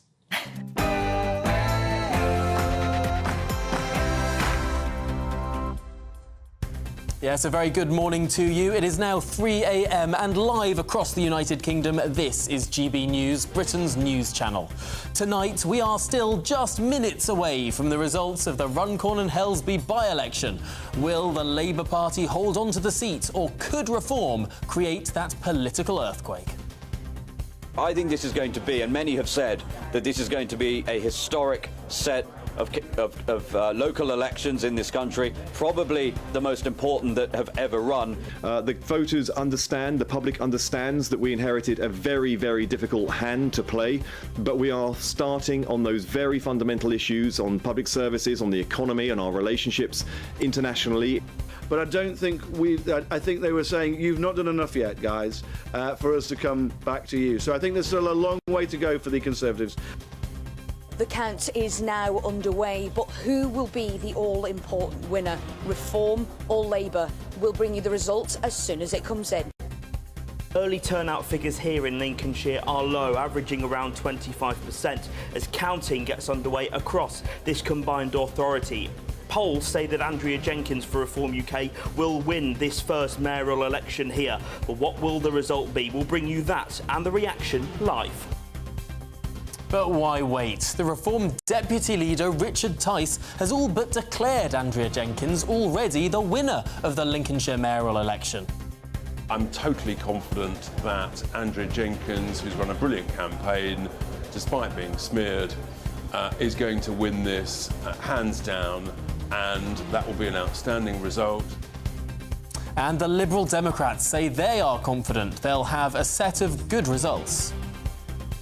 We're really hopeful of getting some amazing results at county and borough levels. So I would keep our powder dry, look to tomorrow, and then I think you'll see a fantastic Lib Dem surge.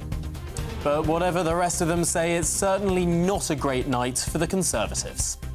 We see this as being a difficult night for us. Let's see, we've got some great candidates out there, some very good councillors, and it'll be sad to see some of those councillors lose their seats, but that's going to be the reality on the ground. Well, don't miss a moment as we bring you the results live throughout the night and into the morning. Well, joining me in the early hours of this morning, the former Labour advisor Matthew Torbett, the founder and the CEO of Electoral Calculus Martin Baxter, and the political commentator Linda Jubilee. Thanks so much for joining me all. Get ready, Britain. The excitement of election night is here. This is Vote 2025. The people decide.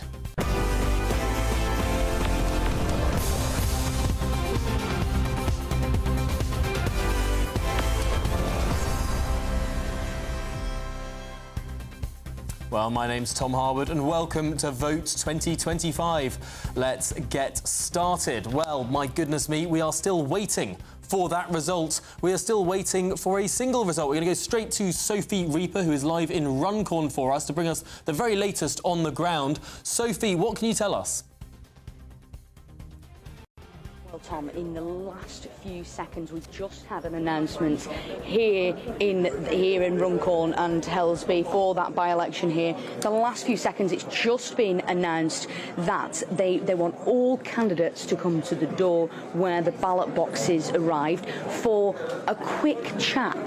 That was how he phrased it up on the stage, for a quick chat with all candidates. So we're not quite sure what that means, but if you can see down at the bottom of the room where the count has been taking place this evening, you can see all the candidates and their various entourages gathering there for whatever that conversation may be. It may be perhaps to do with other doubtful ballots. It may be for warning them of a recount. Of course, none of that confirmed. All speculation here at this count for the by-election. You can perhaps just see the top of the hat of one of the monster raving loony party. We are, of course, just waiting to hear from them what exactly this conversation is all about. We're not sure yet, but of course, Tom, we will let you know as soon as we know what that is in aid of. We are, of course, also still waiting for the arrival of Reform Party leader Nigel Farage. That's been about half an hour that the press pack has gathered in their numbers, waiting for his arrival. Of course, a huge character in the world of politics, so the people have gathered waiting for his arrival, but he is keeping us waiting, sparking many questions perhaps about why that might be. Has that Reform confidence wavered? Are they starting perhaps to doubt that confidence that they had at the start of the night? We can now see all of the candidates making their way back towards us, so clearly that quick chat that was suggested was indeed a quick chat. They were clearly just told some brief information, and I'm hoping in the next few seconds what they were told will be made clear to us. Is it that there will be a recount here for the Runcorn and Helsby by-election? Because that is something that we potentially anticipated, given the suggestion that this would be a very, very close race between Reform and Labour. Just waiting to find out now. You can see the press pack approaching the various candidates. Of course, 15 candidates for this by-election. Press pack approaching various candidates, trying to work out exactly what that quick chat was about. Can I interject here and let you run off and talk to some of those people and see if we can come back to you in just a minute or two with whatever information you're able to gather. We'll let you go off and news gather just for a minute or two. And meanwhile, it's fascinating to see the dynamics of an election count. It is absolutely, I can't take my eyes off body language. I second guess myself. Is this person smiling because they're actually smiling or because they're trying to trick us? Matthew Torbett, it does seem that the Labour Party is happier now than it was 4 or 5 hours ago. They really could have clung on. Yeah, that was what I'd heard at the beginning of the week. Every MP that had gone up said actually it wasn't as bad as they thought it would be. There seemed to be a lot of talk that a lot of Tories were willing to come out and vote Labour, knowing that they probably didn't stand a chance in Runcorn and Helsby, and therefore wanted to try and block Farage and Reform from making any gains. I think there has probably been a few votes going towards the Liberals and the Greens of those that are maybe on the left of the Labour Party and feel a little bit disillusioned. But I was surprised in a way at how positive, you know, sort of subtly positive that many Labour MPs had been up there, actually. So hopefully so. I think it will buy Keir Starmer some time. Ultimately, you know, if he loses, it's, you know, a lot of questions will be asked in the morning. I'm sure there'll be a lot of spin on by-elections are, you know, sort of unique things and circumstances and whatever else, but it will be all about the last 10 months of the Labour government and people not being happy with it. It's funny how a statistical anomaly, I mean, it could, if it comes down to a couple of hundred votes, it could have gone one way, it could have gone the other way, and that will change the entire conversation around what happens tonight, Linda. I know. I mean, it was interesting to watch because I was actually on here when Mike Ainsbury lamped the guy at 1:30 in the morning, and I was talking to the Labour Party advisor Paul Richard about this, and we couldn't really make up our mind how close it might be, because I think that he was on about 24,000 votes and Reform was second, but on 7,000. So there was a very big gap, between the two, and we couldn't really work out the strategy of what would happen in the voters' minds about how close it could be. And I think it is very, very close. I was listening on the way into they were describing the mounds of the votes, the size of the mounds, and they were absolutely neck and neck. So it will be right to the wire, obviously. Well, Martin Baxter, CEO of Electoral Calculus, I can see you've just got numbers and spreadsheets. I am so sorry. We'll come back to you in just a moment. We're going to go back live to the count, where Sophie Reaper has some information for us.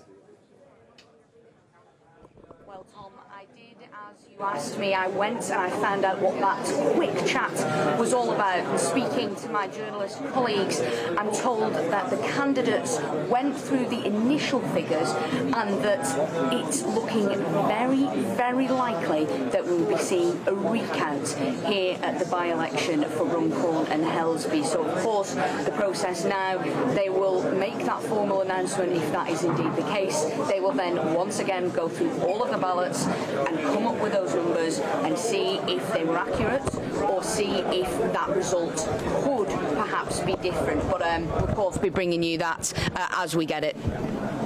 You are keeping us so tantalised. We are on the edge of our seats. Every time we think we could have a declaration, no, we are going for a recount. Well, I suppose this will make two parties both at the same time relieved that it's so close, but also absolutely terrified in terms of which way it could go. Martin Baxter, I'm sorry for interrupting you a moment ago. Given the demographics of this seat, given the picture of the national polling, what would we expect to happen here? We would expect Labour to win. But remember, the context of the seat is back in, it feels like an age ago, but just July last year when we had the general election. Labour won with over 50% of the vote. And Reform were there on, my figures, 18% of the vote. So it was a massive gap, a 35% lead for Labour, which has now been reduced, we hear from the recount, down to almost nothing, whichever way it goes. But even if the polls are correct, and remember the polls have been showing Reform gaining ground, Labour losing ground steadily since the general election, if the polls are correct, we would expect Labour still to hold this seat, because this is a very strong Labour seat, by 5%. So, in fact, it's the fact there's a recount is very interesting for data geeks like me, because that shows that it's so Reform are doing even better, performing what we would expect. And of course, relative to the national picture, you would expect a bit of that, because where there's a by-election and the MP has left, well, let's call it a less than reputable reason, there should be that should damage the incumbent party. I should note that we're looking at the back of the head of Zia Youssef, the chairman of Reform UK, who was sort of side on, is now with that, he's sort of hunched over his phone. If I were a betting man, I would suggest that Labour is ahead by 100 or so votes, and Reform has requested the recount. Yeah, if it's and they're hoping to find perhaps more votes than you would necessarily ordinarily find in a recount. If it's down to body language, you would say now that he is not looking that affirmative. In that shot there, you know, there looks to me like there's a bit of concern going on. He was on air earlier, and he wasn't really very strong about Reform's chances. He was much, much more measured than I would have thought he would have been at that point in the evening. It is interesting, Matthew. I mean, we've seen many by-elections across the last few years. When a recount is called, it's always one candidate who demands it, and it's obviously the candidate in second place who demands it, but they only do allow for a recount if it's within a certain percentage. Yeah, we're talking hundreds of votes here. This is less than 1,000 votes and obviously very close. I think it will call into question. I know Reform have played a little bit of expectation management as the week's gone on, and I think we've been here before in different guises. We had 2014 in Haywood and Middleton with UKIP as it was then, and UKIP were going to overturn that. They lost by 600 or so votes. You mentioned earlier about the 2019 by-election under the Brexit Party and Lisa Forbes standing in for Fiona Onasanya and losing by about 600 votes. Yeah. And it makes me wonder whether people will question whether Reform have got it in the bag this time. Are they going to miss out once more? Can they get over the line in the first past the post system, or is this just going to be an anomaly of different parties banding together to lock them out as such? But no, it's it's going to keep us on edge for the rest of the night, obviously, and who knows what's going to happen. Yeah, I'm so sorry to everyone watching or listening who sensibly went to bed at 10 p.m, set their alarms for 3, thinking surely by 3 a.m. we will have the Runcorn results. Well, I am so sorry to be able to depart the news that it's a little while yet to wait. But Linda, this is clearly, whichever way it's cut, a challenging night for the Labour Party. I mean, if the national polls would suggest Labour win by 5%, a recount would suggest a lead of far less than 5%, would suggest that this head-to-head Reform-Labour battle, Reform is slightly overperforming, even if it's not enough. That's true. And I think in this particular case, what's so interesting is MPs misbehave all the time, but not really on CCTV, do they? We actually saw the punch, and so I think that gave an enormous impetus to Reform them when they were in second place. An enormous visual imperative. But I think it took a while to get the by-election organised, and it was obviously organised deliberately to coincide with the local elections. And there's a big gap there for which Reform may have lost momentum. That's the issue, I think. And Martin Baxter, I suppose the particular circumstances of this by-election, which whenever we've interviewed a representative from the front bench of the Labour Party, they have pointed to the unique circumstances of the by-election, which is their roundabout way of saying one of their MPs punched a constituent. I suppose that could account for the difference between the national polling and what we're seeing locally. Yes, absolutely, Tom. That where an MP leaves for, say, a kind of good reason or a sympathetic reason, then the incumbent party can do all right in a by-election, you know, if it's a sad death or an event like that. But where the MP leaves for a bad reason, often a criminal charge or conviction, then that can hurt the incumbent party. So we've seen that over the years. By-elections, of course, as sure you've said this evening, are a bit random and are not always indicative of what's going on in the national scene. So we'll see what the figures go. You mentioned earlier, if I can just take you back to whether you're a betting man or not, looking at the people who are betting men and women and the betting markets, it is quite close, but Labour have the edge at the moment in the betting markets. But interesting. Equally, So that's shifted a lot from where it was yesterday. OK. Equally, they may not know any more than anybody else knows, but that's where the money's going at the moment. The money is certainly going on to Reform and Labour and nobody else, but slightly more on to Labour. No.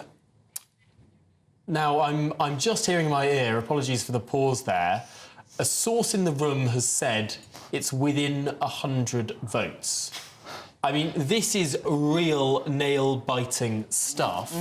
I mean, if it is double digits, I mean, that is the territory, Matthew, where a recount really could be the difference between... And if it is really, double digits, I mean, it might not be one recount. We could have a second recount. We could have a third recount. I mean, there is zero motivation on either side to stop recounting until there is a real definitive answer that comes out here. I think unless you're doing a recount, you're coming back with an extra 2 votes, I think then maybe it'll get put to bed. I think that it's so close in the first place. It will buy Keir Starmer time, but it's got to be a cause for concern. And I think there always was a soft underbelly. I knew Mike Ainsbury very well until he decided to batter his constituent. And he was quite pleased because he ended up with this seat in the boundary change. His previous seat was Weaver Vale. It was a Tory Labour swing, and he had a majority of about 500. And he got a lot more of this sort of the Runcorn base of the seat, which is a lot more Merseyside and Scouse than it is Cheshire, which territorially is a lot more stronger for Labour. And he kept saying throughout the election, I'll be fine, but there's a big pocket of Frodsham where they're all voting Reform, and Nigel came to do a bit of a sort of performance as such, and lots of people came out, and he wanted to make sure he was going canvassing there because he was just worried about that growing as the years went by. So I think because Nigel entered the election late-ish and the momentum wasn't quite there, but you could see it coming from those of us knocking on doors in the northwest, this has probably sort of been there, and all that's happened is through, I would say, unforced errors with the winter fuel allowance and the NICS rise and some of the other stuff that wasn't in the Labour manifesto. Starmer has probably turbocharged the sort of, I suppose, the dislike of the status quo in Labour, and therefore looking at alternatives like Reform. It is fascinating to think of how few votes can completely switch the narrative here. But this isn't the first time that the Labour Party has run into a similar situation. I'm going to take people on a trip down memory lane to the first by-election of the 1964 Parliament. Think of it. Harold Wilson has just become the first Prime Minister of the Labour Party in 13 years. 13 years of Tories, they rattled through 4 Prime Ministers. Does it start to sound familiar yet? The Labour Party got in, but it wasn't a huge share of the vote. Sound familiar yet? Then one of the first things that the Labour Party announced in 1964 was that they were going to delay the uprating of the state pension till after winter. So people were missing the extra money that they thought they'd get for pensioners over winter, perhaps for things like winter fuel. Anyway, the first by-election of that Parliament, shortly after the winter, the Tories made a big play of pensioners' issues, of that money over winter. And it was actually a by-election in a safe Labour seat in Leighton, where Harold Wilson had ennobled the incumbent because his Foreign Secretary, Patrick Gordon Walker, had lost in another seat in the General, so he wanted to find a seat to be plonked in. And anyway, it was meant to all go so smoothly. It was a safe Labour seat, and he lost to the Tory by a couple of hundred votes. And I'm just thinking, how many parallels are we drawing tonight from a Labour Party, the first by-election in its time in government, a sort of loveless landslide, after 14 years of Tories and a bunch of different prime ministers. I mean, some people might think we've seen this movie before. As is often the way in politics, it's not the only time that history repeats itself. What's surprising about Mike Ainsbury, and you would know more about this than me, is although he acted in a moment of madness, we can call it that, he did enjoy really high levels of popularity in that constituency, didn't he? He was a good MP, genuinely. He was a very good MP. well-liked constituency MP, worked hard, good office, good caseworker team, got stuff done. He led a private member's bill in Parliament to bring down the price of school uniforms and that they wouldn't be badged, and started that whole sort of thing that the Labour Party are just sort of finishing off now. And sort of was a, relatable bloke, councillor estate kid from Wivenshaw, former councillor in Manchester. And the biggest thing about the whole Mike Ainsbury situation, which I think I've spoken about before, was just so totally out of character. I know. It was really shocking. normal, gentle, kind bloke who I think because he missed out on a spot in government and, Angela Rayner, who's been a very long friend of his, didn't bother to ring him to tell him that he'd missed out in her He team. felt a bit abandoned, a bit hurt. I think, you know, I don't know for certain. I think he was going through it a little bit, and, you know, one thing has led to another, really, especially where booze is involved. Well, we're going to go straight back to Runcorn now, back to the counts, where Sophie Reaper has had her ear to the floor. And Sophie, this recount now, what can you tell us about it? Well, Tom, it's actually yet still to be confirmed that whether there will be a recount or not. We're still waiting to hear. Of course, we did hear from a secondary source that it's looking very, very likely. The candidates were all called over to the corner where they were given the preliminary count and giving them the opportunity to call for a recount if they so desire. And we're told by one of the candidates that, in fact, it could be within as little as 100 votes. So very, very close between those two potential candidates, Reform's Sarah Pochin and Labour's Karen Shaw. Now, I will say, Tom, we're yet to see either of those candidates. There's been a presence from Reform this evening. Of course, as I mentioned earlier, we're still waiting for party leader Nigel Farage to arrive. We've been waiting for that for around the past hour.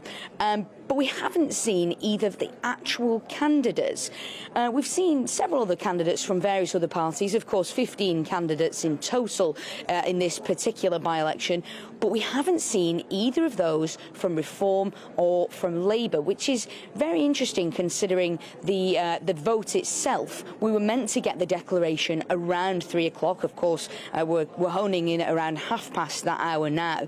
So unless they're in the building somewhere waiting to be told, but we're yet to see them here in the press and media area. So it's hard to gauge from their body language exactly what might be going on. Now, of course, there's a bit of a lull in the room at the moment. You can see the press pack waiting for any small nuggets of information which they could break. In the distance, you can see the people who've spent the night counting those ballots as they've been coming in. They're waiting, some of them on the edge of their seat, to find out what the next steps will be. To the right of that, you can see several of the candidates with their coloured badges indicating exactly which party they are supporting. But that's about it. We are just in this state of waiting, essentially. We are just waiting somewhat patiently, somewhat impatiently at this stage to find out exactly what is going on. Will there be a recount? It's looking increasingly likely that there will be one, especially given that source telling us it could be within 100 votes between Reform and Labour. But we simply can't confirm anything just yet. It seems very likely, but as I say, can't confirm it just yet, Tom. Well, Sophie Reaper, thank you very much indeed for being there for us, and do get back in touch as soon as we know any more or get confirmation on this possible recount. Now, I must say that we've been getting some reporting in from the Greater Lincolnshire Mayoralty. The first area to declare was Boston itself. Now, of course, there are lots of different council areas that declare that make up this combined authority. In Boston, Lincolnshire, Reform won 54.5% of the vote. 54.5% of the vote. That's ahead of the Conservatives, who are on 20%. Just an absolute barnstorming performance there from Andrea Jenkins, the Reform candidate. And in the South Holland district results, that was the second district to be counted, Reform won 48.3% of the vote there, ahead of the Conservatives, who are on 28.9%. So it does look like, of the two districts that have been counted so far in Greater Lincolnshire, Reform is on about getting half of the vote, with 5 parties dividing the rest of the other half of the vote between themselves. It does look highly likely that Andrew Jenkins will win that mayoralty. But of course, we're waiting confirmation on a recount in Runcorn, and we will be back looking live at Runcorn as soon as we have more information on that front. I must say that we were expecting that result at around 3 o'clock. Of course, that's 26 minutes past 3 as we talk, so clearly Clearly something's afoot. But let's talk now to Emma Reynolds, the Economic Secretary to the Treasury, Labour MP for Wickham, and she's in our Westminster studio. Emma, thanks for joining us this evening. No problem. Good morning. This morning even. Goodness me, it's been that long. Clearly, we don't have any firm information out of Runcorn yet, but all of the indications are that a recount is on the cards. Given the absolutely stonking majority that your party had in that seat up until about 4 hours ago, surely it's deeply, deeply embarrassing that there could now be a recount, whichever way it ends up going.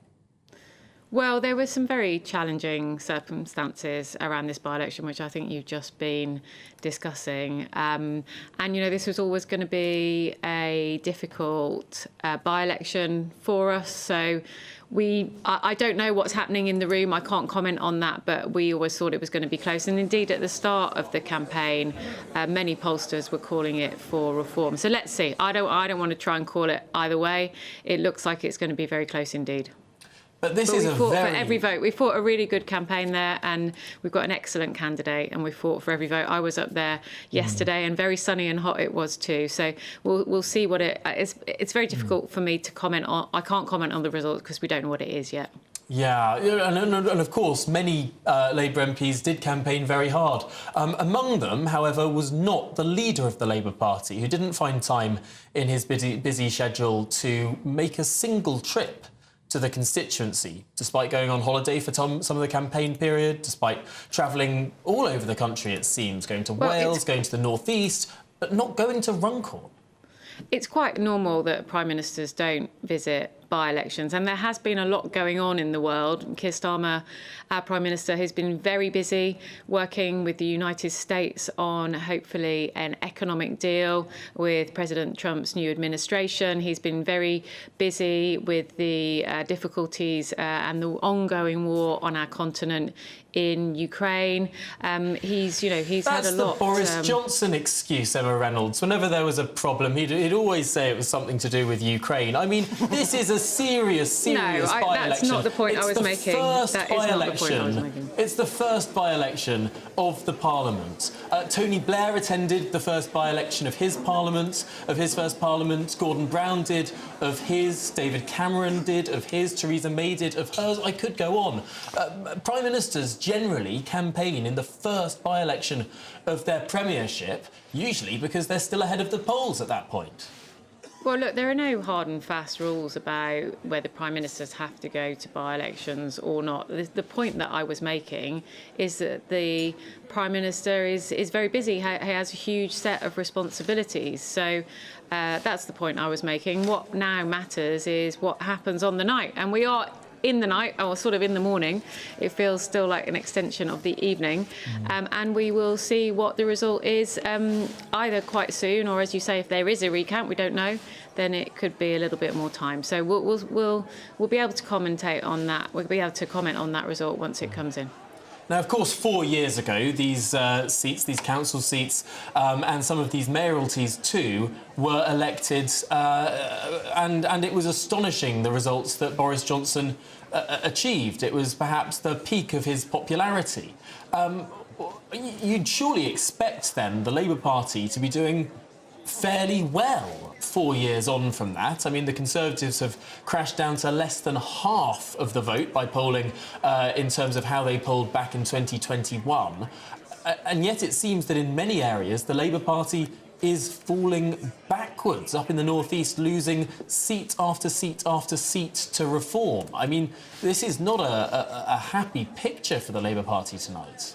Well, we're still relatively early into these results, but we are a party that's in government. We've had to make some very tough decisions given our economic inheritance, but also the fact that public services such as the NHS were, and other public services were on their knees. So we've had to take some tough decisions. But what I will say is we have a plan for change for this country. We were always clear at the election last year that turning this around, turning the economy around, turning turning our public services round was going to take some time.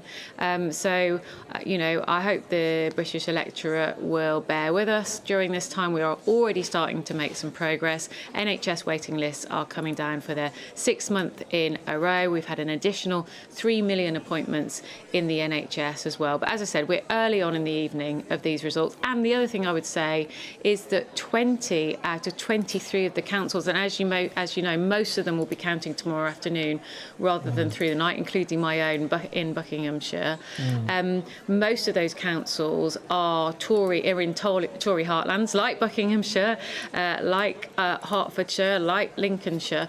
And so, this isn't necessarily representative of the whole country. We've got a much bigger set of local elections coming up, as you know, next year, and including in Wales and Scotland. Of course. Now, Emma Reynolds, you say that there's a huge task ahead of this government, that it's not going to be quick to turn around the economy, to turn around public services, and I'm sure many people would agree with you. But looking at what the Labour Party said in the general election, this is where the sort of dissonance begins, because listening to the Labour Party in the general election, you were saying that you could fix the NHS with just £3 billion more.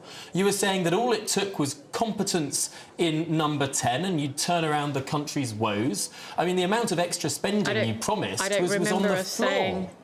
With the greatest respect, I don't remember us saying either of those things.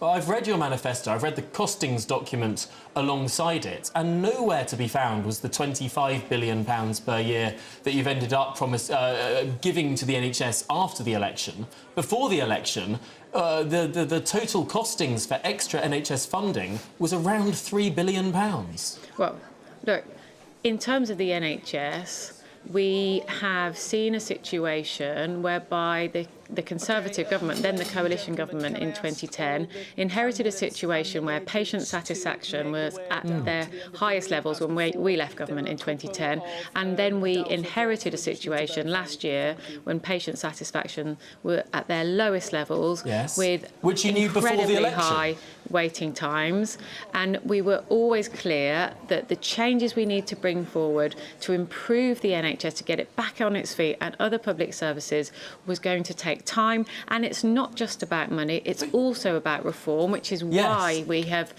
said that within 2 years we're going to abolish NHS England and bring it back into the centre of government. But the point I'm trying to make, Emma, social care, is that before the election, Wes Streeting and many others, and shadow health ministers alike, were saying all that was needed was reform, that more could be done with less, that actually very little extra money needed to be injected into the NHS. And now you're saying, and now Keir Starmer says at Prime Minister's questions, that national insurance has to rise to fund extra public spending for the NHS. I put it to you that the reason why you didn't tell us about the extra money you wanted to put into the NHS before the election is then people would ask where the money's coming from. And then you'd have to be honest with the country that you wanted to raise their taxes. Well, we didn't know the full extent of the fiscal inheritance at the election because we inherited a £22 billion black hole.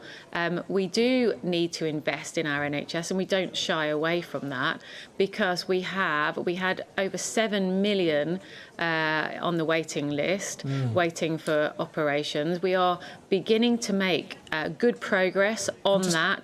We've promised as part of our plan for change that we will bring that down significantly. We've already added an additional 3 million appointments to the NHS. We brought forward a new GP contract which will avoid that awful phone I'm just suggesting you could have been honest about all of the extra money you wanted to spend before the election, because I mean you've got an extra 25 bill in the NHS. You say you've plugged this 22 billion black hole as well. I mean that's already I mean near on 50 billion of extra spending because these two things are separate. That's the point that I'm trying to make. Well, I might disagree slightly with your figures, but what I will say is we promised the electorate change in July, and we are already seeing some of that progress.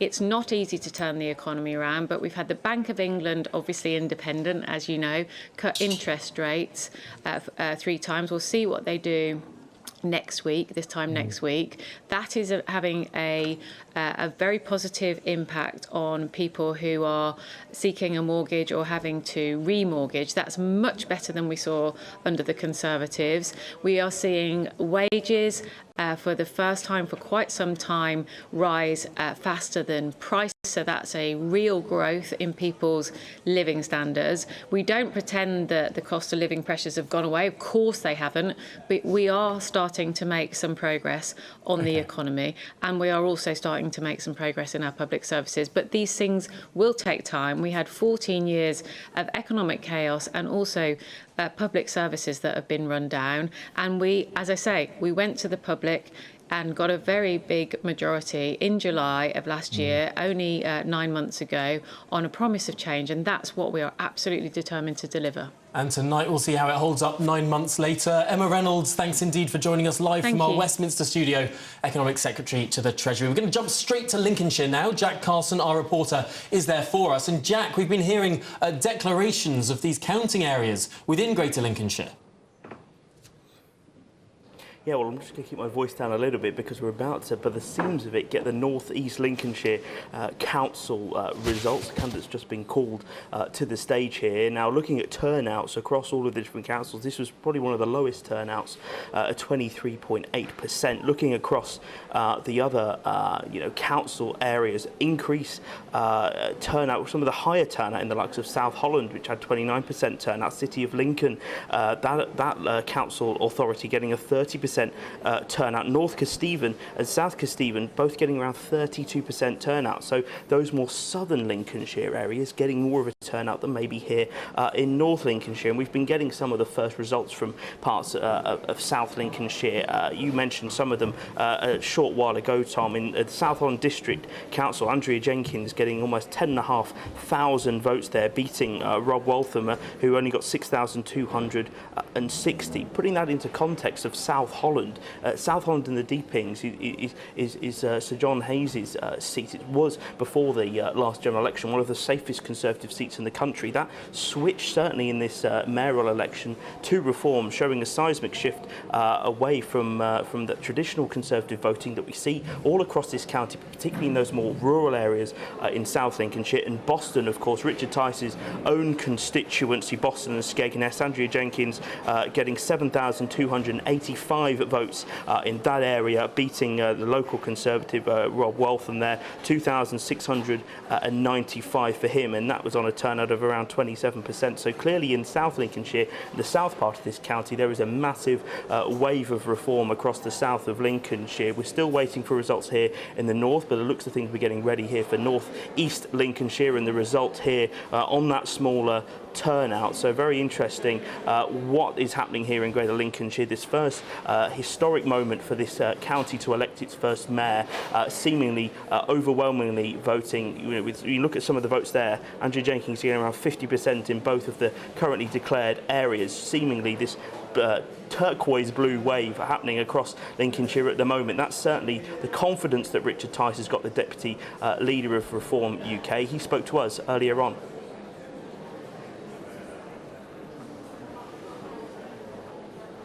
If we win control of councils, which I think we will do, then we can dig into the books and find out where all this waste has been going on, where badly procured contracts are far too much in favour of some of the contractors, and we've got to act on behalf of the council taxpayer and the British working families. Yeah, so a lot of confidence there from Richard Tice. We're about to get the declaration here, so we'll bring you those results as and when we get them. For being there for us, and it does look, as things stand, like Andrea Jenkins is doing really rather well there, but of course we'll be back when any formal declaration takes place. We're going to jump back to the Runcorn count now, to Sophie Reaper, because Sophie, things are moving quickly. Indeed, Tom, in the last few minutes there has been a new development. There was an announcement on stage, once again calling all candidates to the back of the room. We were then told, following that chat, that there were some more doubtful votes that needed to be considered. We've been told by one of the candidates that that was just 4 doubtful votes. But things are so close. They are taking just 4 votes that are in doubt. They are taking them very, very seriously. That is to say that 4 votes could be the difference. We've heard from a candidate previously that it could be as little as 100 votes in it. So, of course, every single vote counts. We're still yet to find out whether or not there will be a recount. But, of course, all the indicators are there that if it is coming down perhaps to a margin of 4 doubtful votes being taken very, very seriously, all indicators are pointing towards the fact that in all likelihood, we will be seeing a recount here at the by-election for Runcorn and Helsby. That is absolutely fascinating. It seems that we're hearing various different things at various different points, but I mean, it could be just a handful of votes in this. I mean, that's running against what was being whispered only half an hour or so ago. Well, Tom, we've always known that this was going to be a 2-horse race that would be run very, very closely. We always knew it was between Reform and between Labour. But as you say, throughout the night, at the start of the night, it seemed that Reform were the confident party. It seemed that they had all the belief that it would be them that would be victorious in the early hours of the morning. But as the night's gone on, that confidence has waned somewhat, and it's now perhaps Labour who are the more confident party. Them, of course, earlier on saying to us that things were tight but encouraging. So things have shifted. Of course, in the last half an hour, we found out that it could just be a slim margin as around 100 votes. So things are incredibly tight. I think even tighter than anyone could have predicted going into this evening. Obviously, the pollsters suggesting it could be as small as 1 percentage point, but I don't think anyone going into tonight would have thought that just 4 doubtful votes could have been the difference. I don't think anyone would have predicted that the margin would have been quite as slim as all that. But as I say, in the distance you can see all the candidates there waiting for the next bit of information, waiting for the next step here.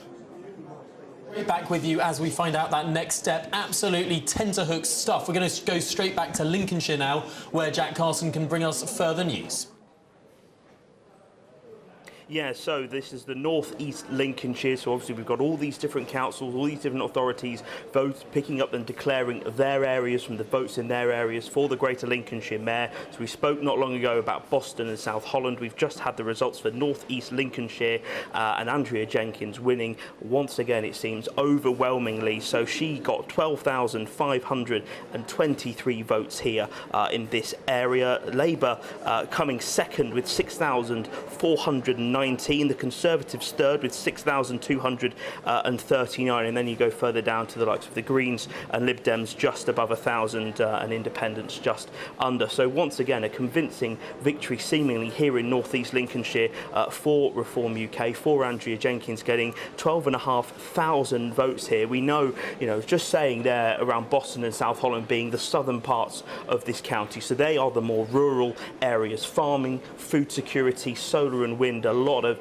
interest there, of course. Up here, really, the battleground with the election was Scunthorpe and the steelworks here. It was railways, buses, that kind of infrastructure, jobs and investment, and seemingly Andrea Jenkins and Reform winning the argument here. We know that in hustings, in the lead up to this election, Andrea Jenkins pointed out that it was Nigel Farage and herself going to the Scunthorpe and British Steel plant there that raised awareness, really got the government to come in and intervene in what was going on there. Rob Waltham, particularly in this area, had said that he's the son of a steel worker, that he had represented, around this region. He represents North Lincolnshire, so he'd represented around this region for a very long time indeed as leader of that council. So he thought he maybe stood a bit more of a chance up here, but seemingly Labour and that traditional maybe working class Labour vote coming to pip him into second place here. But really, none of it it seemingly anywhere near what Reform have been able to do. This blue wave, which we saw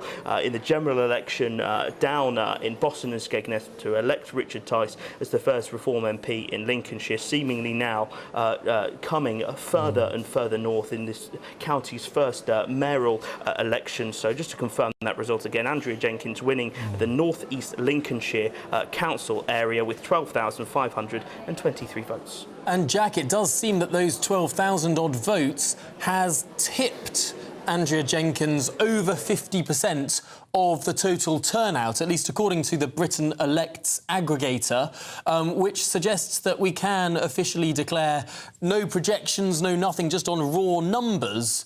Andrea Jenkins is the first mayor of Greater Lincolnshire.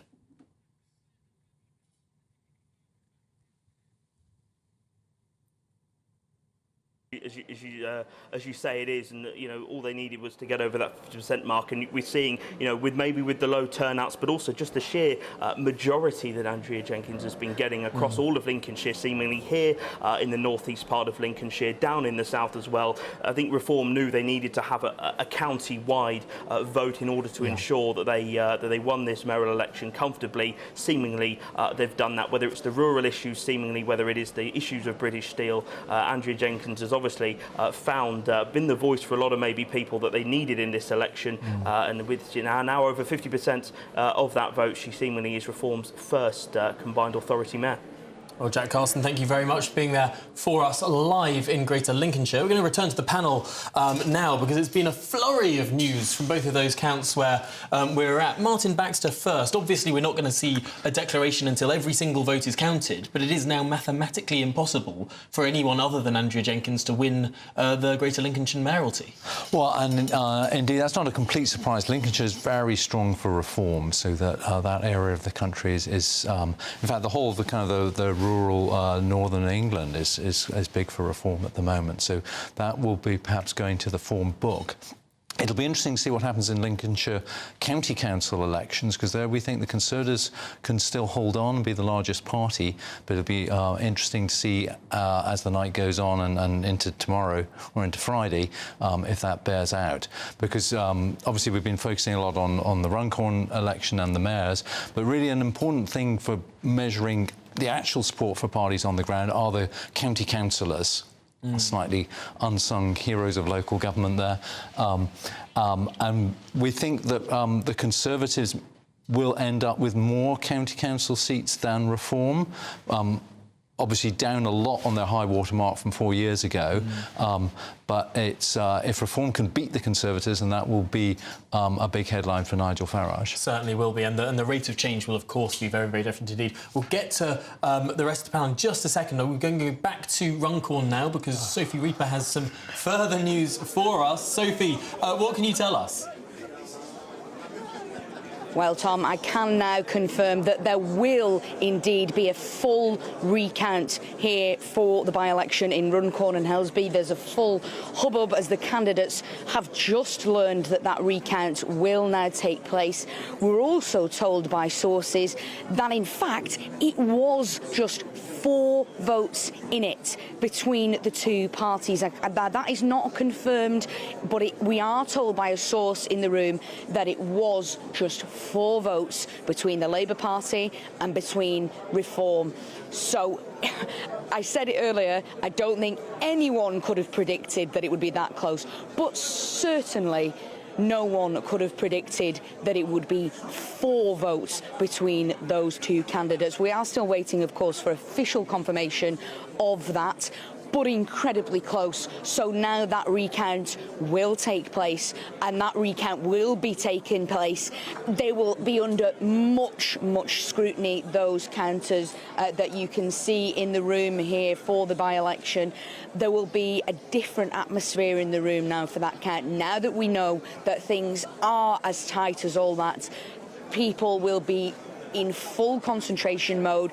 It's a different story now, Tom. Now that we know things are as tight as that, people will have their eyes glued to those ballots to make sure that we get the right results here for the by-election in Runcorn and Helsby. We're still yet to see either of the candidates for Reform or for Labour, and we're still yet to see the arrival of Nigel Farage, but I can confirm that we will be seeing a recount here for this by-election. Sophie Reaper, you say the atmosphere in Narrow. I can tell you the atmosphere in this room, the entire panel's jaw dropped when you departed that news that it could be as little as 4 votes between the Reform Party and the Labour Party. Obviously, a margin thin enough to demand a recount. Sophie, we're going to be back with you just very shortly indeed, because I am now going to turn to Matthew Torbett, because I mean, well, actually, everyone here has just been absolutely flabbergasted Yes, quite. by the degree of drama tonight. Yeah, I mean, this is...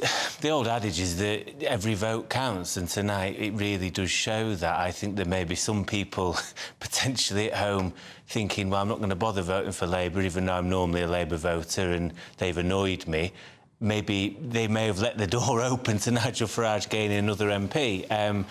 And, you know, this is political careers hang in the balance of this sort of stuff, whether it be the leaders or you have a couple of candidates here whose dream of being an MP is literally hanging by 4 votes either way. It's just incredible, really. I wasn't expecting this at all. No, Linda. So I was out pounding the pavements today because I was getting out the vote, knocking up, which I think is a detestable phrase, but I'm out pounding the streets of Marlow to try and get the vote out, because everybody knows in politics that every vote counts. But what I find incredible is that Keir Starmer's presence is lacking.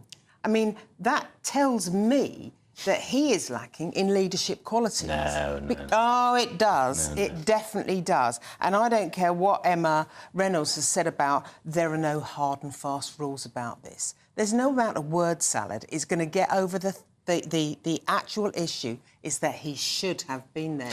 In something that was going to be tight, we never thought it would be this tight, he definitely should have been there. So where I disagree, and what Emma Reynolds and no other frontbencher will tell you, is he's not electoral. He's not an electoral asset. He's deeply unpopular. So why would you send him up there? Do you remember the scenes during COVID when the pub landlord threw him out of the pub? That would be happening on the door. So absolutely, you don't want him there. Yeah, at but I'm all. saying from a leader's point of view. Oh, you know, it's terrible, obviously, but I think tactically you cannot have him up there. He's, you know, deeply unpopular. He's wooden. He's not an electoral asset in the slightest. And I'm so glad he didn't go up there, to be perfectly honest with you. Because then this would have all been over about 15 minutes ago. Absolutely. That's what it's supposed to be. But instead, 4 blooming votes. And Martin Baxter, if there is a recount and it actually ends up being 0 votes in it, i.e. identically tied numbers, well, there'd probably be another recount. If it ends up being identically tied, they toss a coin. I believe they do. I mean, this is going to be the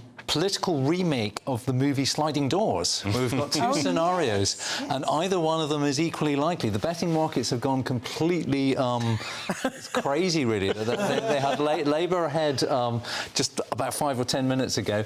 Then the Reform are going ahead. Then it's even, I think, Reform are ahead now. So nobody knows what's going on. I think it looked at one moment like maybe the betting markets were getting cheeky phone calls from inside the count room. I don't know. Did they move ahead of... But anyway, that's off now, so I don't think people are necessarily going to have made money with doing that if they tried. Interesting. So it is, but as you say, I feel a bit for the politicians on this one, because the headlines tomorrow are either going to be great for Starmer, bad for Farage, or vice versa, and it could come down to a toss of a coin.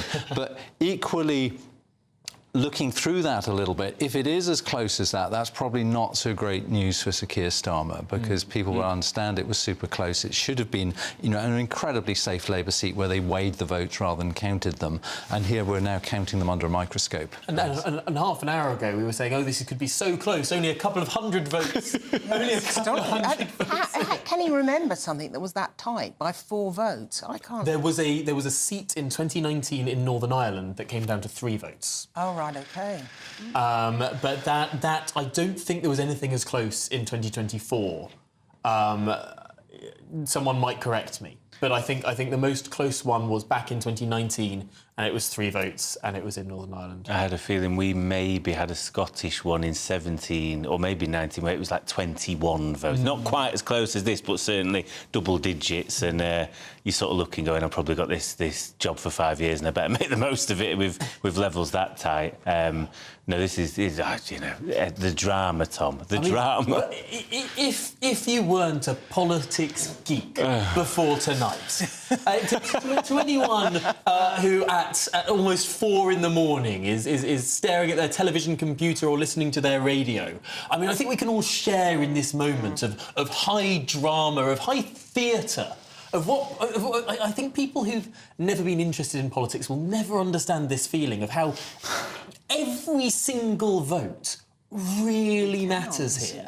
And it could go either way. Suddenly, I've forgotten about all of the mayoral contests, about all of the council contests, important though they are. I mean, the tenterhooks by which we are, or the edge of this. I'm not sure. I think perhaps the edge of my seat now needs to be measured with an electron microscope. The amount of it that I'm currently perched upon. And I think it's because also it's a human thing. It's so close that you start to think about the human beings involved. And in a sense, that's at the heart of politics. That's when politics becomes interesting. As we were saying a little bit earlier, the problem with politics these days is there aren't enough personalities. And if Andrew Jenkins has done well in Lincolnshire, which she appears to have done, I think partly that's due to her character and her personality and her delivery of late.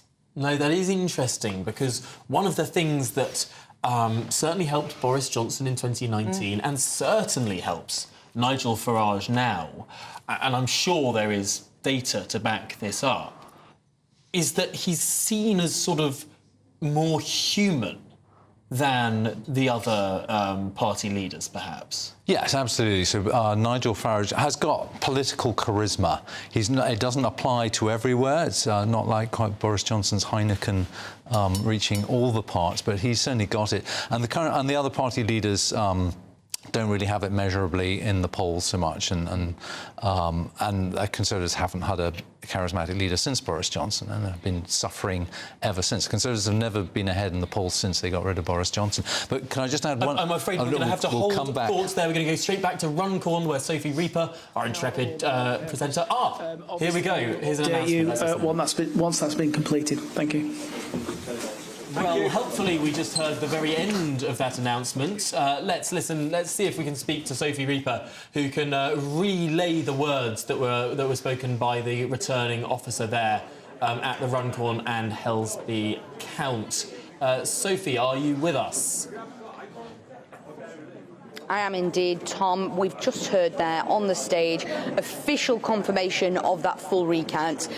He said that because of the incredibly close proximity of the two parties, it's been agreed there will be a full recount, and he said they will give us updates as we go along. So that process will now begin, and we will just have to wait and see. But we heard 4 votes in it, and we've now heard apparently those 4 votes were to reform. So if that were to be the final tally, it would be reform that would win. But of course, we'll now go to the recount, and we will see exactly what happens at the end of that.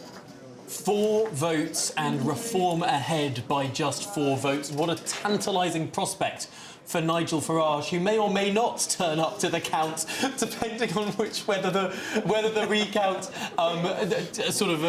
reaffirms that original count. Absolutely tantalising stuff. Sophie Reaper, we will be back with you in the next hour, which is only 20 seconds away. So do stay there for us. It is a night of high drama here, and you do not want to be anywhere else. We're live across the counts. We're getting the information in as we have it. We'll have more interviews with our biggest beasts in politics. Do stay with us here on GB News. Well, the time is 4 a.m. and this is GB News.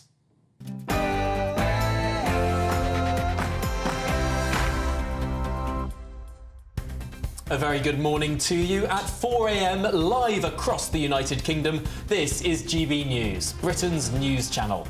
Now tonight, a full recount for Runcorn and Helsby. As the count comes down to just 4 votes, we hear in favour of reform. Will Labour hold on to the seat by the skin of its teeth? Or could reform create a political earthquake? I think this is going to be, and many have said that this is going to be a historic set of local elections in this country, probably the most important that have ever run. The voters understand, the public understands that we inherited a very, very difficult hand to play, but we are starting on those very fundamental issues on public services, on the economy, and our relationships internationally. But I don't think I think they were saying, you've not done enough yet, guys, for us to come back to you. So I think there's still a long way to go for the Conservatives. Well, we always anticipated that things would be very close here at the count for the Runcorn and Helsby by-election, but I don't think anyone would have predicted for that full recount now ready to take place. We can predict here and project here in Greater Lincolnshire that Dame Andrea Jenkins, the Reform candidate, will win and become Lincolnshire's first mayor and also Reform's first mayor as well. Seemingly a blue turquoise wave sweeping this county will bring you more results as we get them. Well, as Labour heads into that full recount in Runcorn, the party has admitted the by-election has been challenging. Well, there were some very challenging circumstances around this by-election, which I think you've just been discussing. And, you know, this was always going to be a difficult by-election for us. But it's certainly not looking like a great night for the Conservatives. We see this as being a difficult night for us. Let's see, we've got some great candidates out there, some very good councillors, and it'll be sad to see some of those councillors lose their seats, but that's going to be the reality on the ground.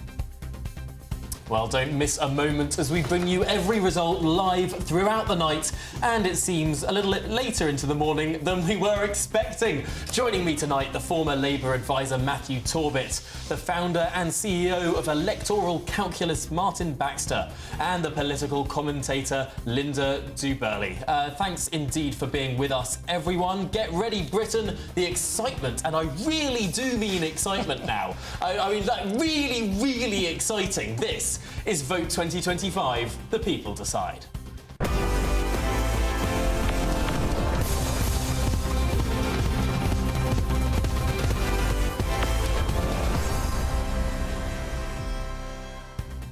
Well, my name's Tom Harwood and you're watching GB News. Let's dive straight back in. And we're going to go straight to Westminster now, where Andrew Bowie, the Shadow Secretary of State for Scotland, joins us live. Andrew, we've been very excited tonight because there is a full recount taking place in Runcorn and Helsby. But the Conservative Party is absolutely nowhere. I mean, Lincolnshire, a Tory council, and you haven't won the mayoral city. Runcorn and Helsby, where you came a close third and you're absolutely nowhere to be seen. Isn't your party a busted flush? No, absolutely not, Tom. Come on. I mean, these were always going to be very difficult elections for us. We're coming from the high point of 4 years ago when we delivered a near record result in terms of local elections on the post-vaccine bounce and Boris being at his most popular almost any time of his premiership. So this was always going to be incredibly difficult, but 9 months out from our worst general election defeat ever, and everybody knew that the Runcorn by-election was going to be incredibly close between Labour and Reform. And when you look at the results across the country, I think that one of the things that is standing out is that just 9 months into this Parliament, a Parliament in which Labour has a huge majority with MPs across all of the areas which are up for election today, just how badly Labour seem to be performing this morning. I look at Northumberland, for example. I don't think Labour are yet to return upwards of one councillor to Northumberland County Council. So I think they should be very worried indeed, given the low point that they're coming into these elections 4 years ago compared to where we were. Certainly they should be worried, but looking at those results in Northumberland and the people taking those seats off Labour aren't the Conservative, it's the Reform Party.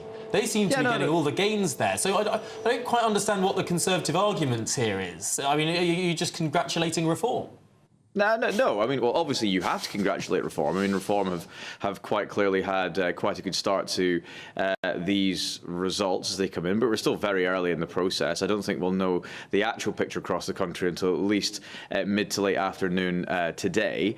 But the situation is, as everybody knows, watching this programme, the Conservative Party suffered its worst defeat ever.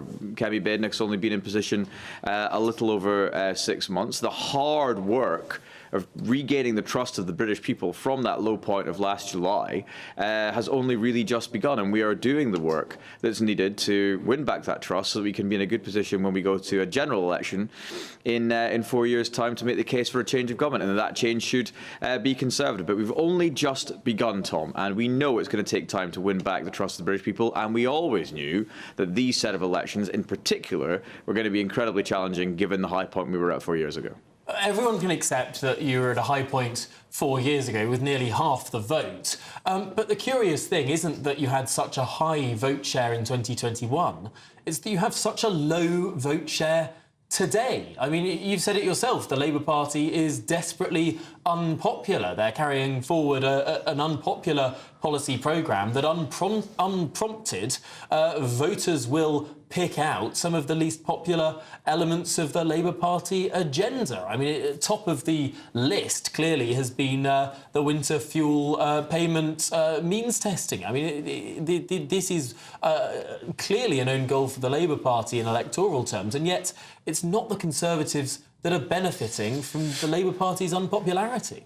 Well, the very reason that people, that Labour are being held to account in the House of Commons on the winter fuel allowance, on the changes to inheritance tax and business rates for farmers, on the Labour's jobs tax, which is costing jobs across the country, the national insurance increase, on the change in narrative around net zero by 2050, is because we are doing the job of holding them to account in the Commons. Now, granted, that is not yet being translated into votes across the country, and frankly, I'd be surprised if it was. You know, it was, as I said, 9 months ago, the British people resoundingly turfed us out of office with our worst defeat in our entire history. So we've got a long way to go before we start regaining the trust of the British people. I do believe that work is beginning, and I do believe the green shoots of recovery are beginning to sprout, but these were always going to be a significantly difficult set of elections, and as I said, the work goes on and will do for the next few weeks, months, and indeed years up until that next general election. So if the Conservative Party lose metro mayoralties that demographics a year ago said you should have won, if the Conservative Party loses hundreds upon hundreds of councillors, your sort of takeaway from that resounding electoral result is carry on, no change. No, absolutely not. In fact, frankly, it couldn't be further from the truth. Kemi's said that we need to renew the party, that we're wiping the slate clean, and that we're starting from scratch. That's exactly what a responsible opposition should be doing. It's exactly what a party that suffered the greatest defeat in our entire history should be doing. We are indeed humble when it comes to that result. We know what the British people were telling us last July. They wanted change, and we've got to deliver that change. But that work has only just begun. And so that work, as I said, will continue tomorrow, next week, next month, and indeed over the next few years. It's a long way until the next general election. We're only just getting started. It's a long way until the next election, sure, but there are lots of electoral events on the way, not least tonight, and of course huge elections in Scotland, in Wales, and across England as well this time next year. I mean, there's huge numbers of electoral events between now and the next election. And as you say, your leader has wiped the policy slate clean. You went into these elections with not a single policy to show for it. Could that be one of the reasons why people are unwilling to sort of lean back into the Conservative fold? I mean, people will have all sorts of different reasons for voting the way that they are at the minute. It's quite clear that the Reform Party are capitalising on a disenchantment with the two major parties out there that remains, and that, you know, we saw actually in last year's general election, I've spoken about our result, but actually one of the lowest ever returns in terms of the popular vote for a governing party in the Labour Party. So Reform are capitalising on that. There's no doubt about it. But over the next few months and indeed years in those various electoral events. We hope to start making gains, to start regaining the ground that we'll need to, so as to replace this woefully inept, failing government that we have right now, taking such disastrous choices for the people of this country. And just finally, Andrew Bowie, I suppose, as someone who is representing a party that isn't in contention in Runcorn and Helsby, how are you feeling about the sense of drama? I mean, 4 votes, a recount, no doubt, probably a further recount after that. I mean, it's a night of excitement at the very least. Yeah, of course it is. I mean, as somebody who has endured counts being the name on the ballot paper in a general election 3 times, I have to admit it's much more exciting watching it from a TV studio than it is being in the room. And there's a human element to all of this, of course. And you know, your heart goes out to all of the people who've put their head above the parapet and are standing for election and willing to go endure what they are right now in those town halls, sports halls across the country, not least in Runcorn. In 2017, the SNP managed to hold North East Fife by 2 votes. So I think this is almost just about as close as that. So of course it's exciting. Of course this is what the political geeks that so many of us are, moments that we live for. And of course I'd love to see the Conservative Party up there challenging in Runcorn, but this was always going to be a fight between Labour and Reform, and I think we'll all be very interested to see exactly how it turns out whenever we do get that final result. I'm just going to have to ask you to repeat, which seat was it, the 2 votes? North East Fife? North East Fife. Yeah, brilliant. In 2017. Excellent trivia, Andrew Bowie. I thank you for it, and thank you indeed for joining us live at 4:11 in the morning, if you couldn't tell. Well, we're going to go back to the studio now for more trivia. I'm joined by former Labour advisor Matthew Torbett, the founder and CEO of Electoral Calculus, Martin Baxter, and the political commentator Linda Juberli. Linda, 2017 2 votes is a brilliant piece of trivia. Brilliant pub quiz. I mean, the recount could thin it down from 4 votes to 3, 2, and it will take several hours, I think, now, because they will have to be ultra careful about the recount. It's amazing what they will have to go through. But one thing occurs to me is that we're talking about, you know, the detail here. But are we actually seeing in broad terms the death of the 2-party system? Is that what we will see at the end of the morning? I mean, that is a really key point, because, Matthew, it's looking likely, perhaps, that at the end of the night, for the first time in a general election, not a general election, but for the first time in a local election that I can remember, we could see the 2 major parties between them getting less than half the vote. Yeah, I think for some time now, since the turn of the election, I can't help but feel that this country is heading for an American-style reckoning, in that we are living in a time and an era where people hate politicians, and the status quo doesn't feel like it's worked for them. And we saw a little bit of that with Brexit, you know, people in all sorts of areas that felt left behind going, what's globalisation done for me other than made me redundant? What's it done other than large-scale immigration drive down my wages? What's it done to my town centre other than see it rot since the 1980s? And I think now there appears to be the clearest alternative yet that could be taken more seriously, with Nigel Farage building a party in a more professional way, having associations or local parties with chairmen and doing proper background checks on them and stuff like that. And also, sometimes politics is about finding the right moment. And Nigel Farage has been knocking around for quite some time now, and it appears that the moment may have come where, you know, you look back to 2010, I think Labour have tried to emulate it's going to get a little bit worse, but look at the last lot, we're going to turn things around. People haven't got the patience anymore. People feel so hard up and fed up at the moment. And I totally sympathise with them. Whatever happens tonight, I feel Labour deserve to get battered the way they've handled, the way they've governed since the general election 10 months ago. The unforced errors, the duplicity in you know, freebies and having your suits and glasses paid for. And that's the one thing that came back from Runcorn. It wasn't just the winter fuel allowance, that was a massive thing on the doorstep. There was an old lady on one of the doors in Runcorn, and she said, you know, I never voted Labour before, and I thought you guys were going to be different.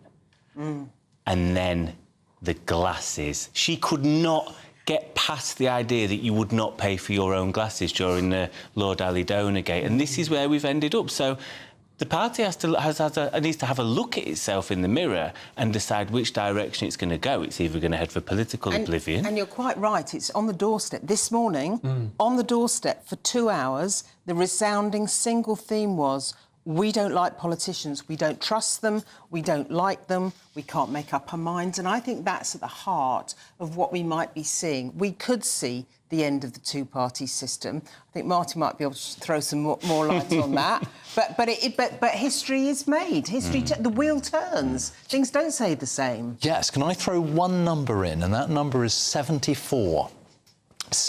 Runcorn and Helsby is the 74th safest Labour seat. So if that seat is on a knife edge, that means that if the rest of the country voted that way, Keir Starmer would have 73 seats plus the toss-up of Runcorn, and that would mean 338 Labour MPs would lose their seat if there were a general election and similar voting patterns. Now, how is that calculated? Because you can calculate by majority, by raw vote number, by percentage. I'll stop you there. We're fancier than all of those methods, yes. So we calculate it by looking at all the seats, predicting where they would be now and sorting by predicted Labour share. Gosh, that's very clever. Yeah, thank you very much. So that's this is why MPs love your website. The other thing I was going to mention is, even without this result now, this Parliament has more marginal constituencies than we've seen in over 70 years. So there's and a lot of those marginal seats are Labour. So that even if it isn't quite as the voting patterns that we're seeing now, there's lots of Labour MPs who are going to be nervous. But obviously, if the voting is confirmed like this evening, then there's 338 who could be nervous. But even in normal circumstances, there'll be a lot of nervous Labour MPs. And that will feed, I think, ultimately into possibly parliamentary difficulties for Keir Starmer, despite his big majority. Right, because you will have hundreds of nervous Labour MPs. He's got a big majority of people with small majorities, if I can. No, that makes perfect sense. But also, it becomes very, very difficult for pollsters who actually they get a bad rep, but they're pretty darn good. I mean, the final polls got it pretty darn close at the last general election. I mean, your projection was very close at the last general. Well, we certainly said that Labour would win, and Labour won, but. It is actually even more difficult at the moment now because there's small changes in support can lead to very large changes in numbers of seats. And so many seats you could have. I mean, if you have genuinely 3, 4 or 5 party politics, there'll be lots of seats where, you know, you could win on 25% of the vote. And it could be one party's on 25, one party's on 24 and one party's on 23. And trying to find that through polling when the margin of error is 3% or thereabouts. I mean, you could be off by 1% in your poll, and that's 200 seats. Indeed. So Linda made the point earlier about, is this the death of the two-party system? Well, it's certainly a very strange and unstable situation that we've got 3 parties roughly neck and neck. My own guess is that it isn't stable and it won't last, and the two-party system will return. The question which is open at the moment is which two parties is it going to be? And this is where we think of 2 examples of insurgent parties. We've got the SDP, which ran Labour very close for second in terms of vote share in the 1983 election, but in the end melted away because the Labour Party made certain choices about its leadership throughout the late 1980s and drew back the sort of moderates who were leaving Labour and joining the SDP, which in many ways was more an internal battle within the Labour Party.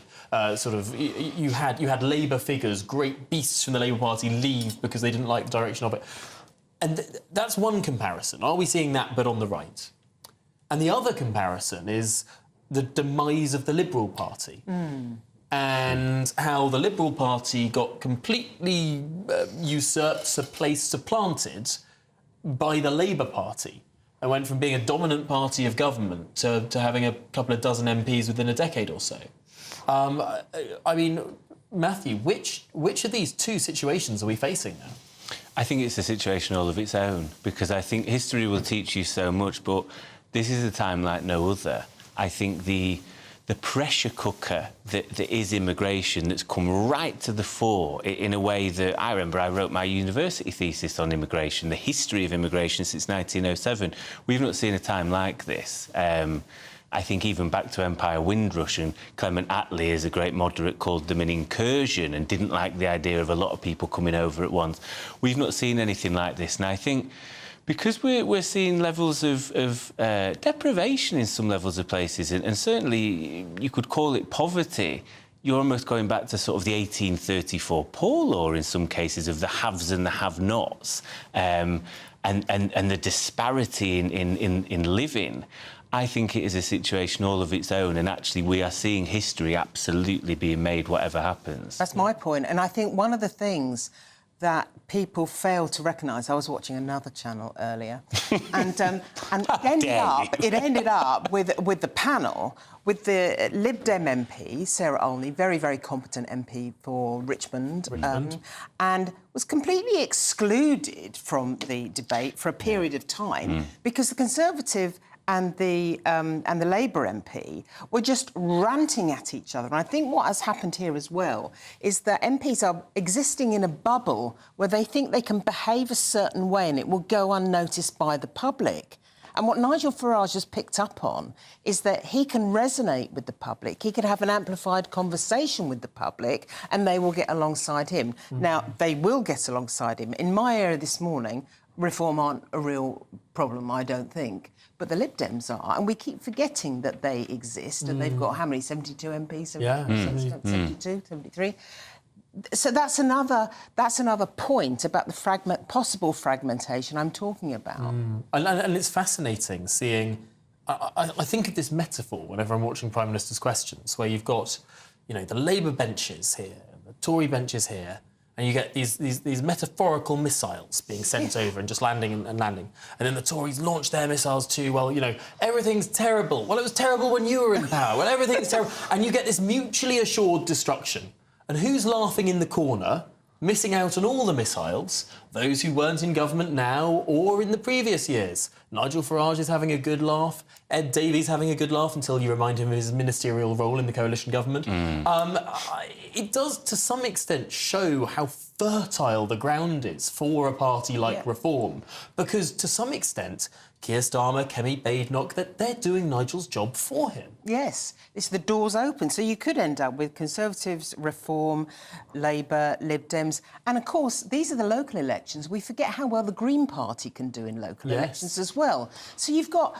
there's a possibility of a wholesale change in the political landscape, I think. Well, we're going to be keeping a close eye on the west of England mayoralty as well, where polls have suggested the Greens are very competitive, and we should be getting that result early this morning too. We're going to jump back to Runcorn now, where Sophie Reaper has been diligently reporting, because there's a flurry of activity now with this recount underway, I presume, Sophie.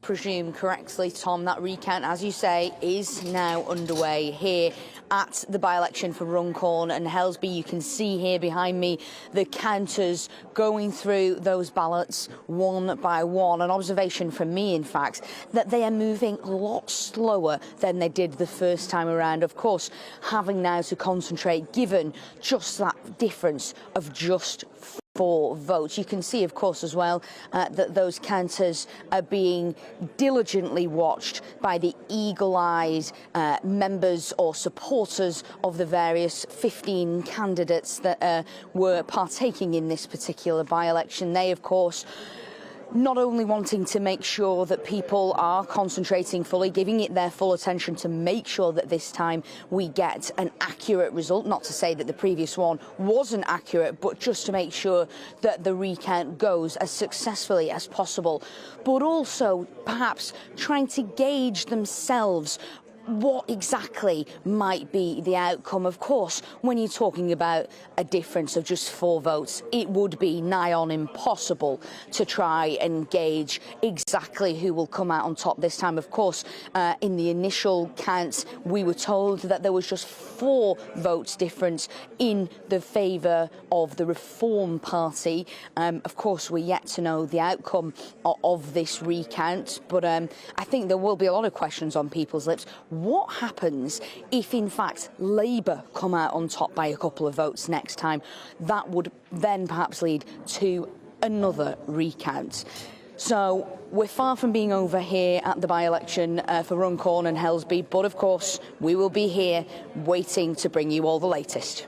It is absolutely fascinating, Sophie, to just look at the body language, the intensity with which these party members are scouring over these ballot papers as they are counted meticulously. We can see a bunch of Labour observers there. I think Zia Youssef in the middle there, just making sure that if I was a counter at this particular... And I was a counter back in 2014 for the European elections. And I have to say, no one was checking my counting as intently as these people in orange bibs are being watched right now. I mean, it must be intimidating. But of course, Sophie, we will be back with you as we learn more, and as we sort of peer at the goings-on there, the meticulous goings-on there at the Runcorn and Helsby count. We're going to jump over now to Jack Carson, who is in Lincolnshire for us. And Jack, what can you tell us?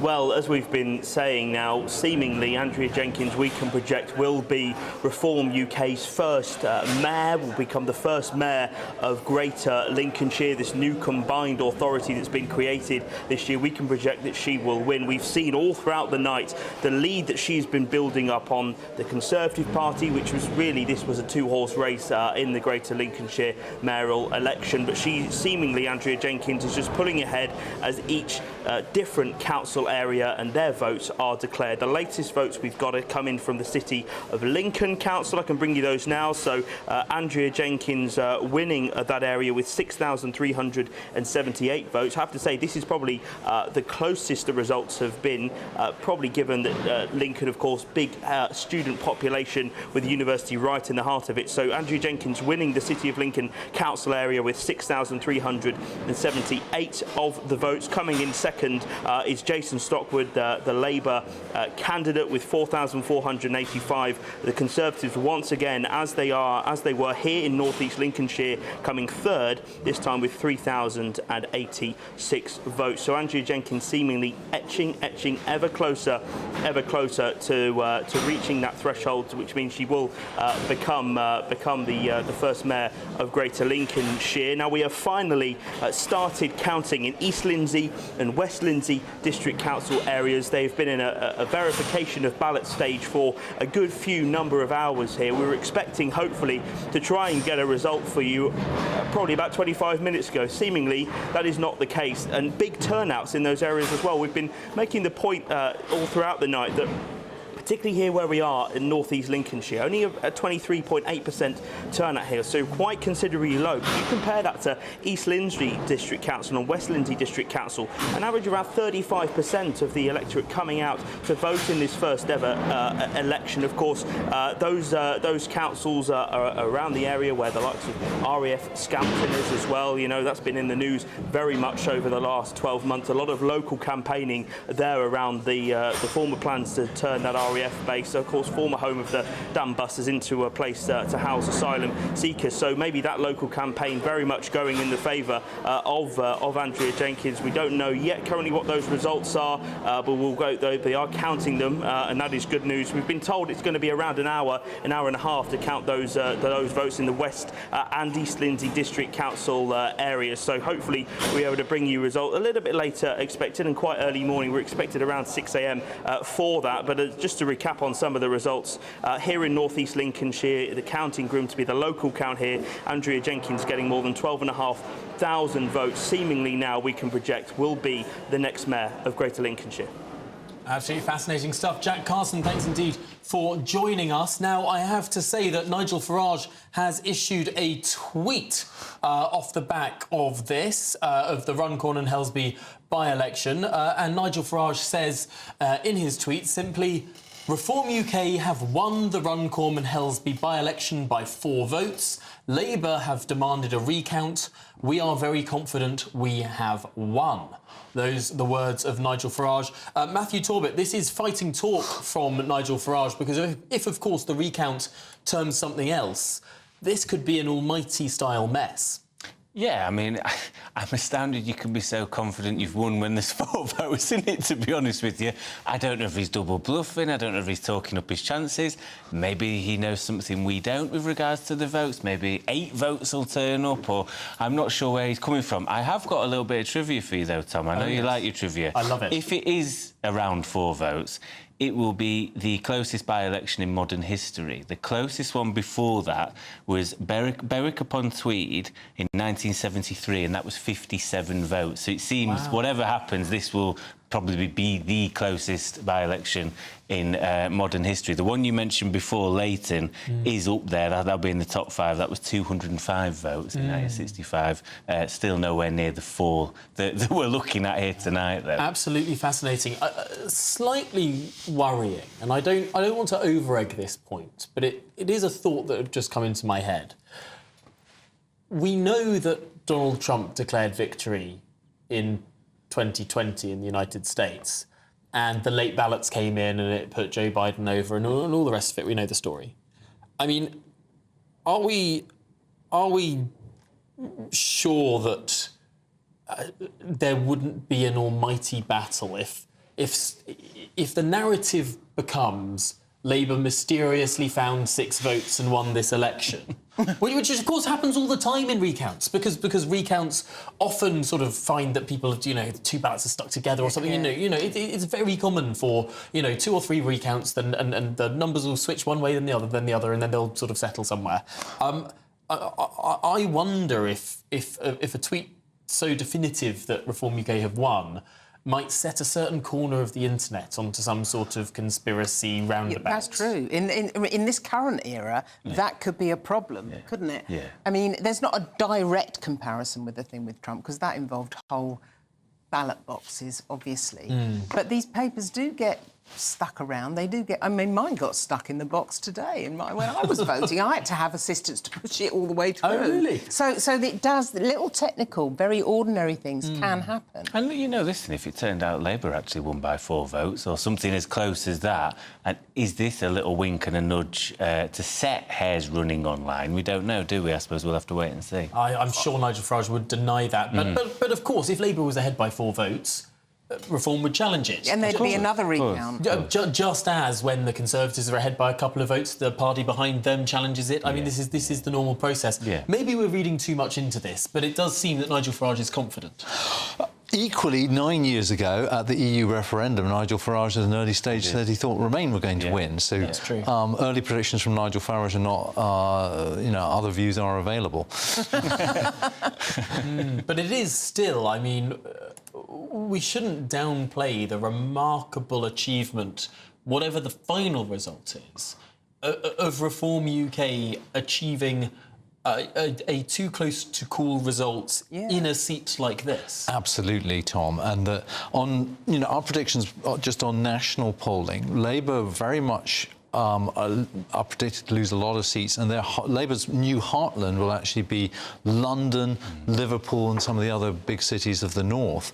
And Runcorn is very much a city on the edge of Liverpool. That ought still to be safe Labour territory, that Reform take more of the countryside or the non-heavily urban areas of the north of England and Wales.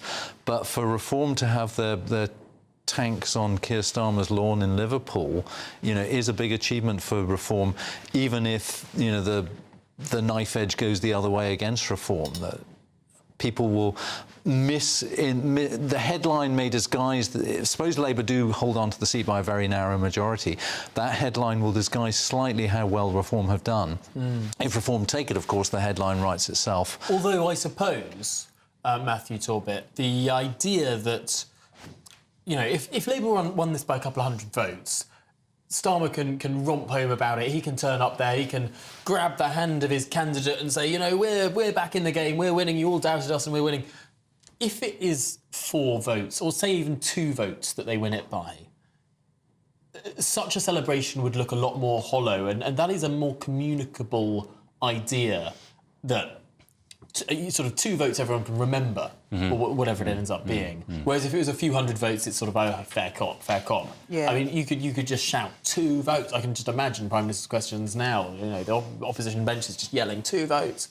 Yeah. I mean, it's less of a PR win. There's a different style of narrative. I think a couple of hundred votes, you know, I can hear, okay, we've beat Putin's stooge, or whatever sort of thing he wants to shout at Nigel. I think even if we won by 2, it actually, Labour are on the ropes, is what Nigel would come with. We're coming for them. It's only a matter of time. They're about to crumble. And I think it's interesting that it's on the edge of Liverpool, because I think our lads back home in Greater Manchester, many of which have signed up to reform in the last few weeks, there's something sort of weirdly less toxic about being a reform supporter compared to a Conservative supporter when we were younger.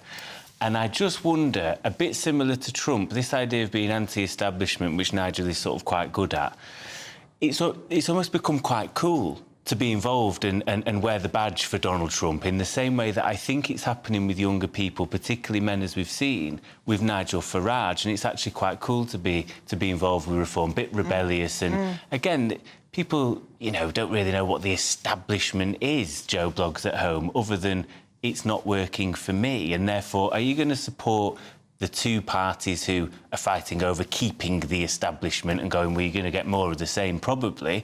Or are you going to support the guy who's going to tear it all down, supposedly? Also, and that's where I think there's a sort of cool, rebellious edge to it, really, where I think that's where the support will come from. And you may see inroads into Liverpool and elsewhere because of that. Don't be surprised. Very true. Also, there's another kind of comparison. Who remembers... I mean, I'm older than you, Tom, but I remember the No. I remember the Barcelona Olympics, and I think it was the 400 metres.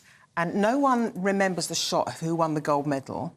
They only remember the guy that pulled his hamstring. Yeah. And his father climbed down into the race and pulled his son over the line. So it's not always the victor that holds the public's interest, that the public remember. So in a sense, Nigel Farage could be in a win-win situation here, where even if it was a few votes, it would still bring him recognition and position and momentum early on in the cycle. Yeah, and that significant psychological difference between a 3-figure versus a 1-figure difference. We're going to now speak to the former Labour spokesperson, James Matthewson, who can join us down the line. Because, James, this is a pretty... I mean, it's a knife-edge thing in Runcorn, and it really shouldn't be. This should be one of the safest seats for the Labour Party, and especially less than a year into government. I mean, the Labour Party just won its largest parliamentary majority that anyone can remember. I mean, this should not be the case for a winning party. It shouldn't be, but it doesn't come as a huge surprise, to be honest. You've got good Mr. Talbot sat there with you, and people like him and people like me have been saying this for a long time. Labour has neglected these communities. It's neglected to pay attention to what's been said and what's been going on in those communities. Now, I believe the solution is very different to the one that Reform poses, but Reform offers, as Matthew's just said there, an anti-establishment voice. And I think, actually, them winning some councils could be the worst thing to happen to them, because you're only anti-establishment once you're on the outside of it. Once you actually win power and have to run some things, as we're seeing with Donald Trump in America right now, making a right mess of it, you are no longer anti-establishment, you are the establishment. So I don't think that'll last very long, but I'm very frustrated with the Labour leadership, I can't lie. It's hugely frustrating to see the way that they've acted. Reform UK are the antithesis to everything I believe in, all right? They're the opposite of my politics. However, they do believe in something. They show that. They show that they have beliefs and that they stand by specific views and specific principles, supposedly, that they outline. And people believe in that. People can believe it. And what people are looking for now more than ever in politics is politicians who believe themselves and believe what they say. Labour flip-flopping back and forward on several different policies in all sorts of directions, really hasn't helped them. Reform Party is principled in its stances. It does seem that it picks and chooses policy, and maybe this is why it's found such success. I mean, on some issues it's pro-nationalisation, on other issues it's pro-low tax. I don't believe that. I don't believe that it is pro-nationalised. I think these are just bits of red meat to try and get people on board. But what I do mean, I'm saying principles loosely here. I'm talking about principles of politics. I'm talking about the fact that they have an outline of a vision of a world that they want to see, and their policies are in line with that. Labour, if you ask people now, if you ask my friends in Northumberland tonight, who've just had an absolute drumming, by Reform, we've lost council seats in towns like Ashington, places, coal mining territory where Labour have been solid for 30 odd years. It's absolutely, this writing's been on the wall for a long time. It's because of those neglected communities, but the left really has to create an alternative vision. What does it look like? What does left-wing politics look like in power? Because we're not seeing that from Labour, and as long as they try and match Reform in this race to the bottom on culture war stuff, on whatever, and look, Tom, I know you and I's politics are very different here, but you're well represented. You've got people to choose from. You can choose from the Tories, you can choose from Reform. If you're on the left of politics, which 14 million people showed that they were at the last general election across the progressive parties, then who are you trusting with your vote who can actually form a government? It's a very sad state of affairs. That we overinterpret what voters are doing when they're voting for a certain party. I mean, when the Green Party wins a seat in rural Suffolk because people don't like massive pylons nearby them, that doesn't mean they've signed up to a revolutionary communist agenda. That means they voted because they don't like pylons near them. Well, I mean, if anything, that's a sort of very conservative vote. Well, I don't know if you can make that case, because people have manifestos and stand them. I don't think anybody votes for anyone and says, oh, I don't actually want them to win. You're obviously comfortable with the policies that party presents. 14 million people, as I say, voted for the progressive parties in Britain. They all need to get their act together. They need to come up with some solutions, some vision, and Labour should be at the centre of that. I think it's incredibly naive to suggest that Green Party voters know every jot and tittle of the Green Party manifesto. I mean, I would suggest to you that most Green Party voters just think these guys are going to pick up the litter and don't know about the wealth taxes and don't know about the sort of crazy spending and the nationalisation and all the rest of it. No, I think that's as naive to say that Reform voters don't know about their LGBT positions. Do you know what I mean? I mean, that's ridiculous. People don't know every position of a political party, but they're happy with the principles of what they represent. Otherwise, they wouldn't choose to vote for them. We can't infantilise the public and say that they don't know what they're voting for. We have to trust that they do, and the offer has to be there. And the Labour Party has neglected not only its core communities, but the progressive people who support it and the young people who choose to support it. If you're going to cut welfare benefits, if you're going to, do the winter fuel accident, all of these things that just do not align with a Labour Party in power, then I'm sorry, what can you expect to happen? Yeah, I wonder, because I've seen the polling of, for example, the Tories that switched to the Lib Dems, the people that have voted Labour for generations, the people that voted Green, particularly in the 2 seats they won from the Tories. I mean, these are not the kind of people that you might expect to have the values of Brighton Pavilion. These are. I mean, the majority of Tory to Lib Dem switchers support bringing back hanging. You can't include these in the Liberal left coalition.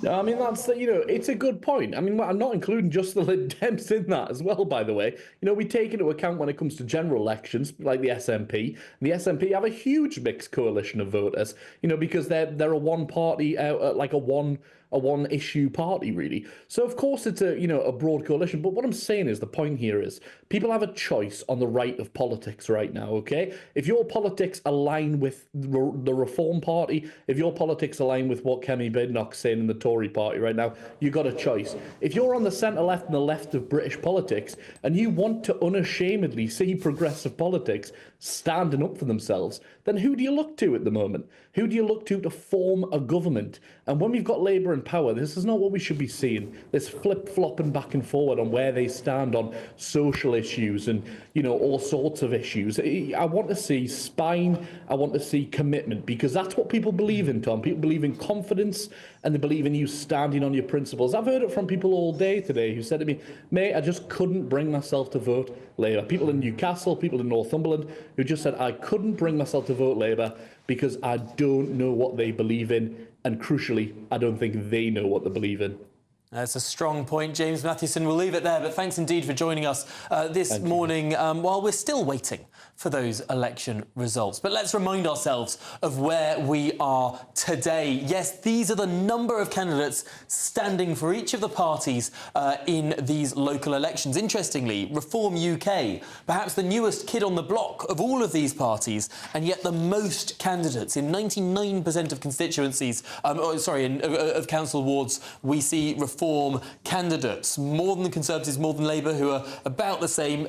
Bit fewer of the Lib Dems, and the Greens a few hundred less. But let's move on now, because this election is the Tories' election to lose. Look at that, 996 Conservative seats to defend, 16 councils. Just one of the councils being defended today is Labour majority. 16 of them Conservative majority, and 6 no overall control. This is why we're going to see a huge amount of Conservative losses. Basically, most of the gains for these parties, Reform, which is starting from a baseline of 0 back in 2021, where are they going to win these seats from? Well, some Reform have taken from Labour, but we will see for the majority Conservative seats being redistributed amongst those other parties. But let's move on now, because what we're going to look at is how those votes can't always change into seats. Remember back to 2013, it was UKIP's breakthrough year in local government, and both Labour and UKIP won 21% of the vote. An astonishing feat for UKIP. But what happened to Labour's seats? 8%. Yes, they couldn't translate the number of votes to the number of seats. Why? Because UKIP had less organisation on the ground, less professionalism. They didn't know where their vote was. It was mainly an air war rather than a ground war, to use the political parlance. So that's really interesting. Will Reform be able to translate their votes into seats? Because UKIP couldn't manage it 11 years ago. And finally, let's have a look at the one that we've been watching most of all, the Runcorn by-election throughout tonight. Look at the scale of the majority Labour is defending here. It's hard to view it anything other than visualise it. I mean, we're looking at a Reform vote that was a little over, well, look at the Labour vote, 22,358. Next one, Reform, a little over 7,500. That is the gulf that Reform had to make up tonight. And according to that first round of counting, Reform have managed to make up that gulf. They've leapfrogged Labour with 4 votes ahead, a tantalising 4 votes, meaning obviously a recount is underway now at the Runcorn and Helsby count. I mean, absolutely tantalising stuff. The fact that this has been able to go up to that. But let's have a look at... I'm hearing that we should actually just pause for a second. We're going to go to the west of England, where there is a declaration for the Mayor. Henman Ollie, Liberal Democrats, 9,632.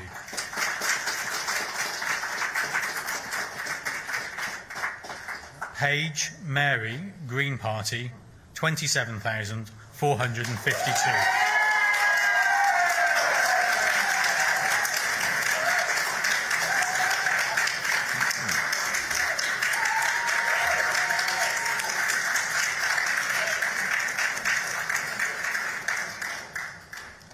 Scott Ian Keith Mark, Independent, 1,890.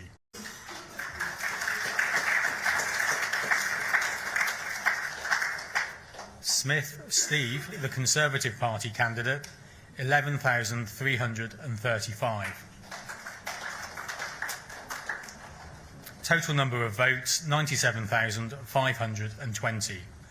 The number of ballot papers rejected is as follows: want of an official mark, none; voting for more candidates than voter was entitled to, 75; writing or mark by which voter could be identified, 8; being unmarked or wholly void for uncertainty, 226. Total number of rejected ballot papers, 309.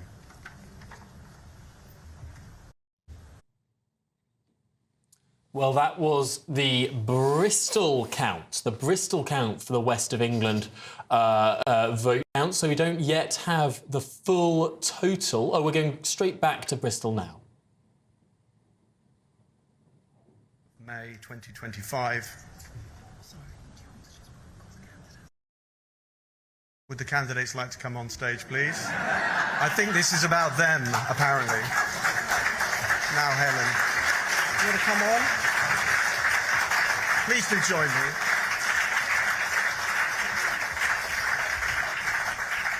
So, we'll do another take. Election for the Mayor for the West of England Combined Authority, Thursday the 1st of May 2025. Declaration of result. I, Stephen Peacock, being the Combined Authority Returning Officer for the election of the Mayor for the West of England Combined Authority on Thursday the 1st of May 2025, do hereby give notice that the number of votes recorded for each candidate at the election is as follows. Banks, Aaron, Fraser, Andrew, Reform UK, 45,252.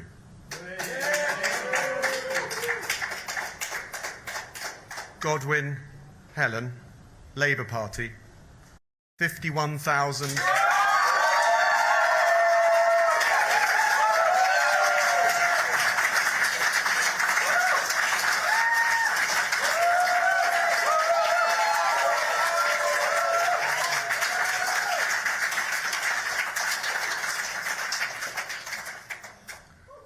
$51,197.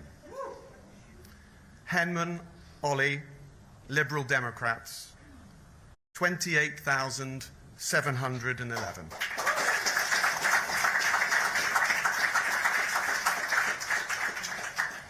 Page, Mary, Green Party, 41,094.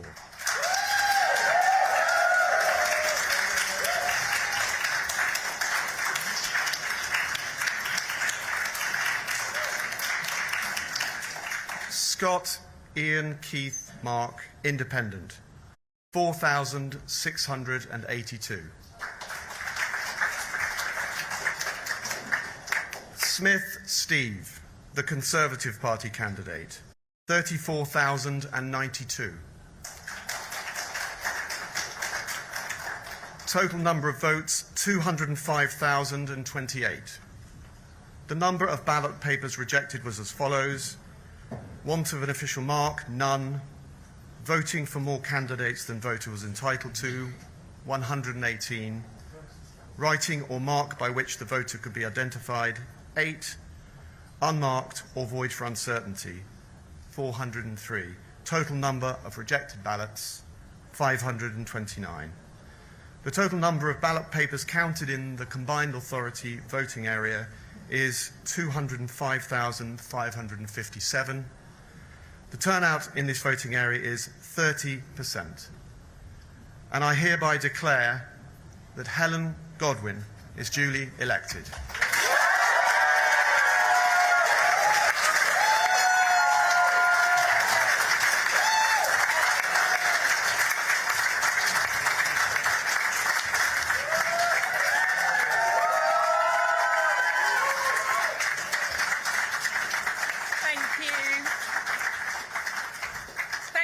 Thank you all so much. Gosh, it's so late, isn't it?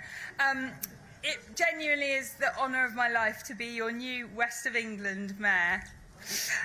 First, I want to thank every single person who placed their trust in me with their vote. This victory belongs to all of us who believe in the infinite potential of our region and our ability to make this a place where we can thrive and prosper. I can't easily express how grateful I am, and I may cry, to the incredible campaign team at Labour South West and to my agent Alex, and of course the hundreds of volunteers who knocked on countless doors, the brilliant friends who spread our message far and wide, and to my entire family, almost all of whom are here today, who are the best team on the planet, and I am braver when I'm beside you. Thank you to all the other candidates for running, in the most part, a friendly and respectful campaign. Well, there we have it. The Labour Party win the West of England mayoralty with Reform in a surprise second. The Greens, who had been tipped to win, are pushed to third place. We're going to go straight to Doncaster now, where another mayoral result is taking place. 23,107. Jones, Ros, Labour Party, 23,805.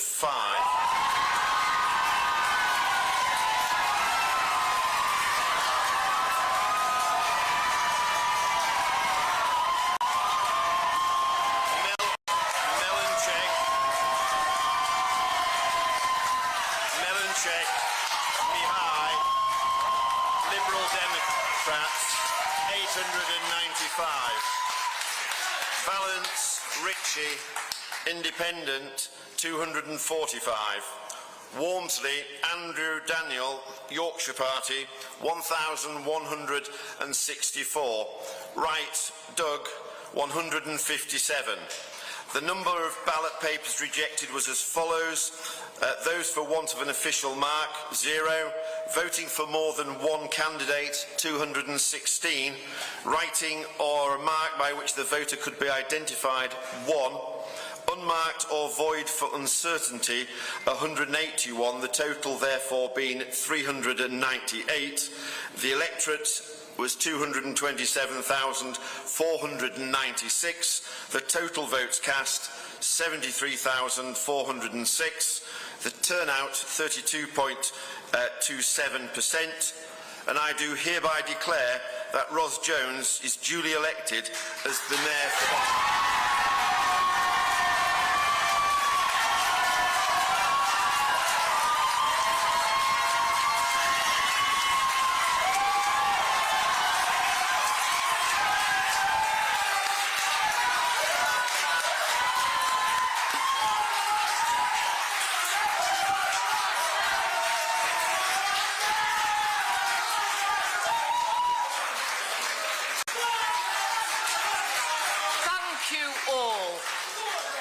First of all, I would like to thank my agent, Scott Hardy, and of course Chris Taylor, who was my agent for the previous 3 elections.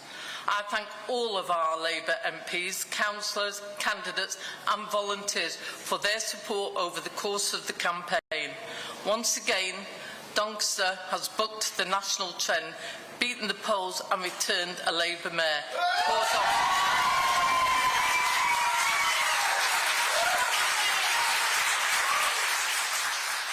Well, there we have it. Incumbent Doncaster Mayor Ros Jones of the Labour Party wins a re-election by a whisker. 23,805 votes to Reform UK's 23,107 votes.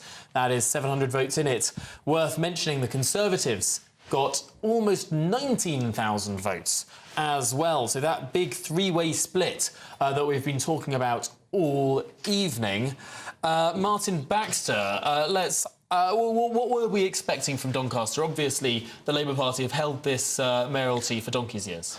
Yes, we've been seeing Reform support definitely growing in Doncaster, and we think Reform may take a lot of the councillors once the council is counted. Obviously, Labour have taken the mayoralty, but again, very close. Doncaster, though, is the sort of typical stronghold for or a place where Reform have a lot of potential to gain. I think the West of England results particularly interesting, because the West of England, where Reform also did well, is less strong for them. The West and the South West of England and the South of England is more a Conservative Lib Dem battleground. So to see Reform doing there is very interesting. I can also give you a little bit of political inside trivia picking up from what, or at least details picking up from what Matthew was saying, where he was saying earlier that Reform are doing well with the younger generation.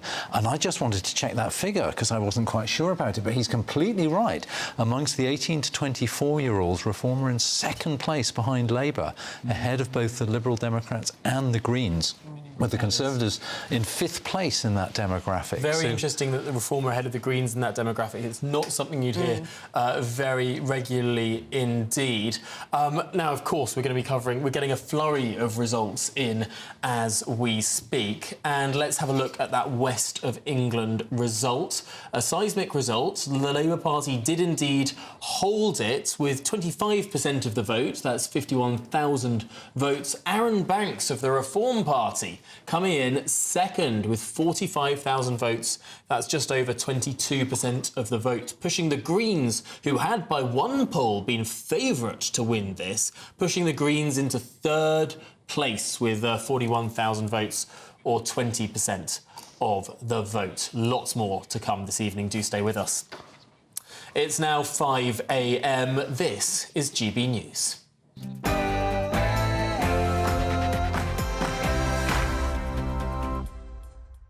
A very good morning to you. It's 5 a.m. live across the United Kingdom. This is GB News, Britain's news channel. Now, the Runcorn by-election is on a knife edge as a full recount is ordered and a result set. Well, we don't know, but any minute now could well be. Nigel Farage is confident. He says that Reform has won 4 votes ahead of the Labour Party. But could the recount turn it Labour's way? I think this is going to be, and many have said, that this is going to be a historic set of local elections in this country, probably the most important that have ever run. The voters understand, the public understands that we inherited a very, very difficult hand to play, but we are starting on those very fundamental issues on public services, on the economy, on our relationships internationally. But I don't think I think they were saying, you've not done enough yet, guys, for us to come back to you. So I think there's still a long way to go for the Conservatives. Well, the recount continues here. The original results had Reform ahead by 4 votes. But who will be the ultimate winner? We'll be bringing you the results live. Here in Greater Lincolnshire, we can project that Dame Andrea Jenkyns will be Reform UK's and Lincolnshire's first mayor, predicting wins across the board across this county. In the county council elections, Reform seemingly already up 9 seats. We'll bring you the latest results as we get them. Well, of course, those projections are saying Reform UK's Andrea Jenkyns has won the Lincolnshire Metro Mayoral election, with the official declaration imminent. But this will come as no surprise to Reform's deputy leader, Richard Tice. I'm totally confident that Andrea Jenkyns, who's run a brilliant campaign, despite being smeared, is going to win this hands down, and that will be an outstanding result. Well, it's certainly not looking like a great night for the Conservatives. As I said, 9 months ago, the British people resoundingly turfed us out of office with our worst defeat in our entire history. So we've got a long way to go before we start regaining the trust of the British people. Now, Labour have won the mayoral elections in Doncaster and the West of England, despite record poll plunges. But the party faithful accept there is still work to be done. Reform UK are the antithesis to everything I believe in, all right? They're the opposite of my politics. However, they do believe in something. They show that. They show that they have beliefs and that they stand by specific views and specific principles, supposedly, that they outline. Well, don't miss a moment as we bring you every declaration, every result live throughout the night and, of course, now into the morning. Well, joining me this morning, the former Labour advisor Matthew Torbett, the founder and CEO of Electoral Calculus Martin Baxter, and the political commentator Linda Duberly. Well, get ready, Britain. The excitement of election night is here. This is Vote 2025. The people decide.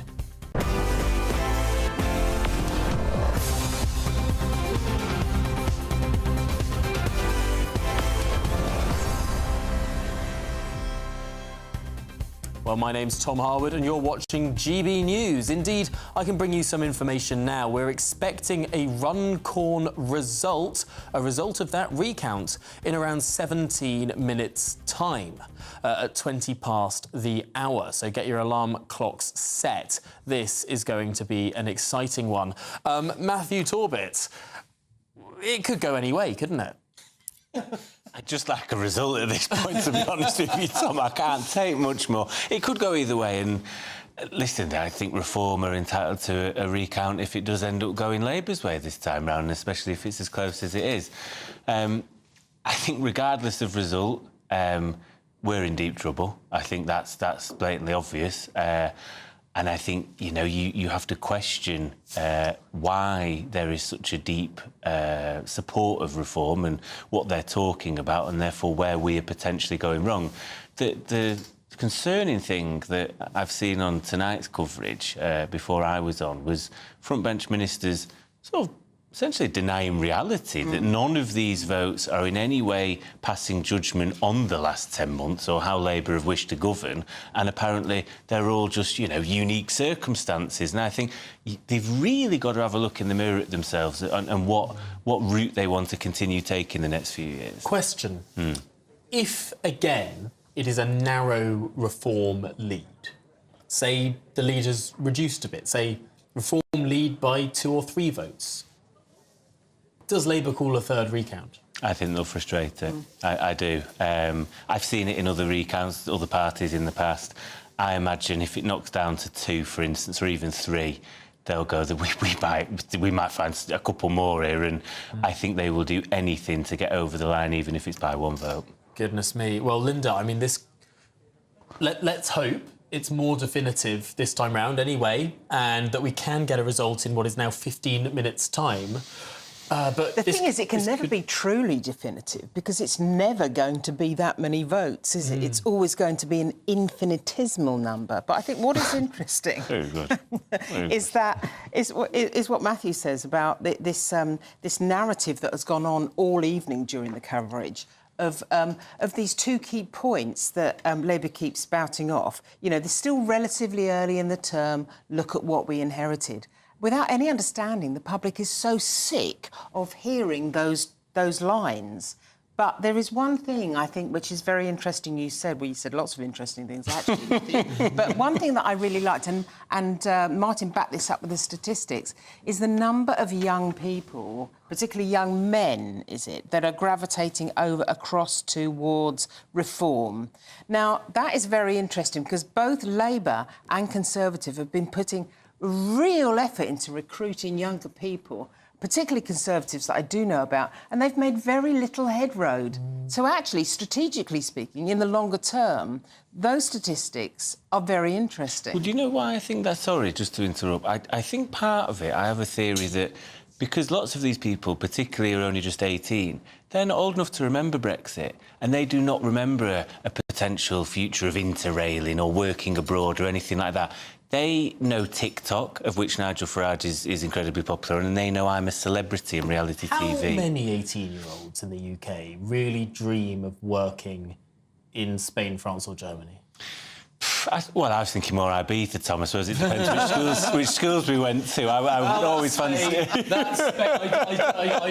I know this because the Spanish government is intent upon ignoring any regional names of any parts of Spain, let alone Catalonia. So you visit Ibiza and the Instagram tag says, no, you're in Spain. Spain, not an island, not a region, you're in Spain. Martin Baxter, just very quickly on this young person phenomenon. I think it's the thing that strikes my mind is it's similar to the support of Trump that Trump has in the United States amongst the young demographic. I'm going to move it on slightly from the youthful to the class-based demographic, which is also very salient. At the moment, on what the pollsters call the C2DEs, which is the working class, but also it's getting a bit older. The C2Ds. Reform are well ahead, and Labour are actually in 3rd place in that demographic behind the Conservatives. So Labour are very much identified with kind of the urban, sophisticated, university-educated, all about pronouns and that sort of the radical left agenda. And that is leaving the traditional working class cold, and I think a lot of those people are going to Reform. Really interesting stuff. We're going to jump straight back to the count now at Runcorn and Helsby because Sophie Reaper is there all evening for us. She's been doing sterling work throughout the night. And Sophie, what can you tell us? Well, Tom, we're still in amongst that recount here at the by-election for Runcorn and Helsby.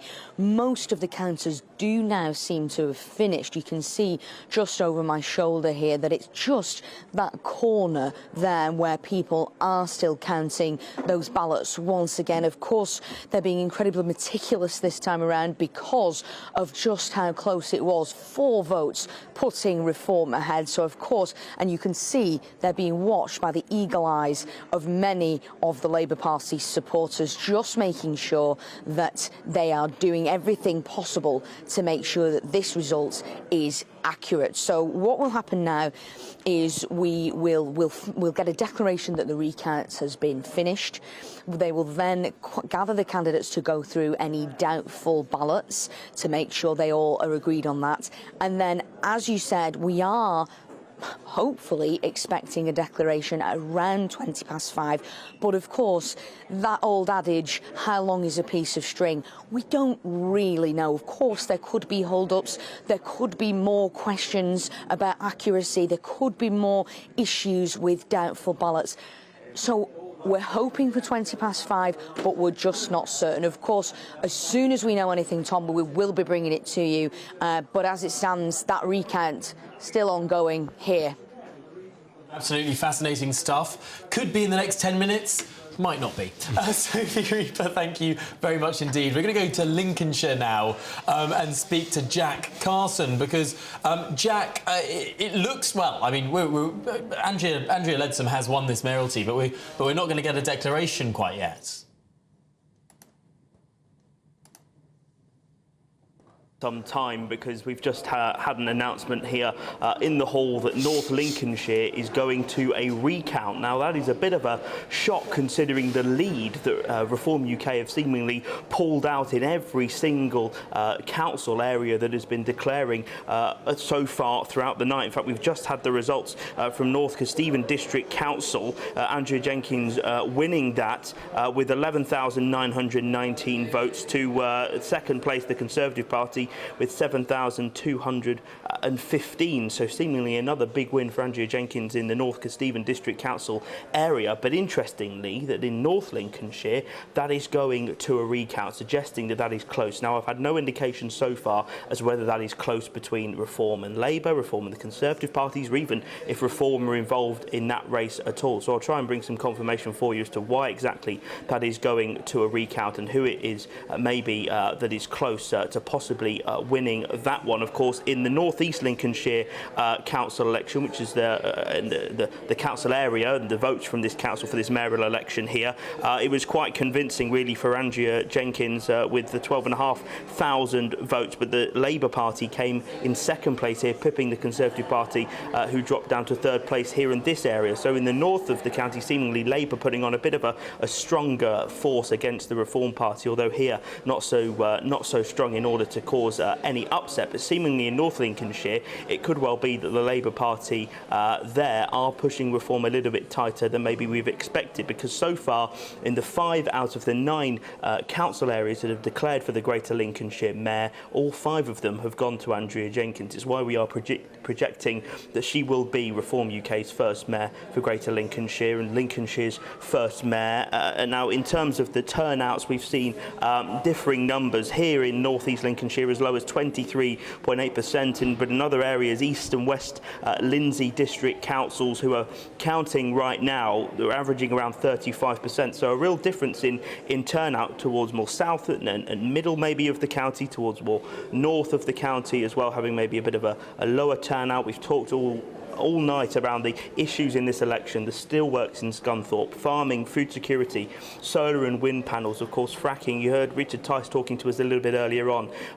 He's been mentioning tonight here at the count around fracking and the fact that there are gas fields, he believes, around this area, which could be huge. And of course, the Mayor is going to take part of investment, employment in this area, bringing investment, creating jobs in this area, trying to transform the likes of transport in this area. And so So to be able to maybe find gas fields like that is that's something that reforms certainly look like they're going to look into and try and persuade, of course, to be able to do something like that. Scunthorpe has been a big issue that they've gone quite hard on, particularly over the last couple of weeks, reforming the lead up to the election, saying that it was because Nigel Farage and Andrea Jenkins went to the British steel plant in Scunthorpe that caused more of a sooner intervention from the government. So seemingly they've been trying to put that issue front and centre of this election. But as I was saying throughout the night, this is such a massive county. It's the second biggest county in the country. So here in North Lincolnshire, issues are very much different to those people in the south of the county as well. Just to bring you some results as well, and the county council elections, Lincolnshire County Council, all of those seats up for election this year. And we've had the first few declarations, seemingly reform up 10 seats, as I last saw it with the latest figures, up 10 seats. Of course, they had no seats coming into this, but they've now got 10 seats, taking those away from the Conservative Party as well, particularly around South Holland, Boston, Holbeach and Kings Lynn, those kinds of areas seemingly going to reform. And that is maybe a bit of a concern for the Conservative Party, because they are traditionally true blue areas. John Hayes is the MP in that kind of area of the world. What before the last election was one of the safest Conservative seats in the country. A bit of a drop in percentage for Sir John Hayes in that election, but seemingly holding on to it. Now seemingly there is more of a challenge from reform in that area. More results coming into us, and bring you to them when we get them. Big stuff, Jack. We'll be back with you, of course, later through what is now the morning rather than the night. And I do mention the morning because we can see this beautiful shot of the sun rising over Westminster. But could it be a very different Westminster than the one the sun set over last night? And what do I mean by that? Are there now going to be hundreds of members of Parliament feeling a little bit more vulnerable than they did the day before? Will people look at how the votes have shifted in their areas, even in places where people didn't expect reform to come close, places like the west of England? The tightness of the result in Doncaster, in north of Tyne, in Runcorn, of course. Has this shifted the thinking in the centre of power of the country? Well, let's discuss this now with my panel. Let's start, Linda, with you. I mean, beautiful pictures of Westminster there. And it will be a very different Westminster, whatever happens in Runcorn, that digests that result. I think so. It's like you can sense the sort of tectonic plates shifting slightly underneath. And I think we will see a different political landscape. But it won't become apparent immediately. I think this will roll out, but by the time the next general election comes, I think things will have changed significantly. And Matthew, this, I suppose, all focuses in on that massive word in politics, momentum. If an opposition party is seen to be winning, winning can beget winning. If you look like a winner, people are more likely to want to jump on your bandwagon. Yeah, people want to be on the side of the winners. They don't want to be on the side of the losers, most certainly. And I think regardless of what happens tonight in the by-election, MPs that I've spoke to that seemingly have half a brain and don't just think they've won by their own personal vote in the last election are wary. I don't think tonight will be the death knell of Keir Starmer, but we may look back on it and where it all began to unravel. I've always thought that next year will be the time where he might have to go, because if Labour, on current trends and current polls, lose in both Wales and Scotland after the amount of years the SNP have been in charge and how Labour have been ahead for quite some time until recently, and the reason they've pulled back is seemingly the decisions made in Westminster, not in Scotland, and Wales, which has been Labour, I think, since it was started. Since 1999. I mean, we may hold it by one to reform according to current polls. But if they both go, you've got to be on a small majority going, I need to start saying something, otherwise I'm going to be out of a job. There's, you know, the pressure will be unsurmountable on Keir Starmer, I think, at that point. Now, Martin Baxter, we've seen these polls for month after month after month that have shown reform in the lead, that have shown Labour on one or two occasions in third place, that has shown this. But tonight, has been the first electoral opportunity for the people of this country to make those polls real, for pollsters to mark their homework and see, have these polls been borne out in the real world? And it's starting to look like they have. Well, there's two ways of looking at it. One way, of course, is there's a proud British tradition of midterm through a parliament of the British voters giving a resounding raspberry to the government in charge at by-elections and local elections and every opportunity that presents. And, of course, Margaret Thatcher suffered a lot of by-election defeats, which were reported in full at the time. And it didn't amount to anything, and the SDP were riding high in the polls. So it could just be that, and I'm sure many Labour people will say and think that position. On the other hand, there is the point of view that you're suggesting that there is a sea change going on, that Reform are gaining power in a sort of a Trumpist-like insurgent movement in Britain, or they're gaining votes or they're gaining support in the polls and gaining votes on the ground, which we are seeing in the early results, and we might see in Runcorn as well. So I think there's the potential, the possibility of change, but I wouldn't say it was nailed on yet.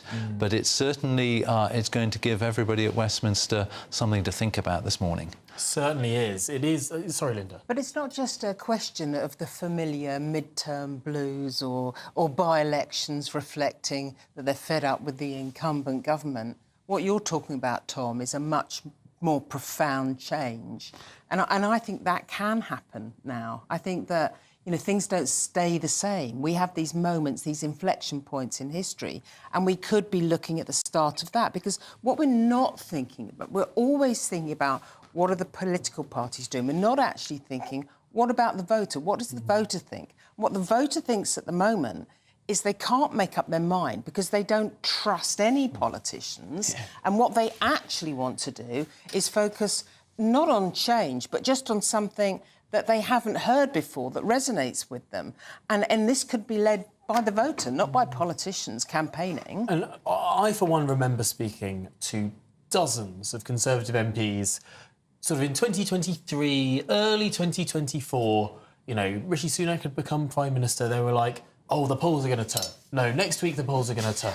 Next week the polls are going to turn. And sort of almost lulled into a false sense of security because, well, the polls always narrow the closer you get to an election. Of course they do. And some newspapers were friendly, so they were thinking, oh, this is all going very swimmingly, despite being 20 points behind in the polls consistently. That's precisely the problem, though. Too much painting by numbers and not enough creative policy making. And that's the thing. I wonder, is it electoral events like those that we're seeing tonight that actually brings that sort of ethereal, pretend sort of numbers on a screen sense of polls into, oh, this is real life?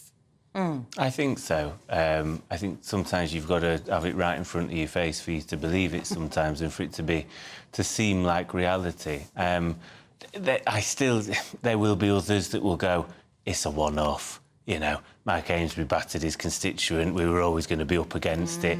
And I just think you're semi-denying reality, actually. And I would caution anybody. I mean, I remember saying on a different channel on election night, this is the best it will get. Election night is the best it will get because of the traps that were laid and that Reform were clearly the next threat. And if they don't take that seriously, they'd be very unwise. Speaking of that threat, we're going to go back to Runcorn now, where there's movement and there's rumour, and it's all being covered by the one and only Sophie Reaper. Sophie, what can you tell us? Well, Tom, we've been here now for over 7 hours, but it looks like we're finally getting close to that result. Now, behind me here, it looks as if almost every one of the counters has finished. We can just see maybe one or two just going through those final votes. So it's not going to be 5:20, as was initially suggested. It's going to be a bit later than that.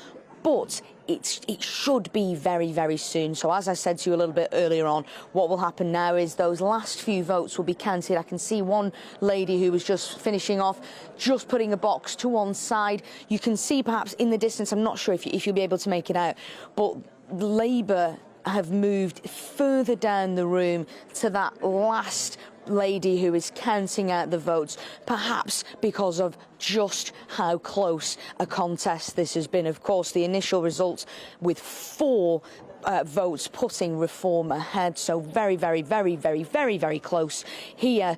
And every single vote clearly matters. It's often said at elections that every vote counts, but really that does ring true here for the Runcorn and Helsby by-election. Now, as I say, we are expecting to hear very soon an announcement, likely calling the candidates to the back of the room, where they will go over those doubtful ballots. Of course, in the initial count, those 4 that were considered proving very, very crucial. We then imagine we will get some kind of declaration, whether that be a further recount. Perhaps if it were to swing in Labour's favour this time, Reform would maybe call for a recount. Either that, or we will get a declaration that a result has come in, and that will be the end of things. And we will get a declaration, and we will all the candidates will gather on stage, and we will hear from the winning candidate, whether that be the candidate from Reform or the candidate from Labour. But as we say, it is just a waiting game still at the minute. I can't see anyone now, even the person at the back who was counting out those last few votes. I can't see anyone now with a ballot in hand counting them out. So it could be that we hear an announcement very, very imminently. But of course, Tom, we'll bring you that information as soon as we can. And any whispers at all on the ground? I know it might just be hearsay, but who's looking more confident? If we're going off body language, Tom, Labour looks slightly more downcast than they perhaps did a couple of hours ago. Reform, meanwhile, we've seen a slight uptick, perhaps. Of course, as you say, that's just hearsay, that's just body language. I can't confirm anything. That's just what we're seeing here in the room. But time will tell. Absolutely fascinating stuff. Sophie, we will be back with you, of course, as soon as there is movement at what is the most tantalising by-election result I think we have ever covered here on GB News. Certainly one of the closest by-election results in the history of modern politics in this country. Martin Baxter, it's hard to overstate how knife-edged this is. It is, well, it's very tight, and we'll of course do our best. It could go either way. But I'm going to bring it back to the fact that it ought not to be on a knife edge. This should be and is a very safe Labour seat. The fact that it is in contention, that Reform even have a half chance of getting it, which they seem to have, is incredible. And I know I did mention that, by-elections, we do get strange results and you can't read too much into an individual by-election, but still, this is, a notably striking result, or a striking, a close political position, which is revealing really how badly Labour have done in their first, 10, 11 months in power, and how the Conservatives are still unpopular after their 14 years in government, because they ought to be a contender in this seat as well, and it looks like they're not. And that parties across, Europe and the West are failing because they, arguably are not delivering on the issues that that matter to people, which is immigration and the economy. That's the polling we saw in America, and Reform are surfing that wave of resentment and unpopularity as well with the incumbents. Now, Matthew and Linda, you've both been knocking on doors, of course. I mean, how frustrating is it when you might have, gone to the pub at 9 o'clock rather than 10 o'clock? When you might have thought, I'll just leave that final street. I don't need to knock on the last couple of doors. It's not going to come down to 2 or 3 votes. And then something like this happens. Will there be canvassers in both camps, Tory, in both camps, Reform and Labour, sort of thinking, if I'd knocked on one more street before hanging up my bag, if I'd have just gone until 10 p.m. rather than 9:30. That's what you've got to kind of hold in your head. I remember being communications lead on Zach Goldsmith's successful campaign in 2010 for Richmond Park, and I knocked up until literally 10 o'clock. Yeah. One of my feet was bleeding, and my little daughter had to put a sticking plaster on it. No. So I pounded the streets, and when I got in to the little local campaign headquarters, they said that's exactly what you have to do, because every single vote counts. You have to tell yourself, when you're tromping those pavements and you're knocking on those doors and some people are abusing you, you have to remember that every vote counts. And it certainly does here. Yeah, but at the same time, I hope activists who... I've not been on the doors this campaign. I am totally demoralised by the whole thing and have not wanted to play a part, if I'm honest with you. I've not felt comfortable pushing Labour in this current cycle because to me, it feels false and not something I currently believe in at the moment.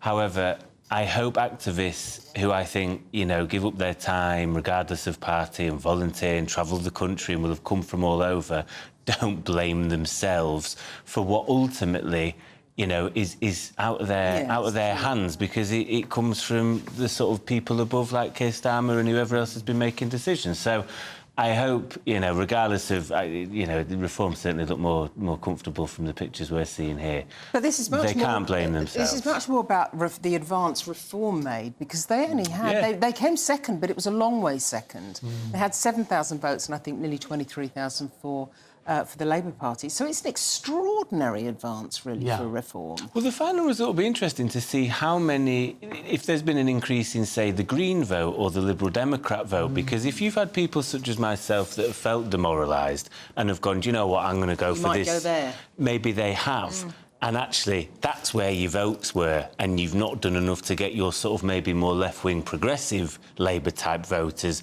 over the line for you because they've gone, I can't do this. Well, this will be the battle in Labour now. There'll be those that say, oh, let's listen in to what's being said there. Suggesting are doubtful, so can I ask all the candidates and the agents to make their way to the bottom of the hall so we can go through the doubtful ballots?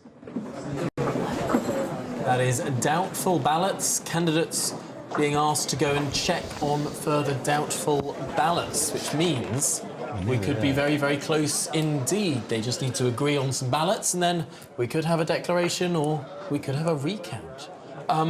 But Sophie Reaper's in the room and can probably hear what I'm saying now. I'm going to double check that for us. Sophie Reaper, are you there? I can indeed, Tom. Excellent. Here I am, Tom, in the room. What has been said? I know there's a slight delay on the line, which is really rather annoying, but I'll just let you speak. Well, you summarised it very neatly, Tom. We have now just been told all candidates will be gathering once again at the bottom of the room to go through those doubtful ballots. He said that a number of ballots have been thrown out as doubtful, this time after the recount. So what that means is the recount has now finished. All ballots have been taken into consideration. As you rightly said, the candidates will now go down. They will consider all of those doubtful ballots.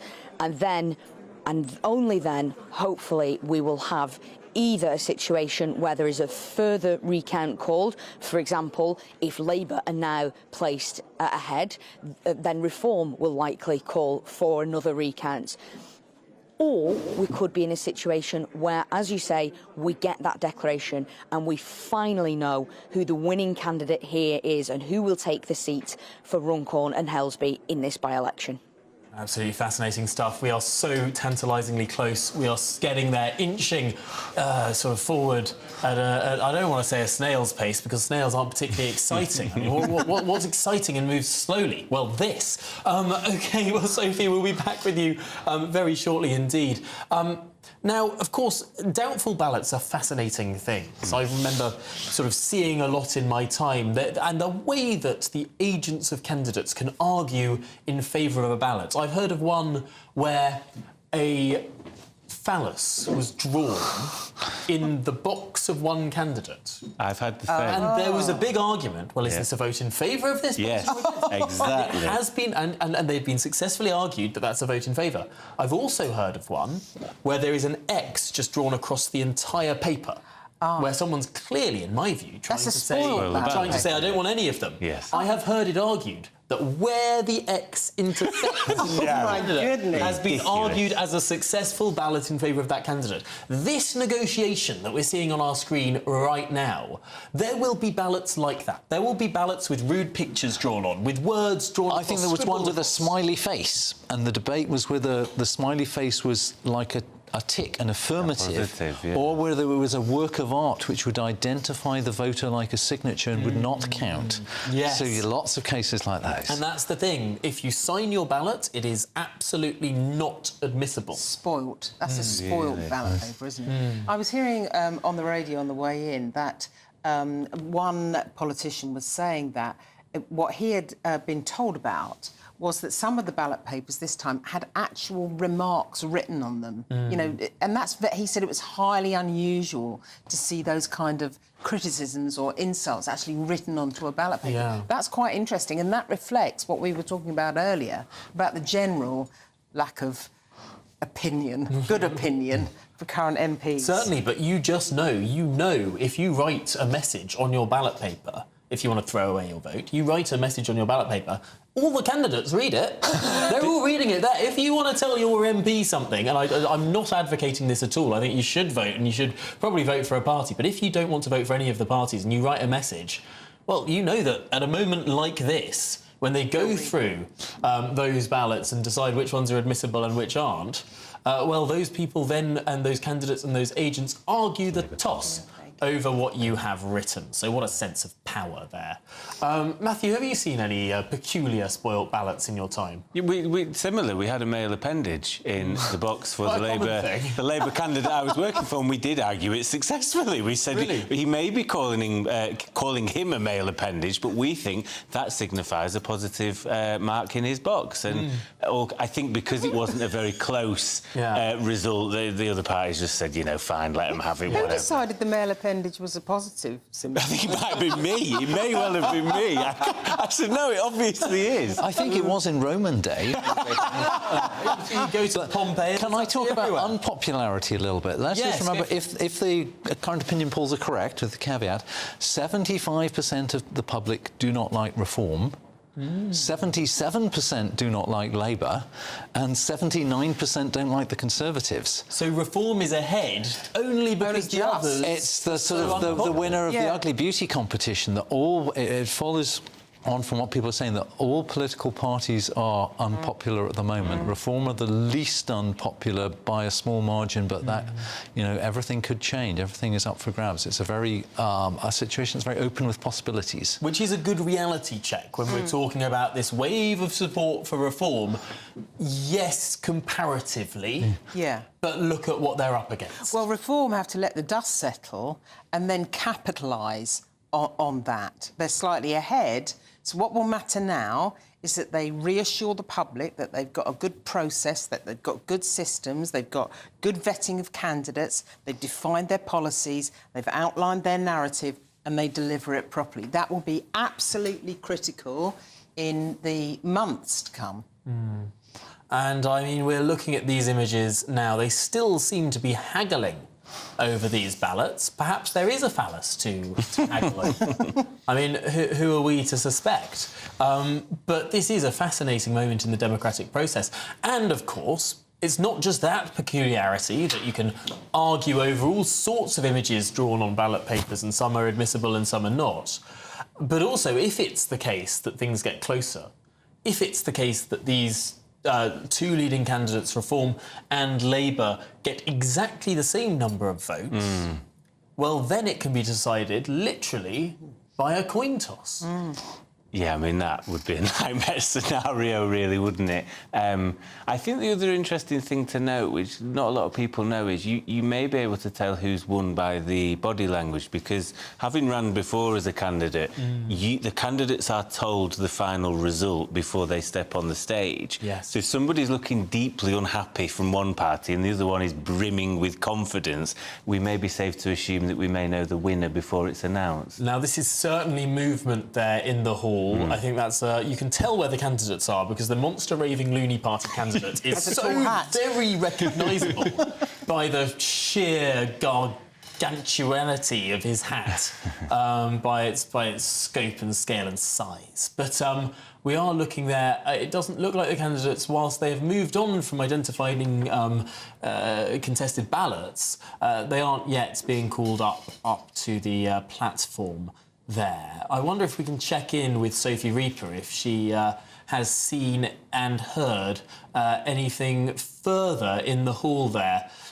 We can check in and see precisely is what is happening in that hall, because we did see those candidates stand up and move along. Sophie.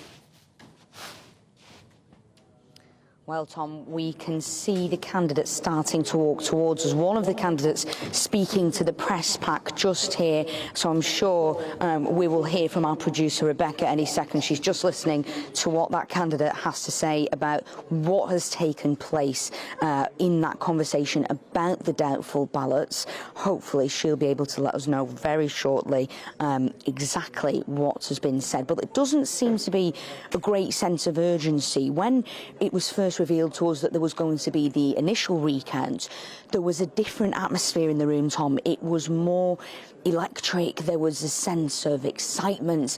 This seems, by comparison, a little bit more flat. So I'm not sure that this is the answer that we were looking for one way or another, whether it would be a recount or a declaration. We are just waiting now to hear exactly what was said. I can hear John Craig from Sky News speaking with his producer. We think that reform... Sorry, you think you've got something there? Yes, we think there may be a slight discrepancy. So we're just waiting to confirm if there will be a recount. I'm just waiting to hear from our producer, Rebecca. Oh, I think she may have messaged me on my phone, Tom. Here we go.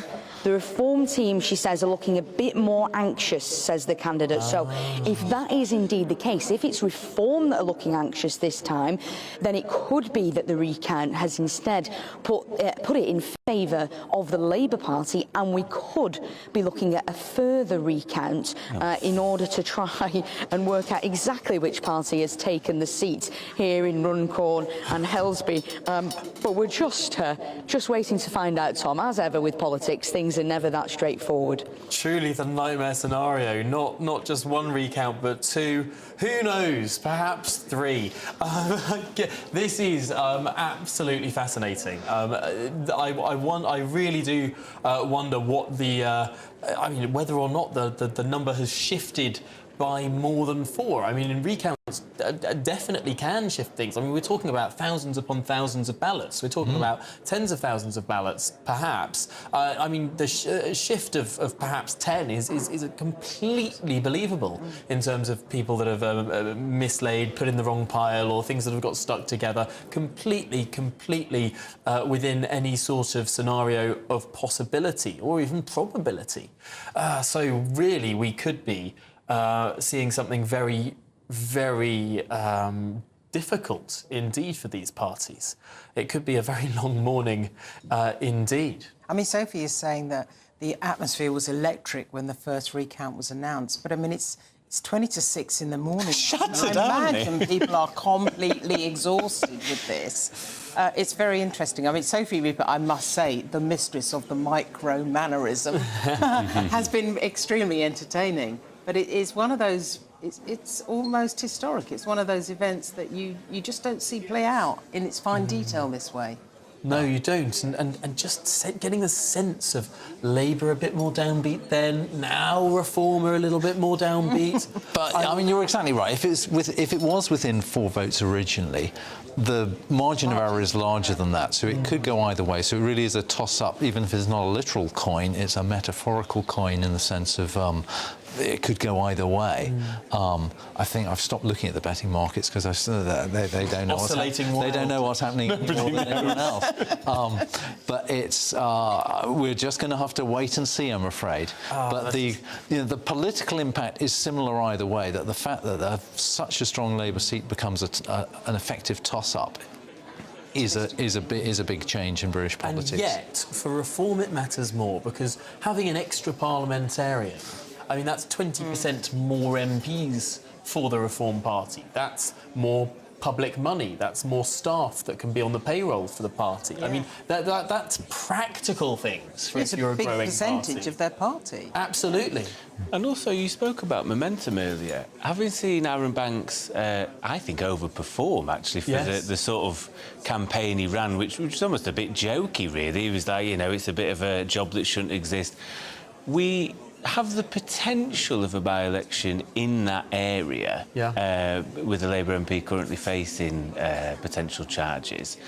And if Reform are able to gain one extra MP and appear to be gaining in support in areas that we didn't previously foresee and be overperforming, there's a potential to go, we might take this one as well. We might throw the kitchen sink at this. And Although if there's a three-way split, that there could be a four-way split there. I mean, the Greens seat, as well. The seat which was previously held by Jacob Rees-Mogg, which was won by the Labour Party, but it's a part of the world that the Lib Dems have held seats in as well, and neighbouring seats. I mean, it neighbours Bath, which is a very Lib Dem area.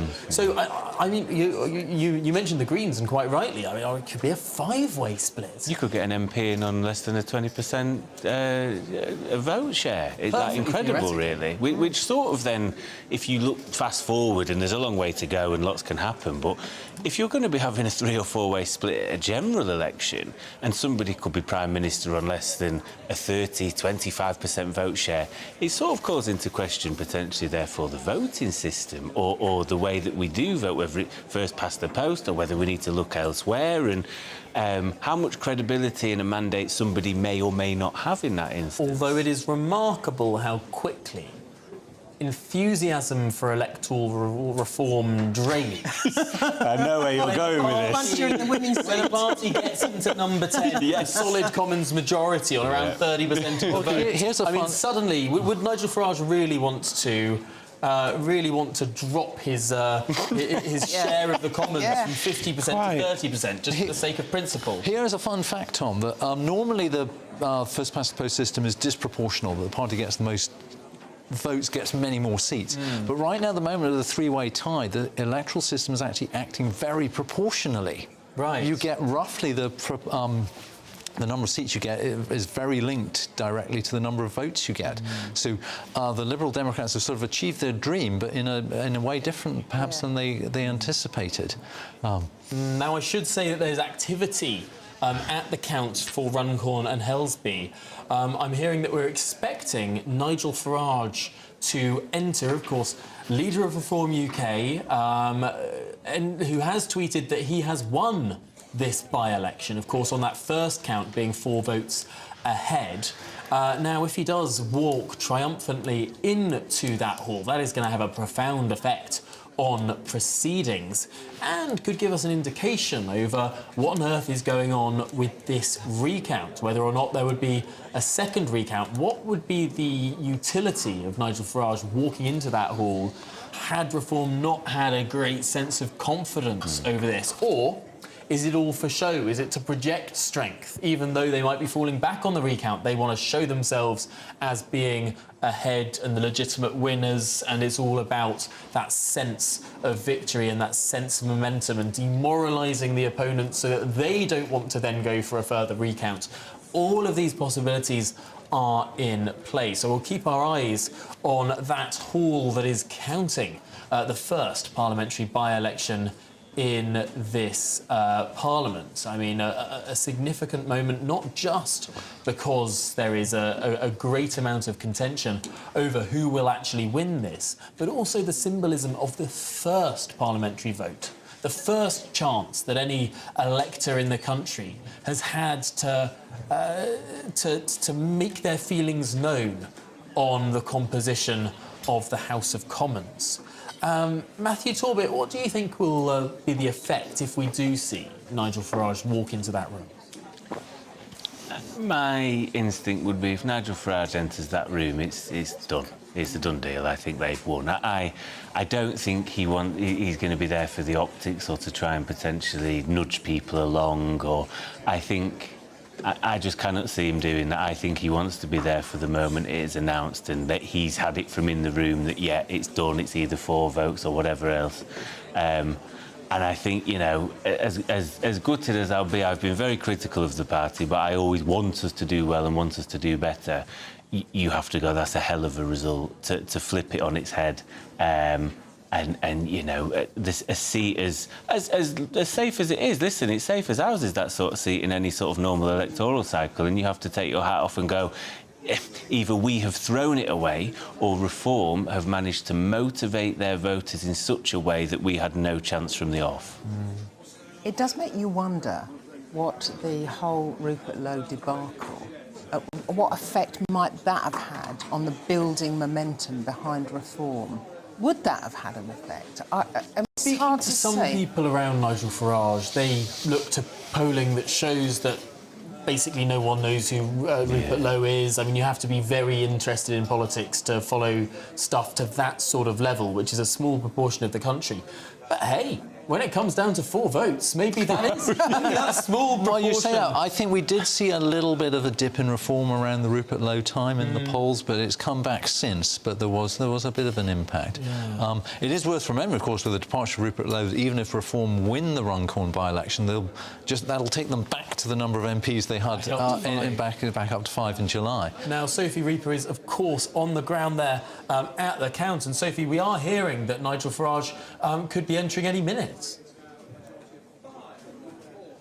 We have indeed, Tom, and you may notice a flurry of activity here in the media area, and that is because we've been told we are expecting a declaration imminently.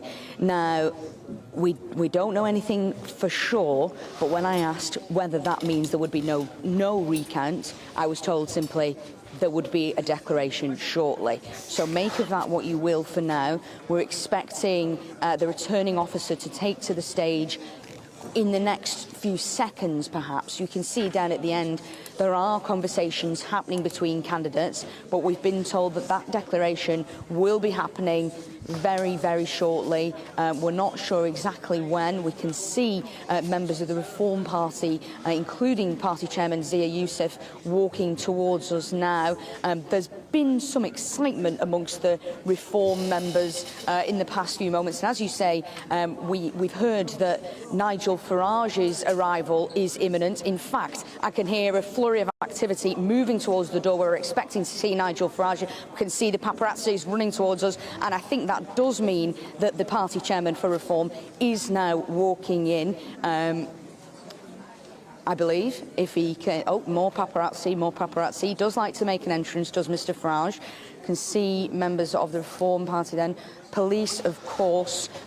He does often have police with him because of issues he has had in the past with health and safety and security. Sophie, I'm going to interrupt you to say we've got a live shot here. We can see Nigel walking in there with the candidate, Sarah Pochin, the Reform UK candidate, walking slightly in front of Nigel Farage, leader of Reform UK there, and walking straight past you, Sophie, who we can see in your lovely pink suit right in the background there. No big grin from Mr Farage. Have you won, Mr Farage? We just heard Mr Farage ask if he's won this by-election, and he's given the thumbs up. We're hearing claps from the Reform Party. So, although we haven't heard that declaration yet, one would imagine, given the confidence from the party here, a huge display of confidence as the press pack gathers round Nigel Farage, the Reform Party leader, and the candidate for Runcorn and Helsby, Sarah Pochin, there together, now giving interviews ahead of time. Very unusual this, Tom. Usually, of course, the declaration is made before any interviews are given, but of course, this is Nigel Farage and this is the Reform Party. They're never ones to do things by the book, as it were. We can see Mr Farage giving an interview. I'm not sure if we are privy to that. Perhaps we will be able to bring you that very shortly. Look at what's happening in Doncaster. Look at what's happening in Tyneside. Look at what's happening in various by-elections tonight. And look here, you know, one of Labour's safest seats in the country. The equivalent of Doncaster seat in London. And that support gone. Sarah, did you think it would be this close? It's been a very long night. We've been ready to come, ready to stay. You know, it's been an amazing experience. But I don't think we've actually officially. No, not yet, but we're confident. We're confident. As confident as you can be with 6 votes. Yeah, well, it's better than not being 6. And look, you know, and by the way, all the speculation, I was going to come along here tonight, whether we won or lost, because I think we've got a fantastic candidate, somebody with real-world experience, done well in business, done well in politics, done well 20 years as a magistrate, and these are the sort of people that Parliament needs, and I'm proud of the fact that we're putting up candidates of this candidate. She's exceptional. A few hours ago, was it right that you were circling around? No, that's John Craig. That's John Craig. Not true. No, I was not circling. Where have you been? We're having a quiet drink, you know, waiting for the results. Behind you, come back. Watching what? No, that was absolute nonsense, I promise you. Nigel, how significant is it if you...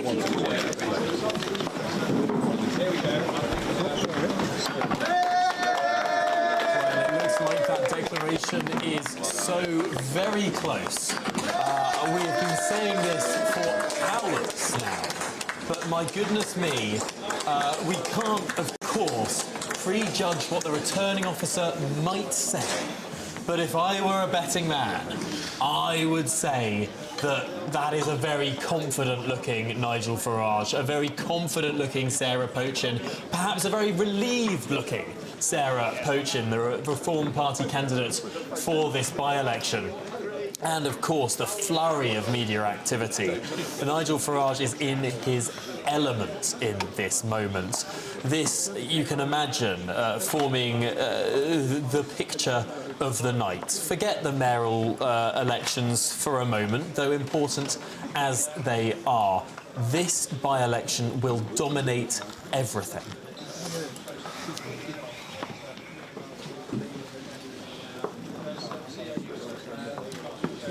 Well, we're looking at live pictures of the count, and it did seem as though the returning officer was beckoning candidates forward. We are going to be keeping a close eye, because it looks like Sarah Pochin has been prized from Nigel Farage, perhaps to go and stand with the other candidates in this election. And, of course, as is proper, we will hear candidates listed by their surname alphabetically, and here the votes each candidate received one by one. Now, I must say there's over a dozen candidates standing in this election, so that will be a process that takes time, but we can read an awful lot into this body language. Sophie Reaper is in the room for us, and Sophie, I mean, what a media fray. Indeed, Tom, it's absolute carnage here at the by-election for Runcorn and Helsby. Of course, as ever, when Nigel Farage comes into a room, everybody wants to listen to what he has to say. You can see there the press pack just swarming around him and the Reform candidate, perhaps the Reform MP now for Runcorn and Helsby, if what we're being told by our sources here in the room is indeed true. Of course, we are still yet to hear that declaration officially confirming it, but sources telling us that, in fact, it was initially 4 votes to support Reform Head. It is now 5 votes. That's what sources in the room are telling us. So a change of 1, still leaving this as the closest by-election in modern history. So, of course, we are just waiting. The candidate from the Monster Raven Looney Party is on stage, but we're still waiting for 14 other candidates to join him there for the official declaration. I think Mr Farage, party leader for Reform, is still speaking to press, addressing them. It's what he does best, but incredibly confident there that it is they who have taken the victory here. Absolutely stunning scenes, because of course there was such a long time. We were initially expecting this result at around 3 in the morning. Well, now it's nigh on 6 a.m. and that result should be coming, well, perhaps even on the hour. I mean, what a moment. Is that something I can hear in the background there, Sophie, of of people being told It is indeed, to gather. Tom. All of the candidates now gathering.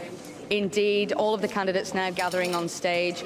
The returning officer about to make that official declaration here on GB News. Will we be getting official confirmation of what Reform has told us? Here we are. Well, we are listening. Okay, thank you, ladies and gentlemen. Before we do the formal declaration, I know it's been a long evening. Can I take this opportunity to thank all of the staff who have worked tirelessly on today's election, on the count this evening and into the early hours, and also with regard to those staff who manned the polling stations during the last day. The election wouldn't have been possible without their hard work, so can I send my thanks to them.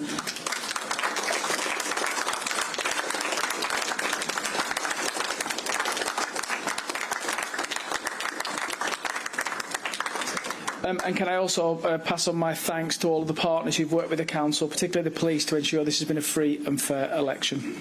OK, ladies and gentlemen, I will now hand over to Joelle Warren, the High Secretary of Cheshire, to formally declare the result.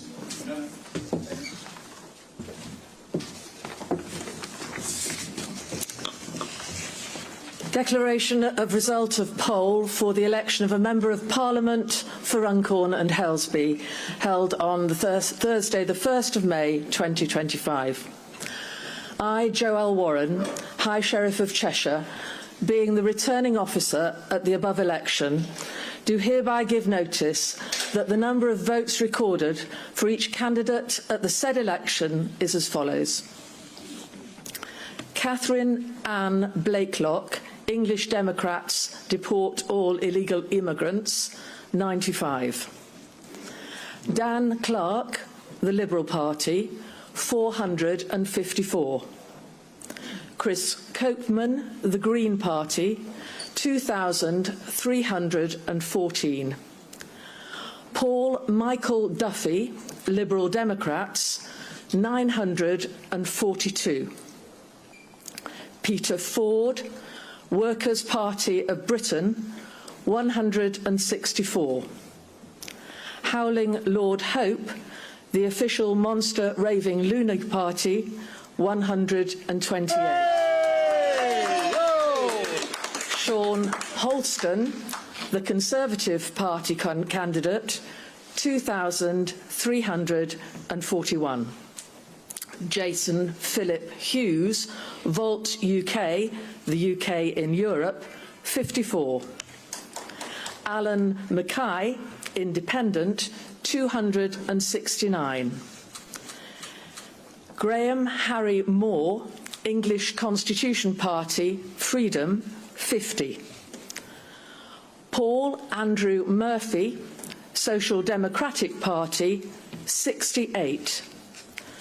Sarah Joanne Pochin, Reform UK, 12,645. Karen Louise Shaw, Labour Party, 12,639.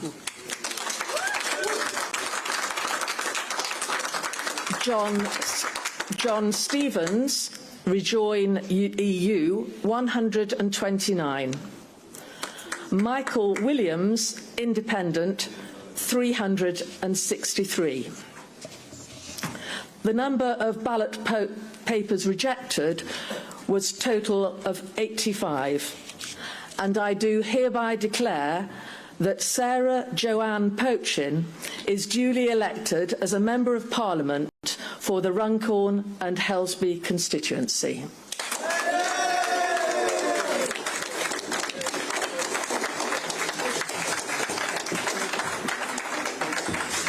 Okay, I'd now like to ask the successful candidate just to say a few words.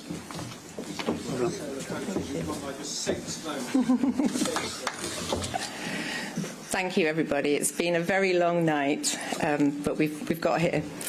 Firstly, I would also like to add my thanks to the returning officer and the team from the Halton Borough Council and the Cheshire West and Cheshire Borough Council for the efficient and professional way that this election has been conducted.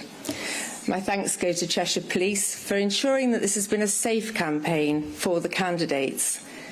And I would like to pay tribute to all the candidates for the way that we have all conducted ourselves through what has been a very intense and highly pressurised few weeks. I would like to thank my election agent, Jason Moorcroft, for being by my side throughout the whole election, and we'll continue to work together going forward. I've had a team of very talented, dedicated and professional individuals behind me every step of the way, and I would like to thank them all from the bottom of my heart. Firstly, to our great leader, Nigel Farage, who has so inspired me to stand up for this country. To our party chairman, Sir Youssef, who has given me invaluable support and counsel throughout this campaign, and to the exceptional team led by John Burns, my campaign manager. You are all such very impressive individuals. It's been a privilege to work with you, and I'm so proud to be part of that team. And finally, my thanks go to all the volunteers who have diligently canvassed and delivered leaflets, been on the polling stations. I was going to say today, but I think it was yesterday. We couldn't have done it without you. The people of Runcorn and Helsby have spoken. Enough is enough. Enough Tory failure, enough Labour lies. And I want to thank every one of you who were brave enough to put a cross against my name on the ballot paper. Every one of you who voted for change. Every one of you who have put their faith in me as your next Member of Parliament for this constituency, which has such potential, and who have put their faith in Nigel Farage as the next Prime Minister of this great country. It will be an honour and a privilege to serve this community, a community of hard-working people who just want fairness. Going forward, I will do my very best for all of you in Runcorn and Helsby and Frodsham. I think it should have been included in the name, regardless of how you voted. And I will be accessible to you all. I am in politics to serve. I'm in politics because I care. And I'm in politics to be a voice for those who need representation. I will serve you. I will care for you. And I will speak for you. I know our victory here in Runcorn and Helsby will inspire the rest of the country to believe that they too can stand up for fairness, for what is right, and for our British values, and their voices can be heard. We have made history here tonight in Runcorn and Helsby. Now, together, let's build a better future. Thank you.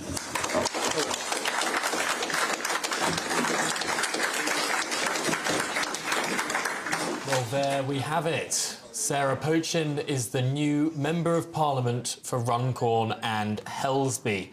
This is the first parliamentary by-election in this Parliament, and it's a win for reform. In the room is Sophie Reaper. Sophie, what an atmosphere.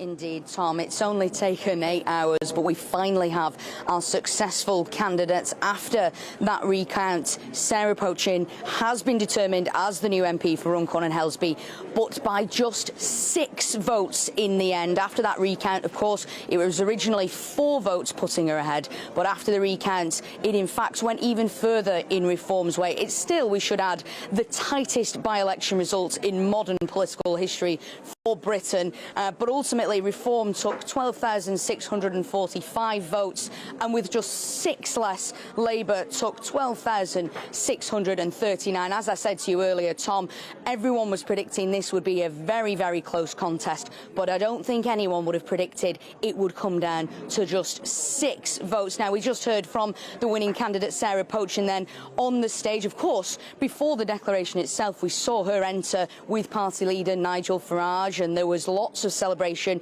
even ahead of the declaration, because that's perhaps just how Mr Farage likes to do things. And we saw them reacting. We saw him give the thumbs up when he was asked if they had won, despite there not being an official declaration of that win just yet. But as I say, we've just seen Sarah Pochin on the stage, and she said the people of Runcorn and Helsby have spoken. Enough is enough. Enough Tory failure. Enough Labour lives. She also promised to her new constituents that she would be accessible to all of them. Now, she is the self-professed, what she called clean candidate. Of course, Reform has previously had issues with their candidates in the general election. For example, she's professed herself to be a clean candidate. Now, whether that has had anything to do with her success here in Runcorn and Helsby, I'm sure time will tell. But just to confirm, here after a very long night, we finally know that the new MP for Runcorn and Helsby is Sarah Pochin by just 6 votes. Reform take the win. High drama indeed. Sophie Reaper, thank you ever so much. Now, in the studio, I'm joined by former Labour advisor Matthew Torbett, the founder and CEO of Electoral Calculus Martin Baxter, and the political commentator Linda Jubilee.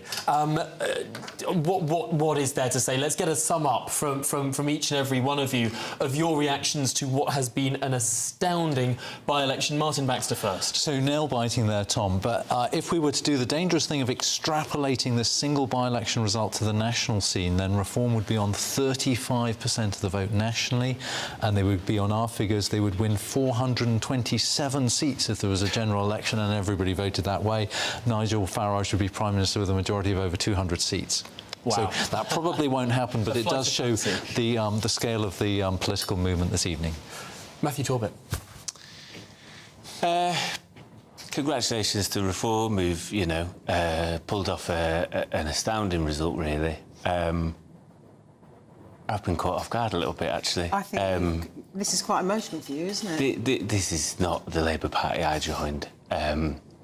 You'll excuse me, this has been a long night. And the people in charge, I've seen their statement, they're blaming Matthew, we're going to come back to you, but Nigel Farage is speaking. We're just going to jump straight to the counts. We can do better. We're positive people. We're different people. And you know, our candidate that has won here is somebody that 30 years ago, Parliament was full of people like her, who'd had successful careers, as she's had in business, in politics, in the judiciary, and now there are very few of them. So I think what we're doing is we're putting candidates up, getting people elected with real life experience, and that's what voters want more and more. Last summer, people booted the Tories out wanting change.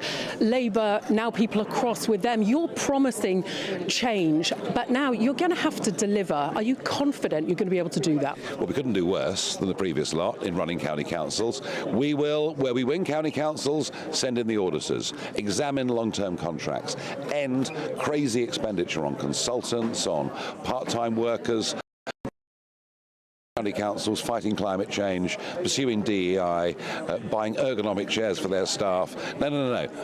As and where we win, it's going to be very different. And just finally, you've got your first female MP. Some people have thought you're a bit of a boys' club. Do you think you can change that perception? We've just won here with Sarah Pochin. We're on the verge of Dame Andrea Jenkins becoming the mayor of Greater Lincolnshire. And since the general election, of those that have come to us, it's 50-50 men and women. I know some I've got a woman problem, but it's not true. And also, just finally, you were here yesterday. Labour have thrown everything at this. Pretty much everybody has been up here, but not the Prime Minister. Why do you think that is? Because he's a coward. He doesn't lead from the front. You know, I mean, he obviously feared they might lose, therefore he didn't come. I knocked on doors for 8 hours today, and I would have been here in this hall with our candidate, regardless whether we'd won or lost by 6 votes. And somehow with Keir Starmer, who, by the way, is a perfectly decent human being, but somehow with Keir Starmer, it's caution, caution, caution, and no one really knows quite what he actually believes. And just finally, how many of the mayoralties do you think you're going to win? 2, 3? Well, we've just lost 2 by an absolute cigarette paper in North Tyneside and in Doncaster. We're winning in Lincolnshire, and we will win in Hull, probably by quite a big margin. Nigel Farage. Thank you. Nigel Farage, what's your message to Sir Keir Starmer this morning? That people put trust in you. That is eroded albeit almost eradicated in a very short space of time. It'd be nice to know who he really is, wouldn't it? What does he actually? I mean, what does he actually believe in?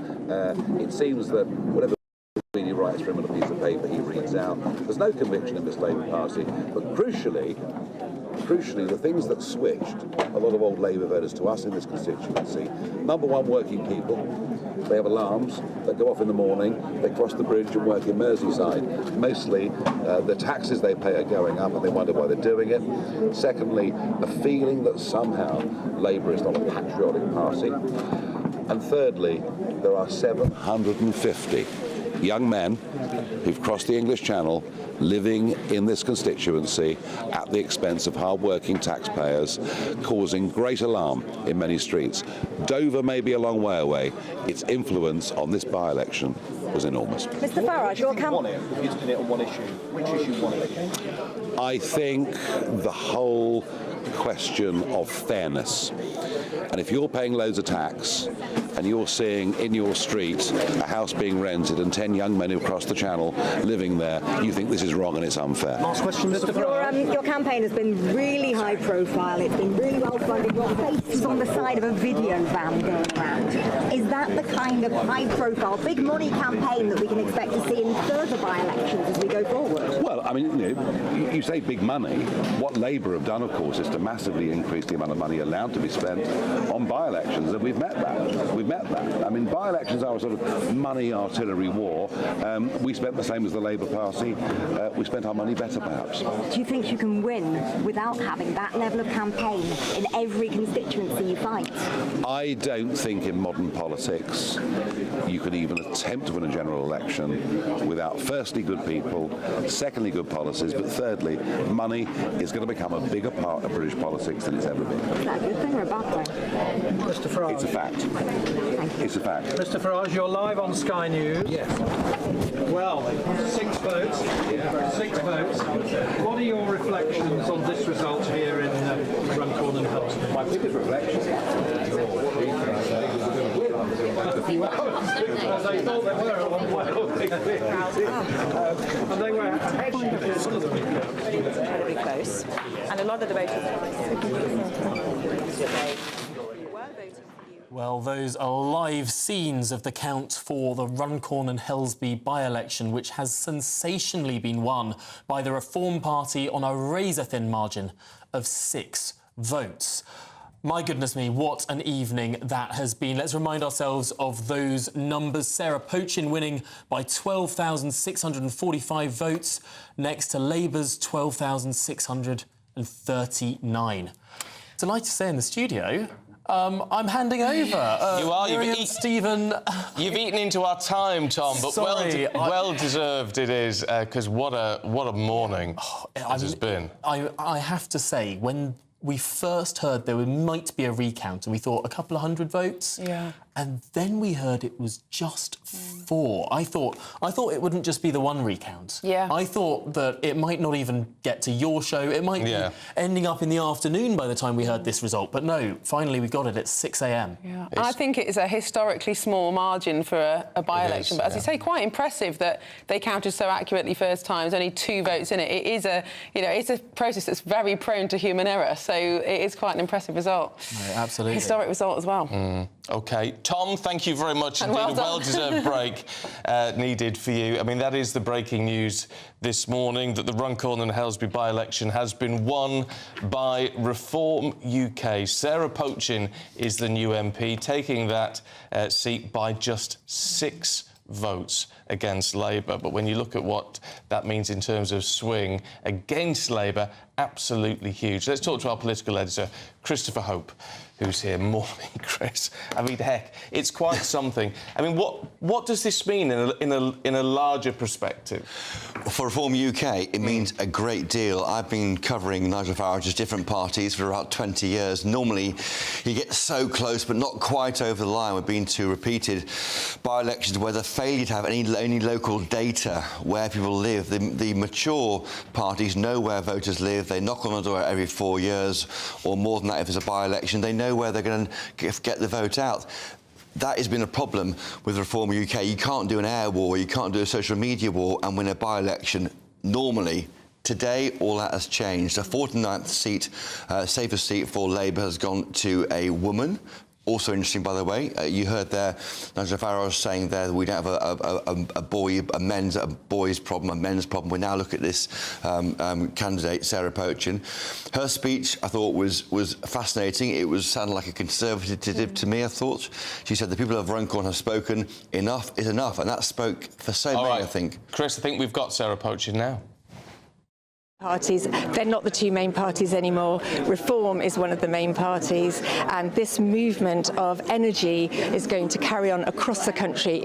What we've done here in Runcorn and Helsby is made history tonight, overturning that a massive Labour majority, and I think it's a sign that people are fed up with both parties. They feel let down by the Tories, let down by Labour, and the Labour have only been in for 10 months, but they're ready for change, and we are going to provide that party of hope.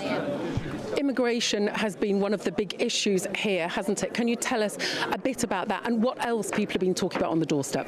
Immigration is massive here. Runcorn feels like a dumping ground for illegal immigrants. We've had the Daresbury Hotel, we've got houses of multiple occupancy, so it's a big issue, and people feel unsafe on streets in certain parts of the constituency because of that. So that's definitely something, as you know, very much part of our agenda to tackle that problem. But also a general feeling of cost of living going up, no public facilities in this constituency. So some of my priorities will be to look at that. There's no leisure centre here for people. Families have to go